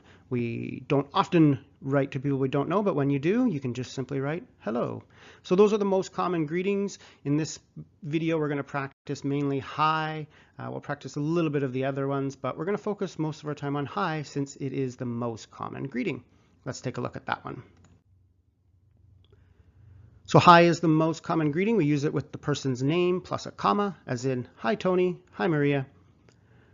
If you take a look at the 5 situations, when do you think you would use "hi" in an email? Perhaps you could pause the video, think about it a little bit. You've got a boss, a job application, a vendor, a coworker, and a client. If you're sending emails, when might you use "hi"? The only time you wouldn't really want to use "hi" is for a job application. That's a formal email or a formal business letter, so you'd use something a little bit more formal. But "hi" plus the person's name is perfect for your boss, for a vendor, a coworker, a client, really anyone that you communicate with regularly. "Hi" is a perfect greeting. What about these greetings? "To whom it may concern," "Dear Sir, Madam." Can you think of a time when you might use these greetings in your emails? That's a bit of a trick question because the answer is never. These are old-fashioned greetings. We do not use them anymore. "To whom it may concern," "Dear Sir, Madam," or just "Dear Sir" or "Dear Madam." We don't use those anymore. What about the option of no greeting? There are certainly times when we write an email when we don't have a greeting. We don't say "Hi, Mark" or "Hi, Tom." We just start writing. Can you think of some times when you might choose to not have a greeting in your emails? Here's a few examples. Email threads are common, so when you've got multiple emails back and forth, the conversation continues, it doesn't make sense by the time you get to that 8th email to continue to be saying "Hi, Mark," "Hi, Mark," "Hi, Mark." Very often, those emails will just turn into almost a text message thread and they go back and forth. Close coworkers or people you email very frequently, multiple times a day. Again, with these people, if you are close with them, you sometimes don't have to worry about the formalities of adding a greeting. Again, these need to be people that you're close with, and you don't want to eliminate the greetings with people when you're unsure. Text-like emails, kind of similar to email threads, but sometimes you'll have some quick emails that go back and forth, and they don't really need all the formalities. So those things do happen. And again, these would be with people you communicate with very frequently. So those are a couple of times when you would choose not to greet. The most important thing to consider is, what is the other person doing? Are they using a greeting every time? Then perhaps you should too. All right, we've got a few people here, and we've got to think about the greeting that we would commonly send them. First person is your boss. So what kind of email greeting would you use with your boss? I'll go through all of these. You may want to pause the video as I go through them if you want some time to think, but I'll go through them somewhat quickly. So the first one is your boss. The best greeting would be "Hi." Your boss is someone you communicate with very regularly, so "hi" plus their name and a comma is perfect. What about a hiring manager? You are looking for a job, you're applying for a job. What kind of greeting might you use? I think we know we're not going to say "Hi, Mindy." That's a little too informal. What about "Dear hiring manager" if you don't know the name, or "Dear Mindy Peters" if you knew the full name? Most commonly, you don't know the hiring manager's name, and "Dear hiring manager" plus a colon is a great email greeting. What about your coworker? How are you going to greet your coworker? If we're going to say "Hi, Mindy" to our boss, we're going to say the same thing to our coworker. This is, again, someone we communicate with very regularly. and your team. If you can remember, we're going to use that greeting, hi everyone. You do not need to get too creative when you're writing greetings to your team. Just simply, hi everyone, every time. That's fine. And what about a client? Is this the same as a coworker and a boss? Almost certainly. Very likely if it's a client you are communicating with regularly, hi Mindy is great. Maybe it's someone you don't know that well. You might say hello Mindy to keep it a little bit more formal. But again, hi is probably a perfect greeting here.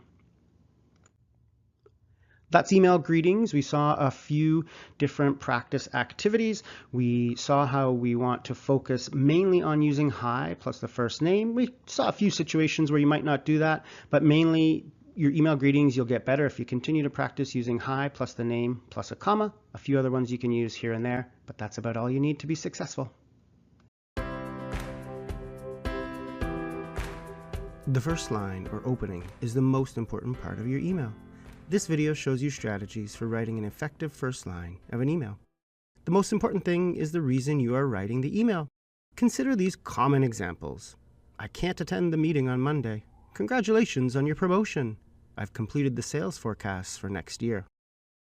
Emails can often be requests, so the first line might be a question, like these examples. Could you please send me the dates for the upcoming conferences? Do you have time to meet the marketing team next week to review their designs? In all these examples, the first line of the email is the purpose. Opening your emails with the reason you're writing ensures you're concise and to the point. It will also ensure your readers know exactly what they need to do or what they need to know. Now, let's look at times when you'll write a sentence before the main idea. Sometimes it makes sense to start with a thank you, like these examples. A thank you is a positive way to start an email, and you can never go wrong thanking people. You might also like to use a friendly sentence, especially if you've not communicated with the person in a longer time. Some common examples are phrases like, I hope all is well, I hope you enjoyed your time off, thank you for connecting me with Maria, or I hope you're having a great start to the week. Now, we said the best idea is to open with the purpose of your email. However, a thank you or some short, kind words can often do a lot for building friendly relationships with coworkers or clients. While it can be polite to add a line before the purpose of the email, be careful you don't do it too often or use too many of these openings.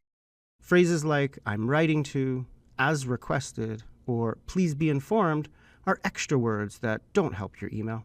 It is important you see the difference between a phrase like, please be informed, and I hope you had a great weekend. The first is extra words, while the second is a friendly greeting to the reader. You can improve by removing the extra phrases and keeping the friendly ones. For example, this opening becomes this. Sometimes these phrases can cause extra trouble. One tricky phrase is, as you may know, or as you may already know. In the best case, this is an unnecessary phrase you can remove. At worst, this causes people who did not already know to wonder why they didn't. Why weren't they already told? Are they missing communication? It's best to avoid that phrase completely. Exceptions to this rule include the phrases as discussed, as mentioned in our conversation, or as requested. While these phrases may seem like extra words, they document a conversation. This is often done by human resources, lawyers, and others who need a written record. These are some tips for writing the first line of your email. The most important strategy is to include the purpose of the email at the very beginning. Your reader is always thinking, what do I need to do with this email? Make it clear by writing the purpose in the first line. When needed, use a friendly sentence or a thank you, but other than that, eliminate the extra sentences that don't add any value. Everyone you email is busy. Long openings are the quickest way to get people to stop reading your emails. Instead, make it polite, get to the point so that everyone can move on with the actions needed. If you do that correctly, you will have much better emails.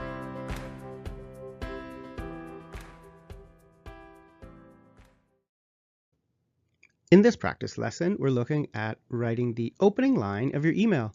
We'll look at a number of opening lines and decide which we like and which we don't. It'll give you a chance to practice your skills in this area, and when you're done, you'll feel more confident writing that first line of the email. Let's get started.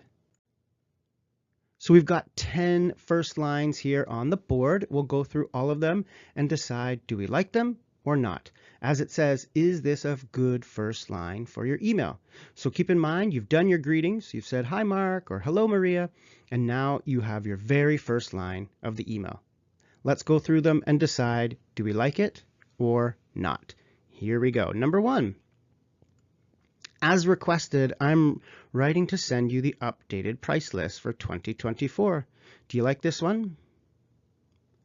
It's certainly pretty good, but we do know we want to get rid of extra phrases like as requested. So we'll take that out. It's really not needed. Number 2, I've attached your performance review. This one's perfect. Notice there's no extra words in here. It's straight to the point. This is what the email is about, sending a performance review. So the first line explains exactly what they have done. Number 3, I hope you're having a great start to the week. Do you like this one? Is this an okay way to start an email? Absolutely. Yeah, this is nice. It's someone you haven't talked to this week, obviously. A first email, maybe it's a coworker who you email frequently, but it's your first email of the Monday to them, and it's just welcoming them to the week. So yeah, no, it's always a good idea, or not always, but it can be at times a good idea to put some greetings or kind of some salutations here in the beginning. Number 4, thanks for completing the report. What do you think? Is this a good way to start? Absolutely. Start with a thank you for sure. If you're writing an email, they've just sent you the report, your next email is going to be thanks for completing the report, or thanks for sending it to me, or thanks. It's always a good idea to thank people. Number 5, please be advised the office will be closed on Monday for the holiday. What do you think about this one? Do you like this one? Is this a good start to an email? It's pretty good, but like number 1, we can get rid of please be advised. We don't need that. It's not necessary. It just gets in the way of the main idea, which is the office will be closed on Monday. Number 6, as you may already know, our new CEO will attend the event on Friday. What do you think? Do you like that one? Hopefully you're getting a pattern and you can see our new CEO will attend the event on Friday is good, but as you may already know, is not needed. It's just extra. This one is the worst between as requested and please be advised, because when you say to somebody as you may already know, what if they don't already know? Why didn't they know? Did you not give them the information? You're going to worry people when you start saying things like as you may already know. Just take that out. It's a phrase you should never use. Number 7, please be informed the registration process for employee benefits is changing. What do you think? Do you like this one? Seeing the pattern? Let's get rid of this. This is not necessary. The main idea of the email is the registration process is changing. Stick with that. Number 8, could you please prepare the rough draft of the design for Monday's meeting? Is this a good way to start an email? Absolutely, you can start with a request, for sure. A lot of good emails start with requests. Rather than writing 1 or 2 extra lines, just get right to the point. Why are you writing this email? Because you want a rough draft of the design for Monday. Just get right to it. Number 9, thank you for meeting with me last week. Absolutely, yeah, this is great. You saw this in number 4. Same idea. Thank yous are good. And number 10, congratulations on the new promotion. Absolutely. You're writing someone to congratulate them. Get right to it and say congratulations. That's the pattern here. That's what you should see. You can see that we're eliminating a lot of extra words, getting right to the main idea. That's the whole goal of the first line of your email, is get straight to the main idea. So all these extra phrases, you can go ahead and just get rid of those.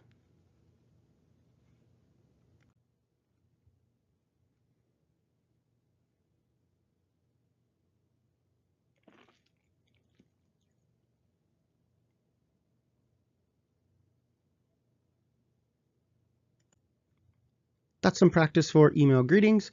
Hopefully you had a chance to reflect a little bit on the greetings that you're writing. You saw really the main idea of eliminating all of that extra words in front of the main idea, and that's what this is all about. The first line of your email should be the purpose or the reason you are writing. Go with that. Get rid of everything extra, and you will be fine. The middle section is called the details. This is where you're giving all the information in the email, and that's what this video is all about, showing you some tips and some strategies so that you can make that middle section not too long, that's most important, but also clear, easy to understand. So when you're writing that middle section of the email or the details, you've got to think about what is the important information my reader needs. So this can be things like dates, numbers, addresses, restrictions, regulations, rules, instructions, lots of key information. I mean, that's why we send email. So really just consider, like you would anytime you're writing any email, what does my reader need, and make sure you have that.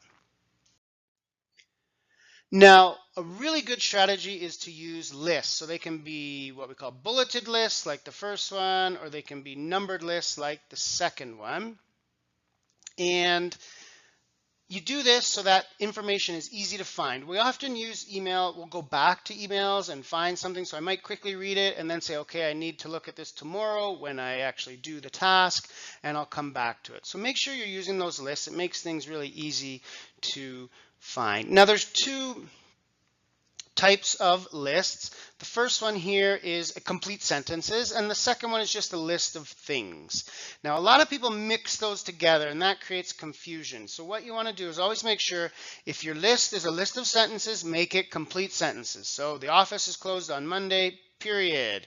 Here's my capital letter because these are complete sentences. Payroll will be completed by Friday, period, done, complete sentence. I have a subject, all employees, I have a verb, must confirm, and I have a period because it's a complete sentence. Or my list could just be things, username, password, profile information, or whatever else needs to go on your list. Don't mix those together because they becomes really confusing and people don't know what you're talking about. So either write a list of sentences, this could be things like instructions or updates or information, or write a list of things. Could be, requirements, things that people need, for example. So don't mix them together, but overall, make sure you're using lists because it's a lot easier to find that information again.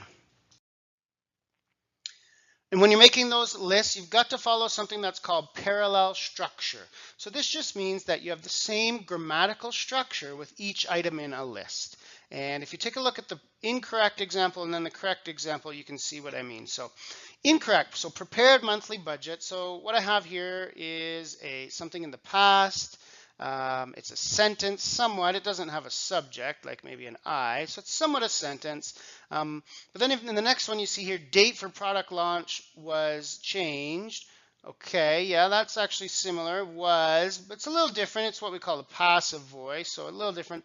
But then here the big problem starts with, discussing advantages. So here, you prepared it in the past and now you got an ing verb. It's, this list is all over the place and you want to make sure that you are using parallel structure, which means the same. So I would say prepared, changed, discussed. Everything there in the past, no subjects, which is fine.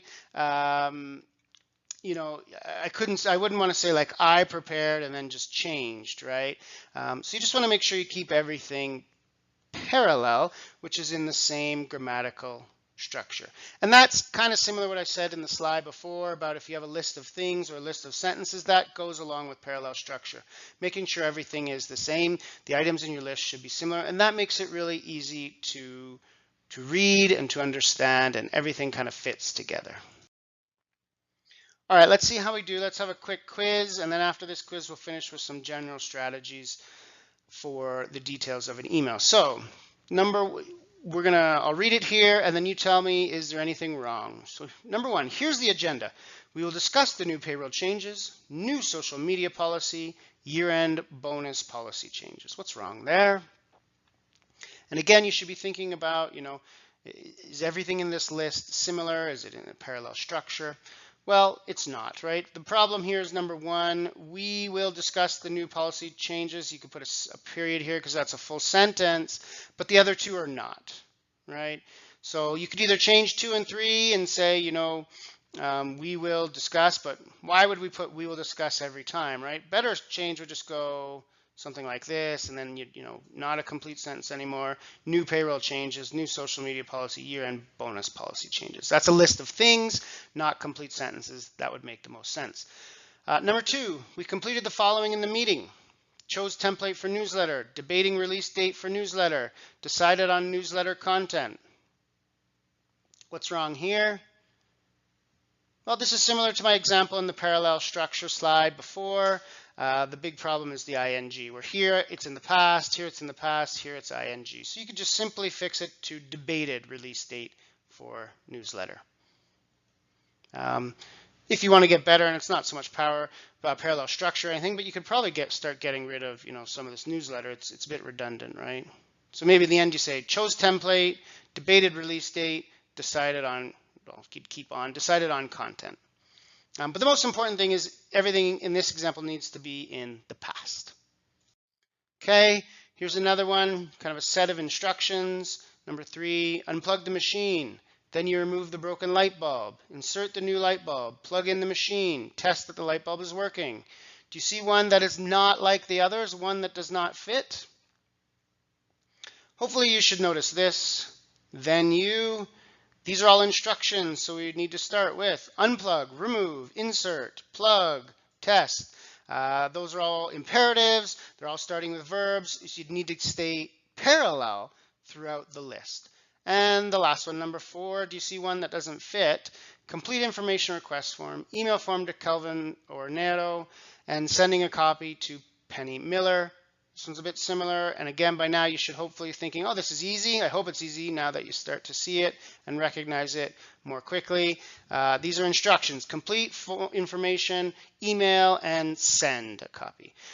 A lot of times in our emails, our lists are instructions. So when you're giving a list of instructions, make sure that it is in the imperative form and it's the same every time. Turn on, take back, change, edit, send.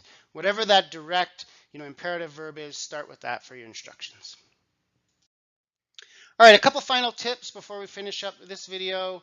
Number 1 tip for the details section is use short paragraphs. You shouldn't have really more than 2, 3, or 4 paragraphs in the middle. If you're getting more than 4, it's probably too long. But try and use short paragraphs. Don't just put one big chunk of text. People do not read big chunks of text. So quick, short paragraphs. Think about when you want to go to a new idea, go with a new paragraph. This is a lot different than probably you learned in high school or university where you're writing these essays and you've got big paragraphs with a thesis or topic sentence and all these kind of examples. That is not business writing. And it's even different than writing a business report or something like that. Emails need really short paragraphs. It's fine to have paragraphs with 1, 2, or 3 sentences. I would say the average number of sentences I have in a paragraph is 2 or 3.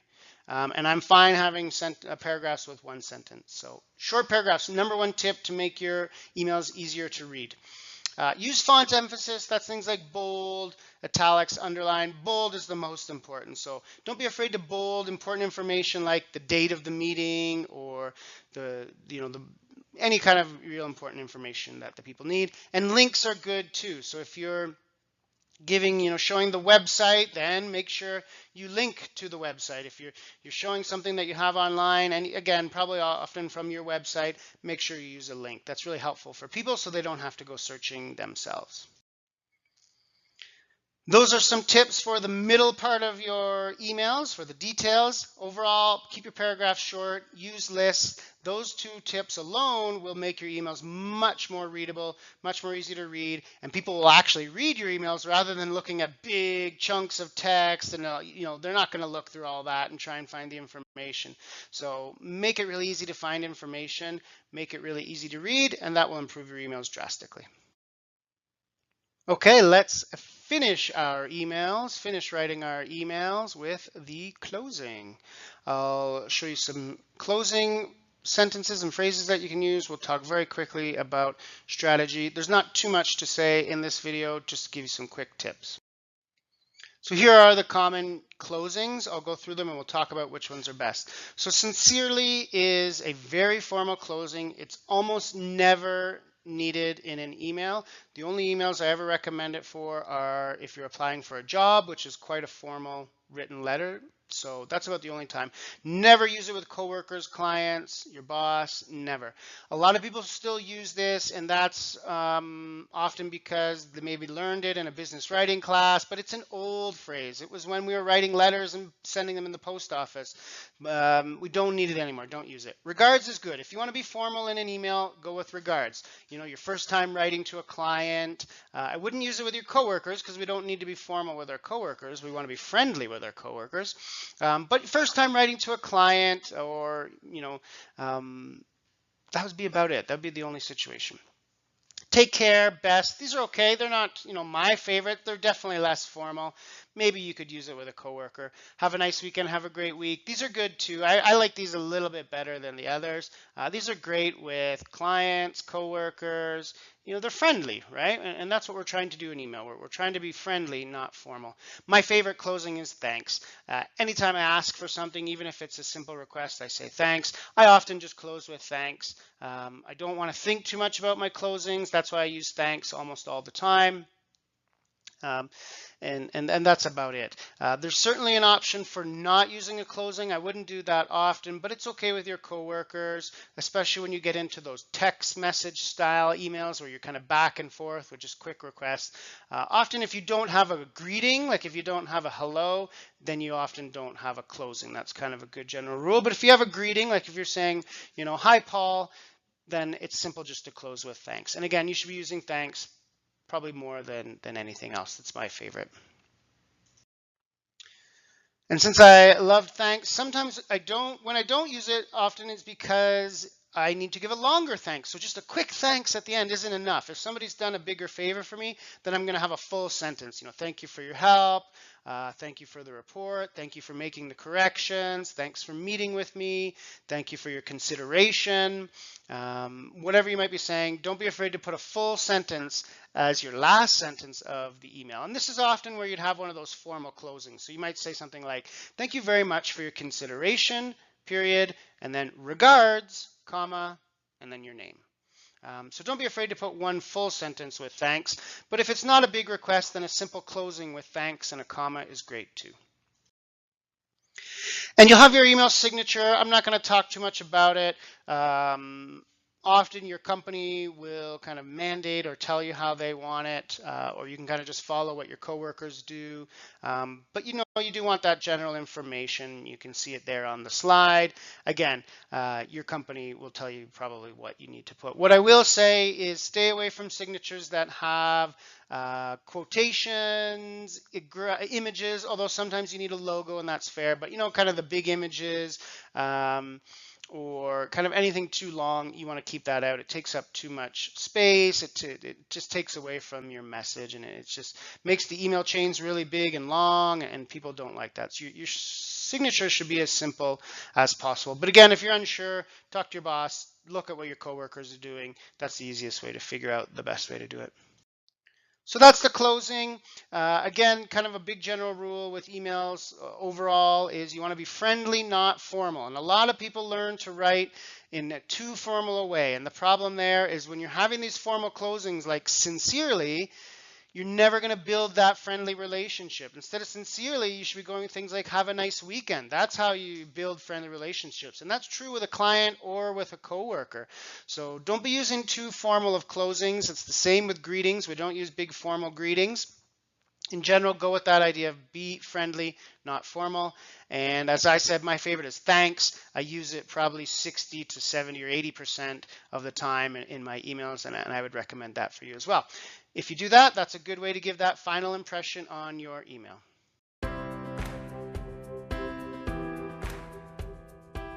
The telephone is one of the main ways we all communicate at work. In this video, you'll learn the language for having effective telephone conversations. You'll also reflect on strategies for better telephone etiquette, helping you develop your business communication skills. Let's look at 10 tips for using the telephone at work. The first telephone tip is to be prepared. First, find a good location to listen. If possible, find an empty room or quiet office to make your call. Avoiding extra noise will help you understand and communicate. You should also be ready to take notes. Use a paper and pen or a device to note any key details. This will help you remember these details later. Tip number 2, use a polite greeting. When answering the phone, start with a polite greeting. How do you answer the phone at work? Do you use one of these greetings? If so, which do you think are best? The most common option is to say hello. Some people will say, hello, Michael speaking. If you're answering your company phone, you may need to say something like, hello, this is ABC Company. How may I help you? However, if it's an individual work line, it's most common to say hello. What about calling someone? Which of these phrases is best? Pause the video now to think about which of these are best for calling someone. Which would you use? Hopefully you chose may I speak with or could I speak with, which are the two most polite ways to ask for someone on the phone. The other options are too direct or too informal. When calling people, you don't need to worry about being creative. Use "May I speak with" every time you ask for someone on the phone. Telephone tip 3 is to introduce yourself. After you've asked for the person, it's polite to introduce yourself. For your introduction, use language like this. "Hi, this is Mohammed from ABC. Hi, Rob, it's Sharon from marketing." You never want to assume the person knows who you are, so always introduce yourself, especially when calling people outside your company. The fourth telephone tip is to ask if the person has time to talk. You can use phrases like these. "Do you have a few minutes to talk? Are you free to talk? Is now an okay time to chat?" As an example, you might say something like, "Hi Rachel, it's Olga from Accounts Payable. Do you have a few minutes to talk about the receipts you sent me last week?" Too often people start talking without getting permission. Before you begin your telephone conversation, ask the person if they have time to talk. The first 4 tips looked at language and strategies for answering and calling. Now let's focus on the middle of the telephone conversation. The 5th tip is to use polite language. Telephone conversations are often with people outside your company, so they're more customer service oriented. This is a good reason to use a little more polite language than you normally would in face-to-face conversations. On the phone, you also can't see body language, so you need to use your vocabulary to be friendly and polite. Polite language includes words like please and thank you. You can also use modal verbs to be more polite in your communication. This chart has a few phrases and they're more polite versions. Notice the polite versions use modal verbs. Tip number 6 is to pay attention to body language. Yes, it's true the other person can't see you, but body language still matters on the phone. Here are a few tips. Number 1, smile. This will put you in a good mood and the listener will hear your positivity. You should also use good posture.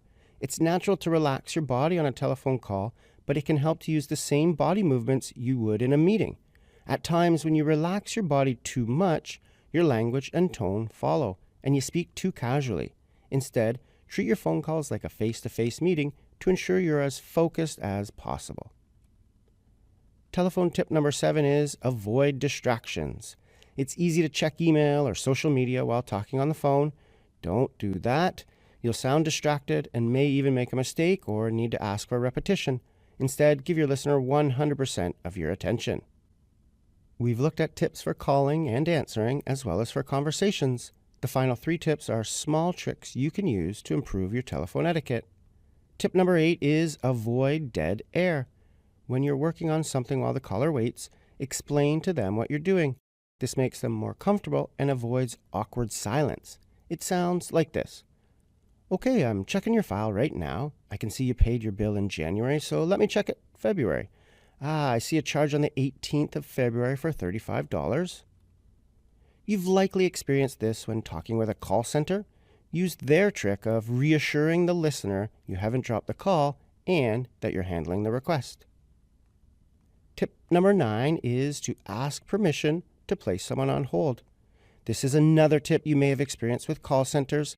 They always tell you when they are transferring you or putting you on hold. You can see a few common phrases to do that on the screen. Notice how these phrases use the polite language you learned in tip number 5.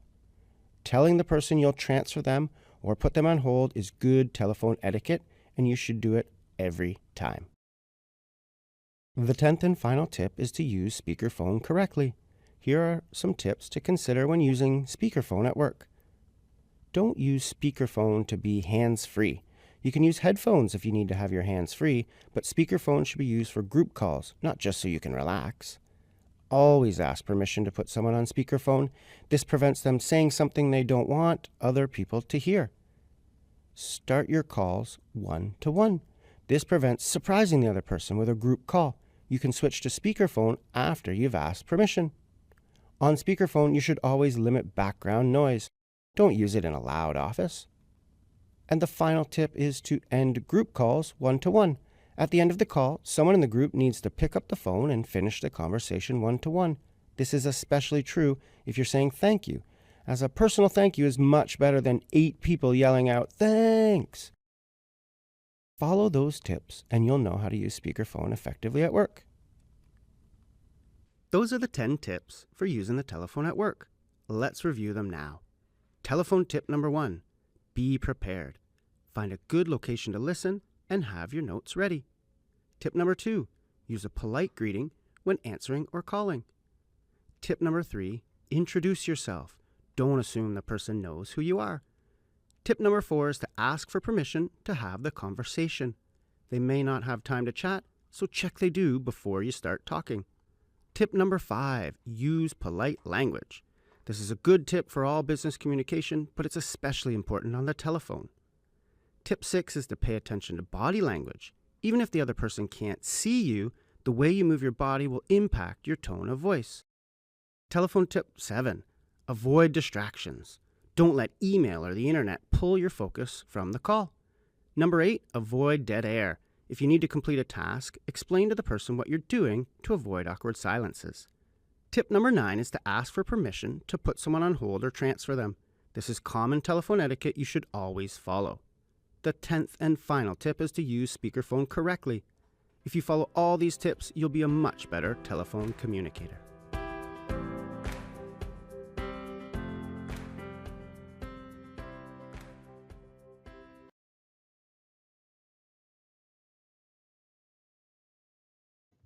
Let's start with answering. Which do you think is the best way to answer the telephone at work? We've got a few options we can use. Let's take a look. The most common is hello, Michael speaking. Sometimes people will just say hello.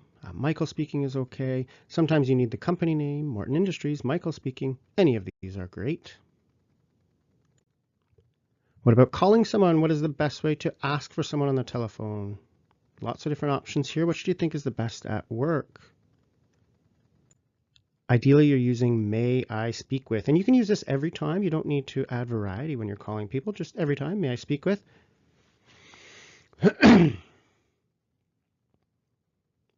Could I speak with Stephen is also fine. These ones down here are too informal for work. You might do this in your personal life, but at work, they are too informal. We've got an example here of starting the conversation. Now, this is a mistake. Let's go through and see why. So we've got a phone conversation. Someone says, hello, is Kevin Stevens there, please? This is Kevin speaking. Hi, Kevin. This is Lucy's from Shutterfly Designs. How are you? I'm great, Lucy. How are you? And here's the error. I'm great, too. I had a few questions about the 314 project. First, what do you think of the new model? Did you have any feedback before the next stage? The problem here is, let's look at the correction. The problem here is Lucy didn't ask for permission. So when you're calling someone, you want to ask permission to speak, and that's the best way to start the conversation. Make sure they have time. Do you have a few minutes? Do you have a few seconds? Do you have a moment? Do you have some time to chat, to discuss, to talk about? You want to ask something like that so the person has the opportunity to say, yes, let's talk. They might be very busy. Here's one more example of that. Hi, Kevin, this is Rachel from Parktown Manufacturing. Do you have a few minutes to talk about? That's a great phrase that you want to use to start your conversations on the phone. Here's some more key language we saw when we answer the phone. This is Lily speaking.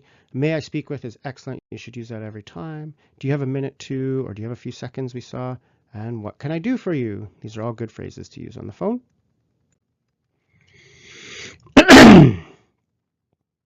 Let's finish with a quiz. We've got 5 phrases up on the board. They're all incorrect in some way. Go through each one and decide what is the error and how can you fix it. We'll do the first one together. May I speaking with Sharon, please? The error is the ing. We say, may I speak with. Always the base verb. May I go? May I talk? May I dance? May I speak with? Pause the video now, go through 2, 3, 4, and 5 and see if you can find the errors and fix them.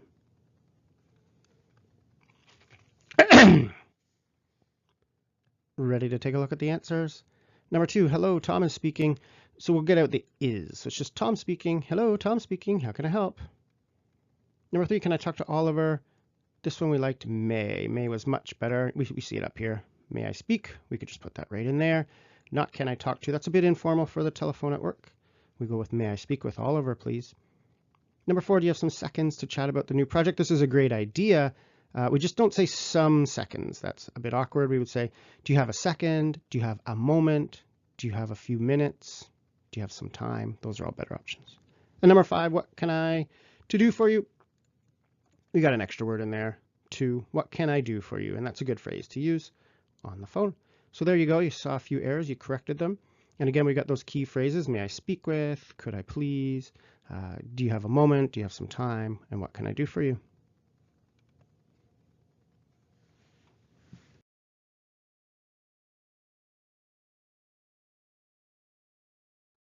Often at work, we need to leave a voicemail, and for many of us, it can be something that makes us nervous.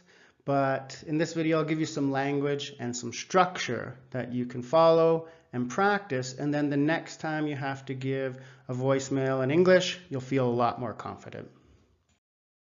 So here is a nice template that you can use. Certainly, depending on the call, it will change, but if you take some of this language, you'll find that you'll be able to use it in many situations. So it's simply, hi, that's a name, this is your name, calling from company, I'm calling about the topic, and then you have a request. So why are you calling? What do you need? And you would do that with a polite request. Could you please? It could be things like call me back, return my call. It could be, send me the invoice, send me the email, tell her, do that, do this, whatever you want the person to do. You can reach me at, that's your phone number right there, and a closing, a thank you, and a kind of a pleasant goodbye. Have a great day. If you use that template, you'll give a really nice voicemail. Let's look at a sample.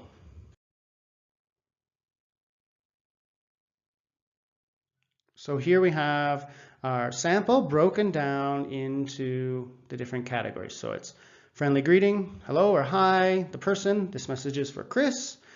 Introduction, this is Lucy from ABC. Purpose, I'm calling about our meeting on Thursday. Call to action, could you please return my call? Contact information, you can reach me at 416-845-1902. Thanks and have a nice day. When I put that together, it goes like this. Hello, this message is for Chris. This is Lucy from ABC. I'm calling about our meeting on Thursday. Could you please return my call? You can reach me at 416-845-1902. Thanks and have a great day. There's a sample voicemail following everything we have in our template. Here's one more sample so we start to really feel confident. So again, I'll read it. Hi VJ, this is Miguel from Fendrix Graphic Design. I'm calling about the design proposal I sent you last week. I was just wondering if you had any questions or would like to chat about the details. Could you please call me when you have a chance? You can reach me at 555-2346. Thanks and have a great day. So what do we have here? Well, we have our greeting. We have our introduction and the company, right? We have the topic, it's the design proposal, right? We have the call to action, could you please call me? And we have the phone number, and then we have our closing. With all of that, you have a great voicemail. So here's some key language that you can use. This is for introducing yourself. This is David from ABC. This is Paul from XYZ Industries. The topic you can say, I'm calling about. So I'm calling about the invoice I sent you. I'm calling about our meeting. I'm calling about the budget proposal. I'm calling about the design proposal. Whatever that might be, I'm calling about. Could you please is our polite request. It's a really good time to use it here because with a voicemail, you're calling for a reason. Often it is, could you please return my call or could you please call me back? Those are the two most common. But it could be, could you please send me an email when you have a chance? Could you please return it next week? Could you please anything, right?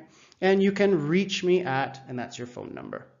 There are different options there. You could certainly say my number is. And really with all of this key language, there are little options that are different, but one, you don't really need to change those options. If you have your set template and you have your set phrases, just use that. The more you change, the more you start to make mistakes.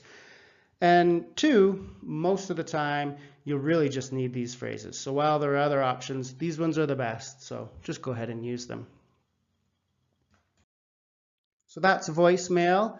what I highly recommend you do is review the language. I would write it down, make your own template. You can fill in your own name, so you can say, you know, hello, this is Megan from, you know, put your own name in there, put your company name, and then just practice.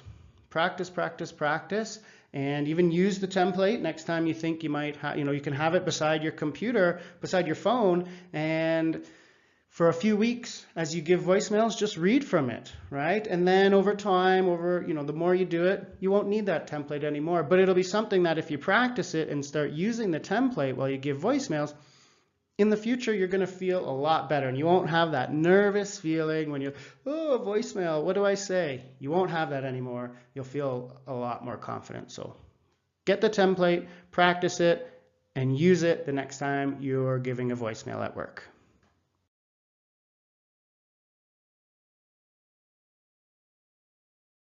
So here are the important pronunciation sounds in English. I've helped hundreds of professionals like you improve English for work. I've helped thousands of English students in my career, and this is what I have seen. This is where the most challenges come. No matter the country or the language, this is what is most difficult to pronounce in English. So the first one is consonants. That's definitely a good place to begin. But these are some of the most challenging. The R sound is extremely difficult in English. In other languages, I find the R is often softer, can maybe roll like Spanish, or has kind of a different sound. In English, you get that really strong sound. And that can be a real challenge for people. So really practice sounds like, you know, car and red, race. Getting that sound. The L is the same, getting a nice la la la la la, using your tongue. The V sound is very difficult. It's that vibration, v, v. Maybe it doesn't exist in you know, other languages, so that becomes a challenge. The J is hard, the Y, the W. A lot of times the V and the W sound the same. You really want to practice these consonants. After that, work on your consonant pairs. These are the big three in English, the TH, the CH, and the SH. They're often very challenging, especially the TH, getting that nice, that air. That will help you with words like thank you and 30 and 3. So make sure you're doing that. Vowels as well, you really want to practice. The big thing with vowels is knowing that there are two sounds, so getting what we call the short and the long. So a short vowel is something like cat, that ah sound, cat, hat, nap. And then a long A is the A sound, that's like race, game, play. If you go through that with all the vowels, e, I, o, u. If you know all those sounds and you practice phonics and things, you know, the difference between, you know, mat, mate, right? That would really help you. So learn your long and your short vowels. Also learn your vowel pairs. That's the oohs and the e's. The biggest challenge in English is that some vowel pairs have different sounds. So I can have a word like great and I can have a word like meat, and they have the same spelling but very different sounds. So that's difficult. So learn the different vowel pairs. And then lastly, learn your R-controlled vowels, especially, you know, the R-controlled are great. L-controlled was another one I was going to say, but R-controlled for sure. Things like car, star, for, teacher, right? Turn. So that you're not getting words like turn, right? A lot of different languages pronounce, you know, soy, sorry.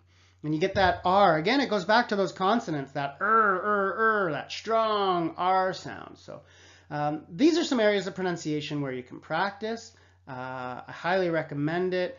Find the sounds that are most difficult for you. It often depends on your first language. You're going to have your own challenges. And the easiest thing to do is think about it, and this is for grammar too. I mean, it's important to think about your first language and the differences with English. Pronunciation differences, like we don't have an R sound in our language, or we don't have a TH sound in our language. that means the TH sound in English will be difficult for you. Don't feel bad. Don't feel bad. I've helped hundreds of Japanese speakers who have trouble with the R and the L. It's very normal. Those sounds just don't exist in Japanese, the same as in English. So it's very normal. It's not your fault.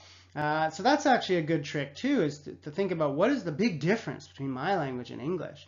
I said that works for grammar. It's true. A lot of people say, oh, we don't have articles like and, so they make a lot of article mistakes, or our verbs don't agree with our subjects in my language, and they make a lot of subject verb agreement mistakes. So these are common things, and for pronunciation you really want to think about yourself, think about your first language, and that will tell you your specific challenges. But these ones I have on the board are great. Start practicing them and you're really going to notice the improvement in your pronunciation. I wish I had time to go through all the sounds and show you exactly how to do it, but it takes hours. And the truth is you need really that kind of one-on-one practice. So you can do it now, and you can definitely do some practice online, or writing things out and talking out loud. And it's really, really going to help. So start there, recognize your sounds that you find the most challenging, and that's the best way to improve. Let's look at hesitations and fillers, something that we want to avoid when we're speaking.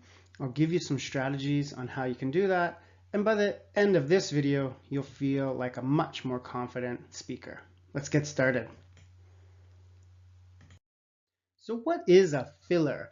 Well, it's when we use a word and we fill it into our sentence, often when we're thinking, or we're confused or nervous, or we don't know what to do. So in these examples, it's things like, I'll complete the report and include the recent numbers. We need to finish the report by Friday. So these ums and uhs and ahs are just little words in English that we use to fill in. Now, we want to stop doing those to improve our public speaking.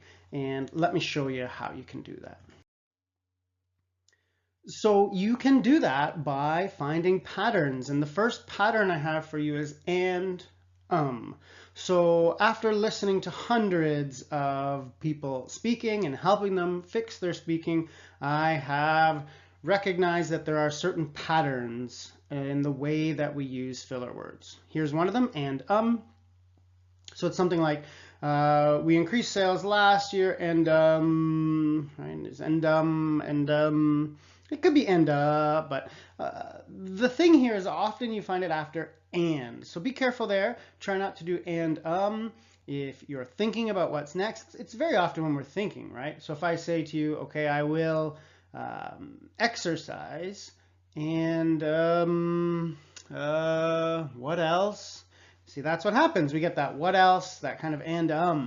So try not to do that. Try and stop. I'll exercise. And I think I'll improve my diet too. Right? So a little pause is much better than I'll exercise and improve my diet. You can get that out by removing the or the after an and. The other one is the to. Very often to so it's, we're going to, or she's going to, could be an could be a, really doesn't matter, but after the to is another commonplace, so watch out for that. So I showed you two ways, the and the to, but that's not everything. There are many times when you'll use a filler word, and a What you need to do is practice, and the best thing you can do is record yourself. So get your cell phone, get your computer, record yourself speaking, whether you're preparing a presentation, whether you're just talking about your day. One practice exercise I do a lot with people is I have them tell me about your day. I woke up, I ate breakfast, I had a shower, I drove to work.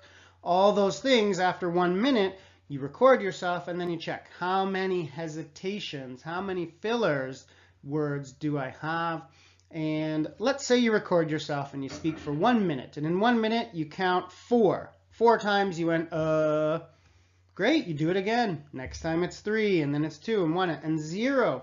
The more you practice, the more you record yourself, the better it is. And often if you have never recorded yourself speak, you might be doing this a lot. I've worked with people who I would record them and then we would listen and, really? I said 17 times in 30 seconds. So record yourself to practice, but also just, how are you with this? I mean, how many times are you hesitating? How many times are you using ums and uhs? That's what practice will do. That's what recording yourself would do. So that's hesitations and fillers. I gave you a couple language points, mainly the to and the and, where I see that people use fillers the most often, to or and so stop those. But the most important tip from this video is record yourself. Get your cell phone, get your laptop, get a camera, whatever it is, record yourself, listen, count the number of filler words you're using, and then practice until that number is 0. And that way, when you're at work, in a meeting, or in a presentation, or whatever it is, if it's a big presentation or a little one, you are going to stop using all those filler words. One area where you can improve your speaking is your stress and emphasis. In this video, I'll talk about what those mean and show you how you can get better in your public speaking and your presentations by improving your stress and your emphasis. So let's start with something called syllable stress. So syllable stress is just well, let me start. What is a syllable? A syllable is the sounds of a word. So when I take toe, ron, toe, that has 3 syllables. When I take leave, bull, that's 1, 2, 3, 5 syllables, right? Situation, that's 4, and surprise, that's 2. Those are the syllables, the sound, the parts of a sound in a word. Now, syllable stress is which syllable do you stress? In many languages, they have accents, which are nice. They look like this, or like this, or like this, little dots and things. In English, we don't have those, so we need to know them. So when I have a word like Toronto, I have to know that I stress this middle syllable. It goes Toronto. Toronto. When I take unbelievable, again, is it unbelievable, unbelievable, unbelievable, unbelievable, unbelievable? It should be right here. Unbelievable, unbelievable, right? Situation, there's the stretch. Surprise, right? It's not surpers, it's surprise. So you've got to know where the words are stressed, especially when you learn a new word. Something I commonly see, a common error, is people just stressing the word incorrectly. So something like Toronto, right? Or situation instead of situation. And then people won't understand the word that you're saying. So pick up on the syllable stress, practice it, especially when you learn new words, especially when you learn larger words. That's where you really need the practice. Okay, emphasis and intonation, sometimes also called sentence stress. Essentially, we're saying, okay, with syllable stress, we had to stress the correct syllable, Toronto. But with sentence stress or with emphasis intonation, we need to stress the correct word. So when I say, please do not use a pen, I don't necessarily say, please do not use a pen, or please do not use a pen. You've got to practice so that you can stress the word that you choose. And again, I could change that. I could say, no, please do not use a pen, use a pencil, right? Where's the accounting department? But depending on what I want to do, I can also say, where is the accounting department? And that's fine too. You choose which words are stressed, and you choose those words because they are the most important. When I say to you, do not use a pen, I stress not heavily because I want to do this. Do not use a pen. So that's why this exists, right? What did you have for lunch? Now, some words are never stressed. I'm never going to stress did, right? What did you? Maybe, but probably never, right? But, big words like lunch and accounting, negative words like not, certainly pen is an option, right? Please do not use a pen. Those are all options that you can stress. But again, it's your choice. So get better. You want a nice, I use the analogy of a roller coaster. You don't want to always speak the same where every word has the same stress and emphasis, because that is very boring. You want to speak a little bit up and a little bit down, a little bit fast, a little bit slow, and you can do that by choosing emphasis and stressing words correctly. So that's the two major parts of stress and emphasis, and two really important areas for you to be better in your speaking. You want to learn your syllable stress, especially when you learn new words. So when I'm learning a word like unbelievable, I need to know it's unbelievable, not unbelievable. Anytime you're learning, especially names and common nouns, I gave the example of Toronto, very important to learn the stress. And then you also want to improve on your emphasis or your sentence stress so that you're choosing the correct words to stress, that you're stressing the important words, the ones you want your listeners to hear. And if you can do both of those things, your pronunciation overall and your speaking in general will be much better. Let's look at how you can start a presentation at work in English. I'll show you some language you can use, some strategies, and when you finish this video, you'll feel ready to start your work presentations. So here are many items that we can look at, but some of them we won't spend a lot of time on. The thing about an introduction or the start of a presentation is it will be very different depending on the situation. If you're presenting to a few coworkers for 10 minutes, it's much different than a 2-hour conference to everyone in your company. So things will vary greatly, but these are some of the things you should do, and I'll go through them all so that you know how to do them in these introductions. So you will start with an opening, and this really will change depending. You may not have much of an opening if it's 4 coworkers and you're presenting for a few minutes. But of course, if you were giving a big presentation, you would have an opening. The most common we see today is the story, where someone will tell some kind of personal anecdote or personal story, and then they'll do their presentation, and very often at the end they'll come back to the story. If you want to see that model, you can see it a lot in the TED Talks. So if you go to TED and watch those TED Talks, they do that model a lot, where they kind of tell a personal story, and then they talk about the issue, and then they bring it back to the personal story. This could be more. This could be a joke. It could be an interaction of some kind, like a poll or a survey or a question. If it's online, it could be something with media like music or video or something. So whatever is your style makes sense here, but you can choose the best opening. Your introduction, so we've got language like my name is, I am, that's fine. You can also mention your company, if this is a presentation to other companies. You could mention your department. So something like, my name is Mark Richards, and I am the, head of web design here at our company. Something like that is fine. Or, I am Tom Smith, and I am the graphic designer for XYZ Industries. That's fine too. Now you get into these details, so it could be the topic, purpose.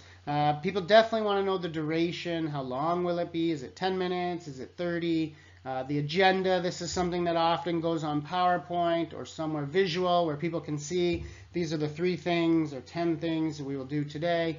Any other housekeeping, in large presentations, you often tell people where the washrooms are or where the coffee is, or things like that if they're not from your office. But this could be anything. It could also be things like, I will email you the PowerPoint slides, or I will email you the outline or the report. Things that you're going to save and send to people, that's helpful too. And just in general, you want to make sure people are clear on the topic and they're clear on why. Why are you learning it? So it's not just to learn how to use a new accounting software, but it's because it will avoid errors and stop the mistakes, things like that. And then you're going to start, and a couple great terms here. Let's is a wonderful presentation word because it's let us. So now we're creating an us, me, and you, and we're now a team, and we feel together, and that's great. So I use let's a lot. Let's look at, let's talk about. And in this example, when you're starting your presentation, you can do start or begin. Let's start. Let's begin. Using a word like begin, start, tells the audience that now you're beginning. You're finished the intro, and now it's time to move into your presentation. So make sure you do that and really try and use let's as well. That's some tips for starting a presentation. Again, it will greatly depend on your situation, but some of the key information will always be there, and you always need to show that. So whether it's your name, what the topic is, the duration, all those things, go back, review, think about each of your presentations, and think about getting that key information in. If anything, if you can just include that information, people will be much more prepared. They will interact better, engage better. Many good things will happen when they know how long it will be, what they will cover, who you are, why they're there. People will respond much better. In this video, I'm going to show you how to finish your presentations. Let's get started, and we'll look at three main areas of your conclusion. So we'll look at three parts. That's the summary, the questions, and the closing. I'll talk about each one of those, and hopefully you'll get some tips, some ideas on how you can finish your presentations. So the first is the summary. Your audience knows that it's time to finish the presentation when you start summarizing, and you can do that by using some language that helps them see that. So any of these words are really good. Review, summarize, recap. And again, that just tells the audience that now you are looking back at what you already presented. You can definitely use some of the language we like, things like let's. So let's review, or let's summarize, or let's look at, let's recap. Those are all great, and that'll tell the audience that now you're summarizing. It gets their attention, and they'll start to pay attention. Here are the important points. Let me pay attention. In your questions, there are many ways to ask them. These are some good ones. Are there any questions? It's a little informal. Do you have any questions? A little informal. The other two are more formal. If anyone has any questions, I can answer them now, or I'd be happy to answer any questions you may have. Again, you choose how formal you want to be, but choosing one of these is great, and it'll give you a good response. And then you're closing, so you can say thank you. You could give next steps. There's also a nice closing is kind of giving the people confidence. If it's training, right? You'll be able to do this now. Now you can do this, and that's helpful. So I would really do that. Thank you for coming. Thank you for your time. Thank you for. That's a great phrase to use. Next steps is a good one. What's next? Anytime you use the word next, people know you're talking about the future, and that's good. And then a nice closing at the very end. So those are three things you can do to improve your presentation closings. You definitely want to summarize, and we talked about using language to tell your audience that you are summarizing. Summarize, recap, and review were the three words that we saw. You also want to ask for questions, and we saw some less formal and some more formal ways that you can ask your audience for questions. And then finally, you need that good closing. Think about what's next. Make sure you say thank you, and give some kind of overall closing that wraps up everything that you did. If you can do that, you will be much better at closing your presentations, and just in general, your presentations will be better. And that's a big part of your speaking, your professional speaking, and your success at work. At the end of most presentations, it's time to ask for questions. And in this video, I'll give you some language and some strategies you can use to manage the questions at the end of your presentations. Let's get started. So here's some language that you can use when it's time to ask for questions. Are there any questions? Do you have any questions? Those are a little bit less formal, and they're pretty good. If you need to be more formal, you can use if anyone has any questions, I can answer them now. Finally, I'd be happy to answer any questions you may have. Any of these four are good. You just want to make sure you're not being too informal, like questions or it's question time. That's too much. The other end, I don't think you need to be extremely formal. Are there any questions is the most common and probably the one you're going to use. Now, people start asking questions. What you want to do is, before you answer your question, to give a short response. Here are some examples. That's an interesting question, or you've raised an important point. I'm glad you asked. Thank you for the question. Thank you is a fine one here too. Really, it doesn't matter what exactly you say. The purpose is to give you 1 to kind of 5 seconds where you can think about your answer, right? When I'm saying, you've raised a very important question. I'm thinking about my answer. Much better than saying, okay, the answer. We don't like the It's not a great way to start your answers. So give a quick phrase or a quick sentence like this, and that will give you time to think. It's also a nice way to acknowledge the question in the audience. So make sure you're using these before you answer your questions. When you don't understand, which is probably what you're most nervous about, giving a presentation, and then you get to the end and someone asks a question and you don't understand because of the language or because of the pronunciation or the accent, or maybe they speak too quickly, or maybe it's online and it's a what? But we can't do that. We can't say what. We have to use something polite. Could you repeat that, please? That's a good one. I just use that when I generally want the person to repeat the question. Do you mean, what I'm getting at here is you want to be as specific as possible. So if someone asks you, what is the capital of Canada, then you can say, oh, do you mean the capital city? That would be a city in Canada. See, I'm being very specific, right? It's the capital city, right? If they say, what is your favorite animal? Again, I can say, do you mean what is my favorite pet? Or do you mean my favorite animal in the world? Anything specific is better than, could you repeat that, please? What is your favorite animal? Could you repeat that, please? What is your favorite animal? Oh, you're just lost, right? So be as specific as you can by saying, oh, do you mean, A, or do you mean B, or do you mean this example or that example? That's going to really help you work toward understanding the question rather than just repeating. So there's some ideas on how to handle the questions and presentations. We first saw the language to ask for presentations when it's time to conclude your presentation. You can use those phrases. We talked a little bit about which ones are more formal. We then saw some language for when you get a presentation. Things like, thank you for your question, or that's an interesting question, or that's a great question. Those are great to give you time to think. It helps you avoid the hesitations and filler, things like, we don't like that. So give a nice phrase. And then finally, we saw ways that you can ask for clarification, what to do when you don't understand the question. And my best advice was to be specific. Don't just keep saying, could you please repeat? Would you mind repeating that? Could you say that again? Could you ask that question again?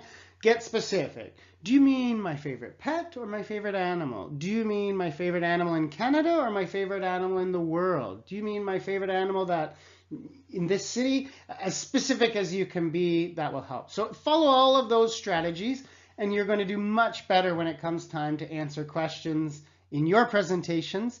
I know that's where people get very nervous, so I really hope this video helps you in your next presentation.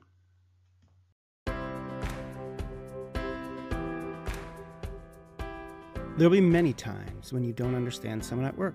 It's okay to not understand, and it happens to everyone. At times, people speak quickly or with low volume or with complicated vocabulary. We can't expect to understand everything. In this video, you'll learn 3 techniques for when you don't understand someone. First, you'll learn to admit when you don't understand. Second, you'll learn to clarify information. And third, you'll learn to confirm details. With these 3 language strategies, you'll be ready to handle any situation when you don't understand someone speaking at work. Let's get started. The first strategy is for when you don't understand someone. In these cases, you need to admit you don't understand and ask for more information. Before we look at the language, you need to know it's okay to admit when you don't understand. It happens all the time. Maybe the person didn't speak clearly. Maybe the telephone connection's poor. There are many reasons you might not understand someone, but the important point is to not be embarrassed to admit you didn't understand. You can admit you didn't understand with phrases like these. Excuse me? Sorry? Sorry, I missed that. I didn't catch that. Notice you don't use language like, I didn't understand you, I didn't follow what you said, or I couldn't understand you. When you use phrases with you put the blame on the other person. This makes it seem like they're the reason for the miscommunication. Instead, focus on the idea, not the person. You can ask for people to repeat with these phrases. Would you mind repeating that? Could you say that again? Could you repeat that, please? Try to be specific when asking someone to repeat something. Instead of using generic phrases like, could you repeat that? Or could you please say that again? Ask for the specific piece of information you need. See the difference with requests like these? When you ask people to repeat, they might repeat everything they told you, which is likely much more than what you need. Instead, focus on the specific details you need when asking them to repeat. When you don't understand someone, you admit it and ask for repetition. However, sometimes you think you know, but you need to check. This second technique is clarifying. You do this when you don't completely understand someone and you want to check the details. In this example, imagine you didn't understand exactly how many copies the person wanted. You could clarify by asking, would you like 2 copies or 3? When in doubt about a piece of information, clarify the exact details you need. The final technique is to confirm the details even when you think you understand. Look at these example phrases. Confirming gives you 2 key benefits. First, it helps you avoid errors. If you need to send the report before the 15th and not the 17th, the person can correct you by telling you it's the 15th. It also gives the other person confidence you understand the instructions. Think about an example outside of work. Why do waiters repeat your order back to you? Well, they want you to feel sure they know your order so you don't worry you'll get something different. Like a waiter, you can confirm details, especially when the task is complex or very important. Those are the 3 techniques for showing understanding. Admit when you don't understand someone. This is much better than assuming you know and then making a mistake later. Clarify by asking the person to repeat specific details. Finally, confirm details to avoid misunderstandings and to give the speaker confidence you understand. If you use those 3 strategies, you'll be able to handle any listening situation.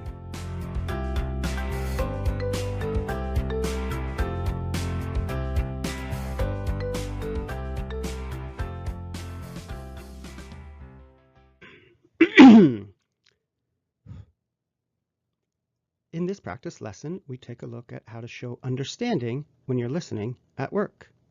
We'll take a look at how to admit when you don't understand someone, how to clarify when you're not sure, and how to confirm details. If you use the strategies in this video, you'll be a much better listener and communicator at work. Let's get started. In this first slide, we've got 8 options for when you need to admit you don't understand something. Now, not all of these options are great. You need to decide which are the best. So the situation is somebody says something, you don't understand them, and you need to tell them you don't understand. How would you do that? Which of these would you choose? Pause the video now and decide which are good ways to tell someone you don't understand. So here are the answers. Hopefully you found the same. Let's take a look at why the red ones are incorrect and why the blue ones are correct. Number 1, what is too rude? It's just too direct. It's something a child would say. What? So we never say that. Sorry, I missed that. Yeah, that's great. Excuse me? Yep, pretty normal. Pardon me, excuse me, sorry. Those are all kind of common. I didn't catch that. I missed that. Kind of 2 common ways to say you didn't understand something. Number two, I didn't understand you. So when you say you, I didn't understand you, that means that you are the problem, not me. You need to speak slower or more clearly or whatever. So we don't say I didn't understand you. We just say I didn't understand, or better to say I didn't catch that. What did you say? Again, kind of like number one, a little bit too direct. And I didn't understand. It's okay. It's better to say I didn't catch that or I missed that. When you say I didn't understand, you put a lot of focus on you and your understanding and you and your listening comprehension ability. Better to just say I didn't catch that.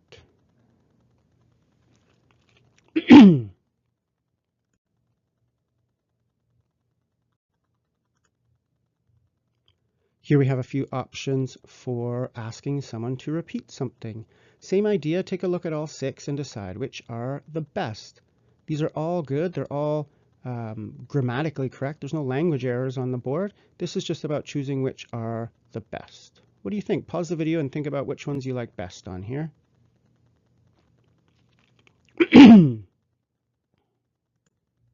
Here are the answers. 2, 3, and 5 are great. And why are they great? There is a difference between these ones and the others. You probably noticed they're longer, and they're longer because they have the specific piece of information, whether it's the phone number, whether it's the 2023 final amount, or whether it's the address. They specifically ask. When you say, could you repeat that? The person will repeat everything. They don't know what that is. They may repeat everything, and maybe all you needed was the phone number, not the address and all the other details. So when you're just looking for one specific piece of information, the trick or the strategy is to say it, ask for it. Could you give me the phone number, please? Not just repeat that. Be specific.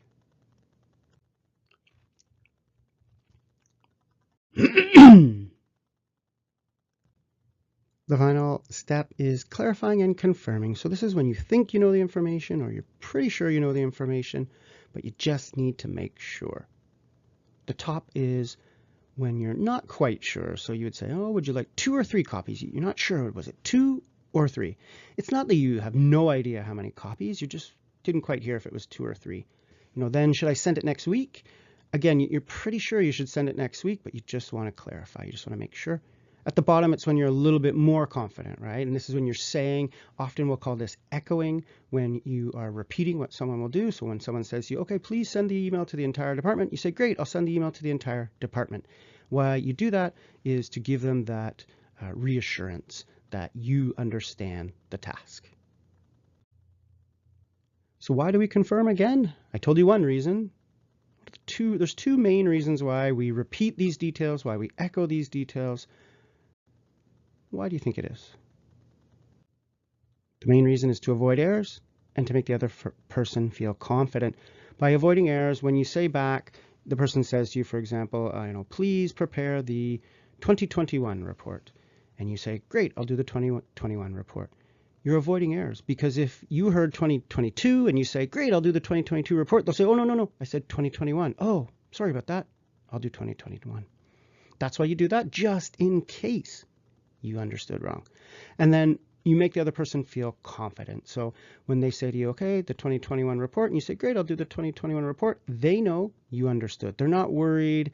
Maybe they don't feel 99% confident. They feel 100% confident because they hear you repeat back the exact thing they just said. So it's a great thing to echo people or to repeat back. It makes them feel confident that you know what you're going to do.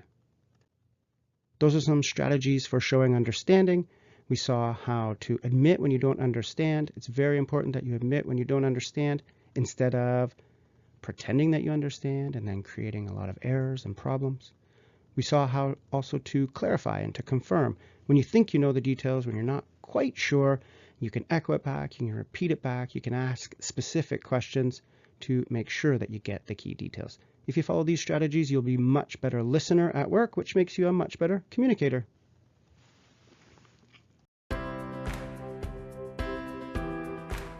Active listening is when you pay attention to the speaker and use strategies to better understand the message. Active listening is a crucial skill for professional success. This video shows you 5 ways you can improve your listening at work. Let's get started. Active listening tip number 1. Prepare to listen. First, review background information before listening.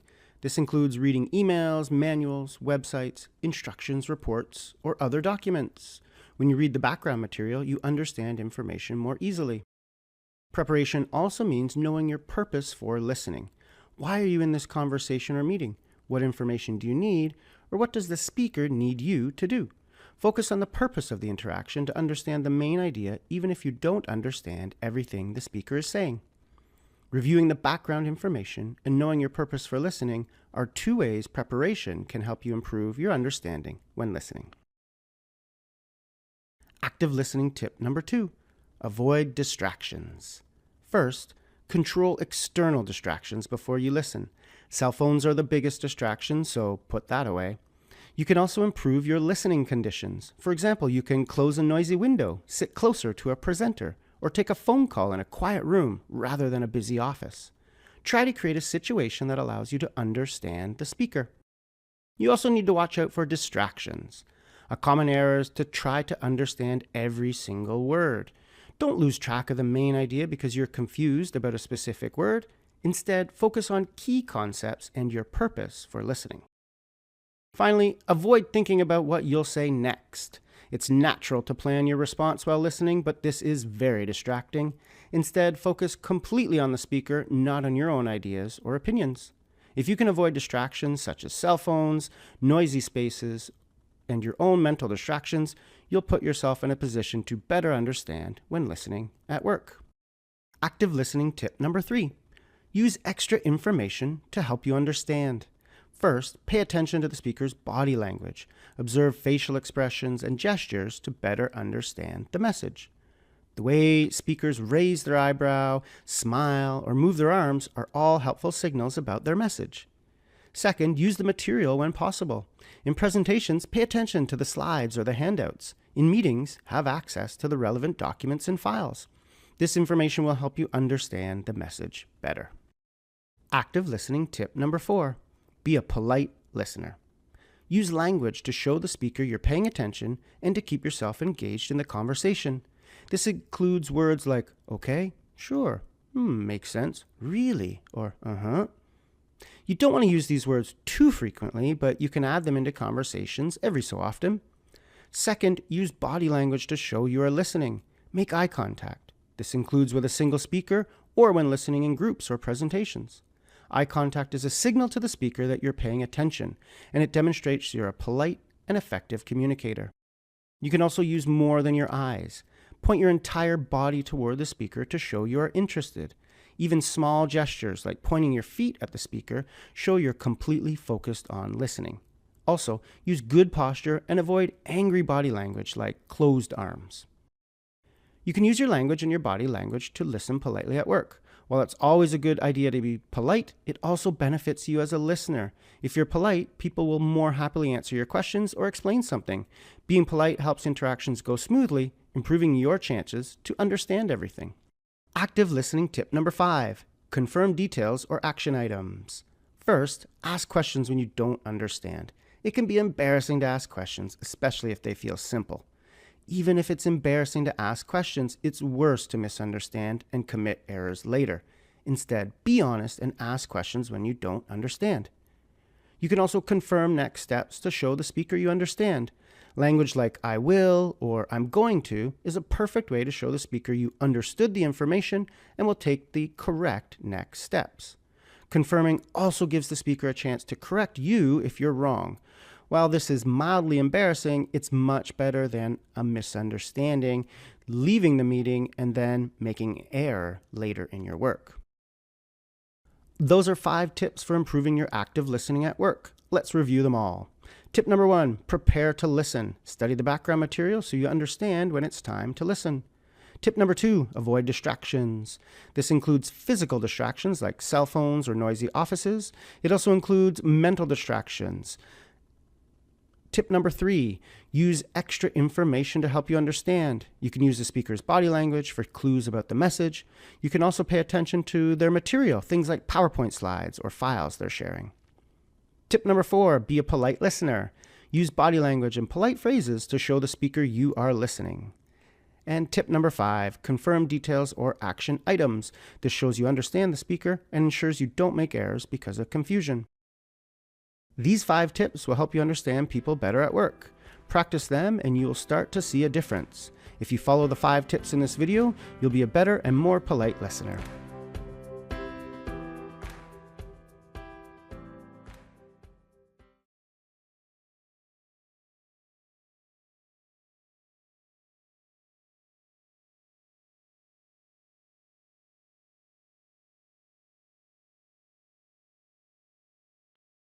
In this listening video, we take a look at reduced speech, something that you really want to learn about if you're going to better understand how English speakers talk quickly. And that's what this video is all about. So let's get started. So many times you probably say, English speakers speak too fast, or I can't understand Americans, or Canadians speak so quickly. That's understandable. What we look at here is how do they do that? What language are they using to do that? It's not just about speed, it's often about changing words. And that's what we're going to see here. And that's what we call reduced speech, where we take words and make them shorter or reduce them. So we'll look at 4 areas of reduced speech. One is the schwa, a specific vowel sound. Then we'll look at some small words and how we change them. Then we'll look at combining 2 or 3 words together. And then we'll look at some questions and phrases, which are some common times for reduced speech. Let's get started on these 4. So the schwa sound is an unstressed vowel sound. It looks like that, the symbol in the corner, if you've ever seen it. And the sound it makes is this. You'll notice my mouth is not moving. That's the whole important part about the schwa. It's a vowel sound we make when we don't want to move our mouth. So if we look at the example, we say Toronto. So there's a schwa here. So that's Toronto. We don't say Toronto where we move our mouth. We just say Toronto.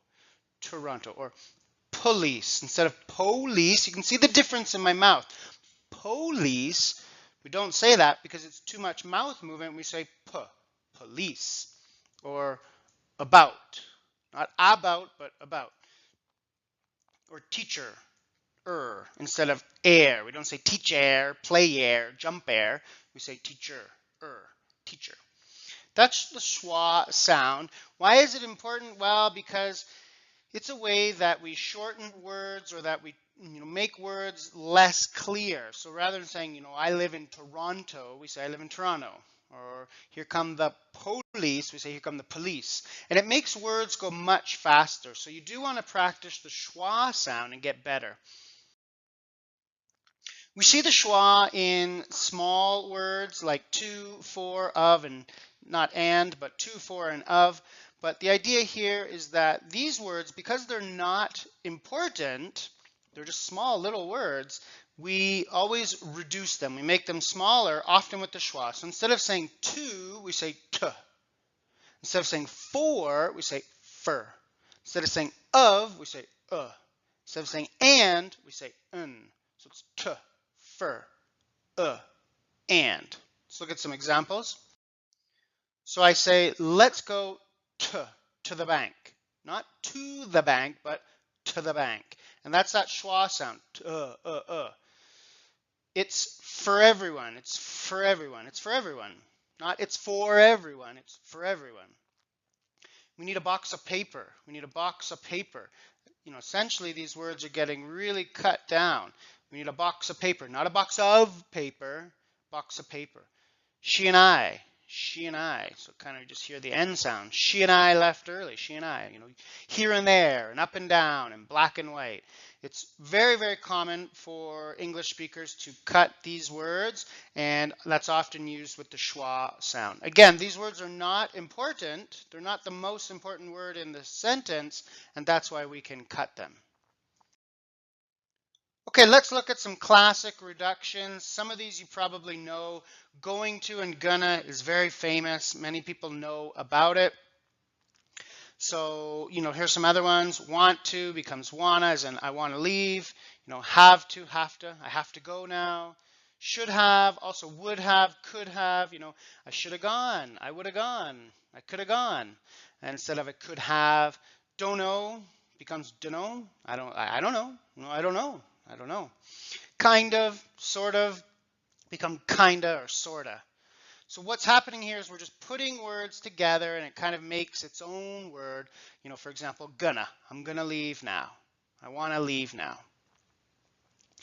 Take a look at a list of these and you want to get better at them and be ready to recognize them when people are speaking. Because a lot of times what happens is people think it's a new word. English learners are like, well, what's that? What's don't know? Don't know. Is that like a donut or what is that word? I don't, and oh, it's don't know or oh, it's going to instead of gonna. So this is really common. Make sure you practice these. Questions are also a time when we see a lot of reductions. So here are some common ones. Did you becomes did ya? Did ya? Did you like the movie? Did you like the movie? Now you can hear the stress on movie, and that's important, right? Because movie is the important word. I can't reduce movie. I can't say movie, right? Because it is the important word. But I can reduce everything else that's not important, as in did ya? So I get my sentence to look like that. Did you like the movie? What you doing? Or what are you? What are you doing? What are you doing? What you doing? Right, again, the main verb doing, right? I can cut the G, doing, listening, going. That's another common reduction, cutting a G. But I'll say, what are you? What are you? How's it? How's it going? How's it going? Not how is it going, but how's it going? Again, you hear me cut the G again. ING words we don't often pronounce. How's it going? So these questions are a common time when you hear reductions as well. And again, the most important thing to remember with reduced speech, and it's very true with questions, is it's not the important words that are reduced. It's not the key verb or the main noun, the thing we're talking about. Like in this example, the movie. I can't cut that, but I can cut these question words. I can, as we saw before, cut the little words, and I can put some words together. So here's some practice to finish. I'll say the sentence and you think a little bit about what's the reduction, what words change. Did you work last night? Did you work last night? So here you see the reduction on did ya, right? You here see that stress on last night. Number 2, I'm going to be late. I'm going to be late. So we saw that one earlier, going to becomes gonna, I'm gonna be late. You'll also notice the contraction there, that's also very common. Not a reduced speech example, but contractions are common, helps people to speak more quickly. I don't wanna go. Number 3, I don't wanna go. So we saw that want to becoming wanna. You don't hear a strong T either, I don't wanna, I don't wanna, I don't wanna, I don't wanna go. Stress on the go. How'd you like the meeting? Number 4, how'd you like the meeting? How'd ya? Kind of all goes together. The how you can kind of hear, but definitely you hear the did ya, right? How'd you like the meeting? You can hear that stress on meeting. I have a lot of time. I have a lot of time. So here you see that just that simple schwa. If I can draw one. I have a lotta. We can actually kind of say is all one together too, but it's the same idea, that So those are some examples. Again, we're going to see the combination words, gonna, gotta, wanna, where words go together. We're going to see the little words get shortened up, the t or the for of, or the fur that we saw. We're going to see these questions that are common, the did ya's, how'd ya, what ya, those are common. But in general, the number one rule to remember, words that are not important are reduced. Words that are important are never reduced. So listen for the key words, listen for the important words, and don't worry about these reductions. Don't get thinking, what is that? Gonna, wanna, what is a wanna?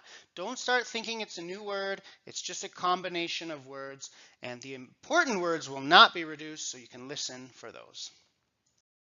That's reduced speech, an extremely important skill if you want to improve your listening in English. This is how people speak quickly. So if you want to understand how people speak quickly, this is it. It's called reduced speech. Practice, read the list, look at some more examples, and be ready for it when you're listening in English. In this listening skills lesson, I will talk about how you can practice your listening. It's certainly important to understand how people speak quickly and the language details to improve your listening, but another big part is to practice your listening, and I'll give you some strategies to do that in this video. So here are 5 things you can do to practice your listening, and if you do all these 5, you'll really start to improve. So we're going to go through all 5 of them, and let's get started with number 1. The first tip is to listen as much as possible. This is true for any English skill.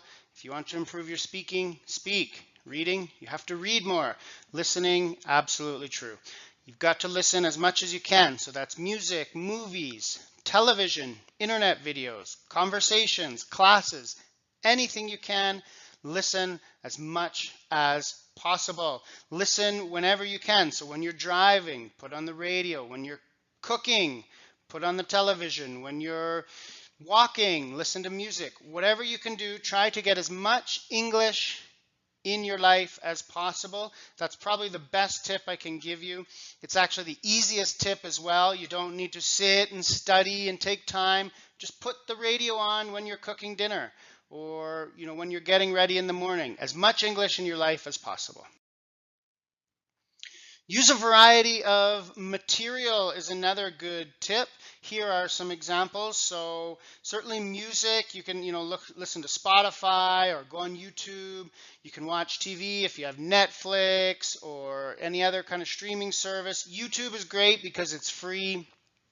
You also, if you're wanting more academic material, you can look at something like Khan Academy, which has lots of free videos, or TED Talks is helpful if you want to improve your presentation skills or just want to listen to speaking. Music, again, with iTunes, a variety of material. That's the key here. It's the news, it's a comedy movie, it's pop music, it's internet videos, it's everything, not just what you need. If you want to learn it for presentations, you have to do more than that, right? So really try and mix up the different types of things you're listening to.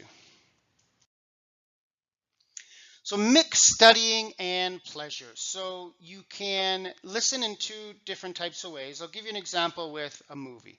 So you can put a movie on, for example, Netflix, and you can put on the subtitles, and you can get your book, and you can write down new vocabulary, and you can stop it, and you can go back, and you can analyze the grammar of the subtitles. That's studying. But you can also just enjoy English, listening to a song, watch a movie, and put the subtitles on in your language. And don't worry about, understanding the English. Just listen to the English and read and understand the subtitles.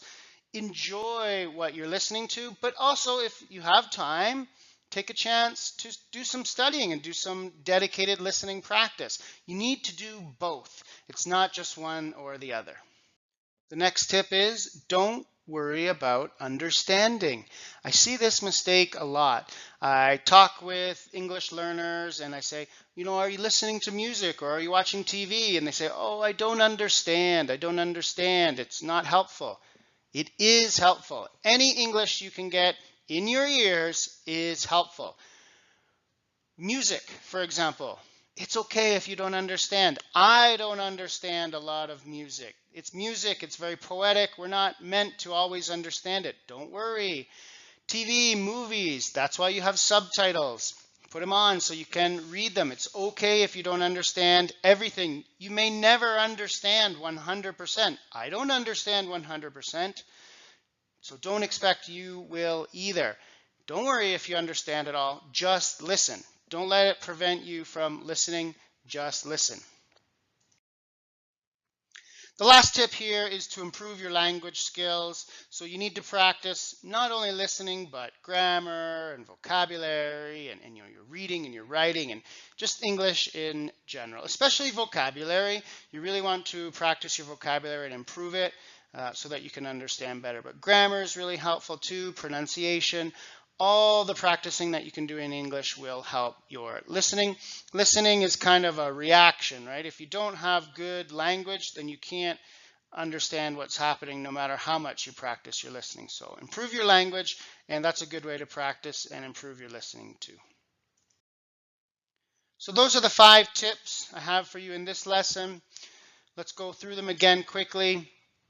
Listen as much as possible. That was number 1 because it's the most important. You just have to listen. Just do it. And, as much as you can. Music, movies, YouTube. There's no excuse now. With the internet and all the free English material that's out there. And that's kind of similar to number 2. There's no excuse because there are so many different things you can listen to. Spotify is free and YouTube is free, and there are a number of different, music and movies and TV services that are free. So mix it up, listen to different things. Number 3 was mix studying and pleasure. So yes, dedicate some time to improving your listening, to really concentrating and practicing, but also just listen for fun. Watch a movie and put on some subtitles. Listen to some pop music and listen to whatever you enjoy in English. That's important. Number 4, don't worry about understanding. So you don't always need to understand. You will not always understand, and that's okay. Even when you're listening and you don't understand, you are improving. So keep at it. And the last one was practice everything. Practice your grammar and your vocabulary, especially because that will help you with your listening. If you can do these 5 tips, you will be able to practice your English and your listening, and you'll really start to see an improvement. That's practicing listening in English. I hope you can follow some of those tips. If you do, you'll really start to notice an improvement. Good luck. In this Business English video, we take a look at reading at work, building our reading skills to use in the workplace. Of course, reading is an important skill that we do need when at work. It could be an email, it could be a report, it could be the many documents that we come across. And with stronger reading skills, we'll be able to communicate much better in English at work. Let's get started. Taking a look at our agenda, we're going to look at 4 points here. One is pre-reading, then we'll look at some active reading skills like skimming and scanning. Then we'll talk about building vocabulary, and finally we'll look at improving reading skills overall. So pre-reading, as in what are you going to do before reading? Just like in writing when you need to plan and make an outline and do brainstorming, we do need to take action before we start reading to allow our brain to be prepared for that reading. What are some of the things we should look at? First of all, the purpose. Why are you reading? This is the same in listening. When you go into a meeting or when you get on a telephone call, you need to know why you're doing that. It's the same when you read a document or an email. Why am I doing this? What am I going to do with the information? So make sure you're clear on the purpose. If you're not clear, maybe it's something you don't even need to be reading. Now, what type of document is it? Of course, we come across many different things. It could be a text message, an email. In the picture there, we see some kind of diagram or even just a novel. Why are you reading it? What type of document is it? That will affect how you read it. For example, a web page we often skim through rather quickly, but a technical document we may need to look through very closely, or of course a contract would be something that we need to look at very closely. So make sure you take a look at what type of document it is. And then your time, when are you going to read it? How much time do you have to read it? Is it a larger document that you have a few weeks to go over? Set a schedule, make sure that you're following it, or is it something you need to read right away? Now, active reading is an important skill. It just means that we are interacting with our reading. We're not just reading it passively, which would be the opposite. So 2 main things you want to do when you're active reading is survey and question. Survey and question are things that you do before you begin reading. Let's take a look at survey. What this means is when you first see a document or when you first see something, you want to take a quick photograph of it, a quick mental photograph, I should say, and to know what you're looking for. So in this example, we can see that there is a title, up here at the top, so that would be something that would jump out us right away. We can see these sections in here, 4.1 and 4.2 and that, so that gives us an idea of what we're looking for. And also then we have some kind of chart down at the bottom, and that's all we need to do in a survey, is quickly see what we're looking at, how much time is it going to take, what is it that we're looking at. We're not reading anything, we're just seeing where everything is. That gets our brain moving, gets us thinking about what we need to do. Skimming is essentially just fast reading, and this is something we all need to do at work. Perhaps at home when you're reading a novel, you want to read every word and really enjoy it, but when you're at work, we often need to read very quickly. So skimming is that skill that we need to use. So skimming essentially, again, is just reading through very quickly. Some of the things that will jump out at you and that can help you to skim are on the slide here. So the first thing is the title. That should certainly jump out. Then look through any headings. That'll help you organize your ideas.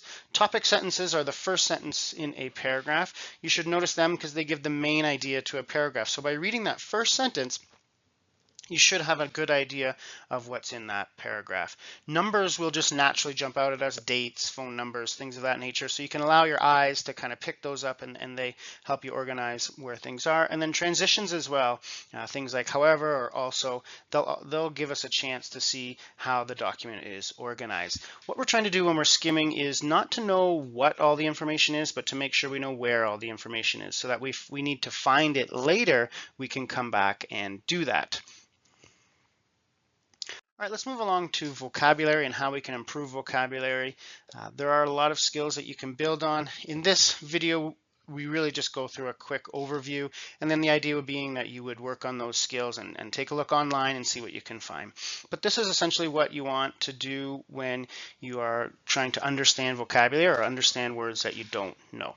As you see that new word, you quickly want to kind of go through these four main things. So the first one here is the roots, the prefixes, and the suffixes. So the roots, remember, is the middle of the word, the prefix is the beginning, and the suffix is the ending. The prefix will change the word. So for example, when we have something like un, as in unreliable, that will change it from reliable to not reliable. Suffixes will change the word form. So if we have ed, it could be a verb in the past. If we have, for example, tion, then it would be a noun. So the suffix will help you pick up the type of word that it is. Get better at roots, prefixes, and suffixes. That helps you build your vocabulary, but in this example, it helps you understand words when you're reading. Then take a look at the sentence and the passages. So that's all the words around it and what they can do to help you. So the sentence is going to show you kind of how the word that you don't understand interacts with other words. And the passage is going to give you that background information. So for example, if it's a passage about budgets and money and finances, then the word you might not understand, you at least have an idea, well, it could be about money, it could be about the economy. So allow those other words and those other sentences to help you understand. And then finally, don't be afraid to use your background knowledge. Some of us are lucky enough to have a first language that is very similar to English. There are a lot of words in English that are shared in other languages, especially, for example, French or any language that comes from Latin. But German as well, and many other languages have words that are similar in English, so let that help you. Or just in general, any of the studying or any of the reading that you've done in the past, make sure you try to use your background knowledge to understand words. Now again, this is a big topic. Understanding vocabulary in context is what you want to look for, and you can get online and find lots of great lessons on that. And the last thing here is, how can you improve your reading? How can you be a better reader? You may be looking for a number of great tips and strategies, but really there's only one, and it is keep reading. Practice your reading. Read outside of work. Read for fun. Read for pleasure. Read for work. Read things that are for work. Read everything you can. And remember, there's no pressure here. You don't have to get your dictionary out, and you don't have to read, very technical documents that are exactly like the work you're doing. Read a novel. Read a comic book. Read off of Facebook or social media. Anything is good. Any reading that you're doing is excellent practice. So just keep reading and you will improve. Those are some tips on reading. Good luck with reading at work, and use these strategies and you will improve.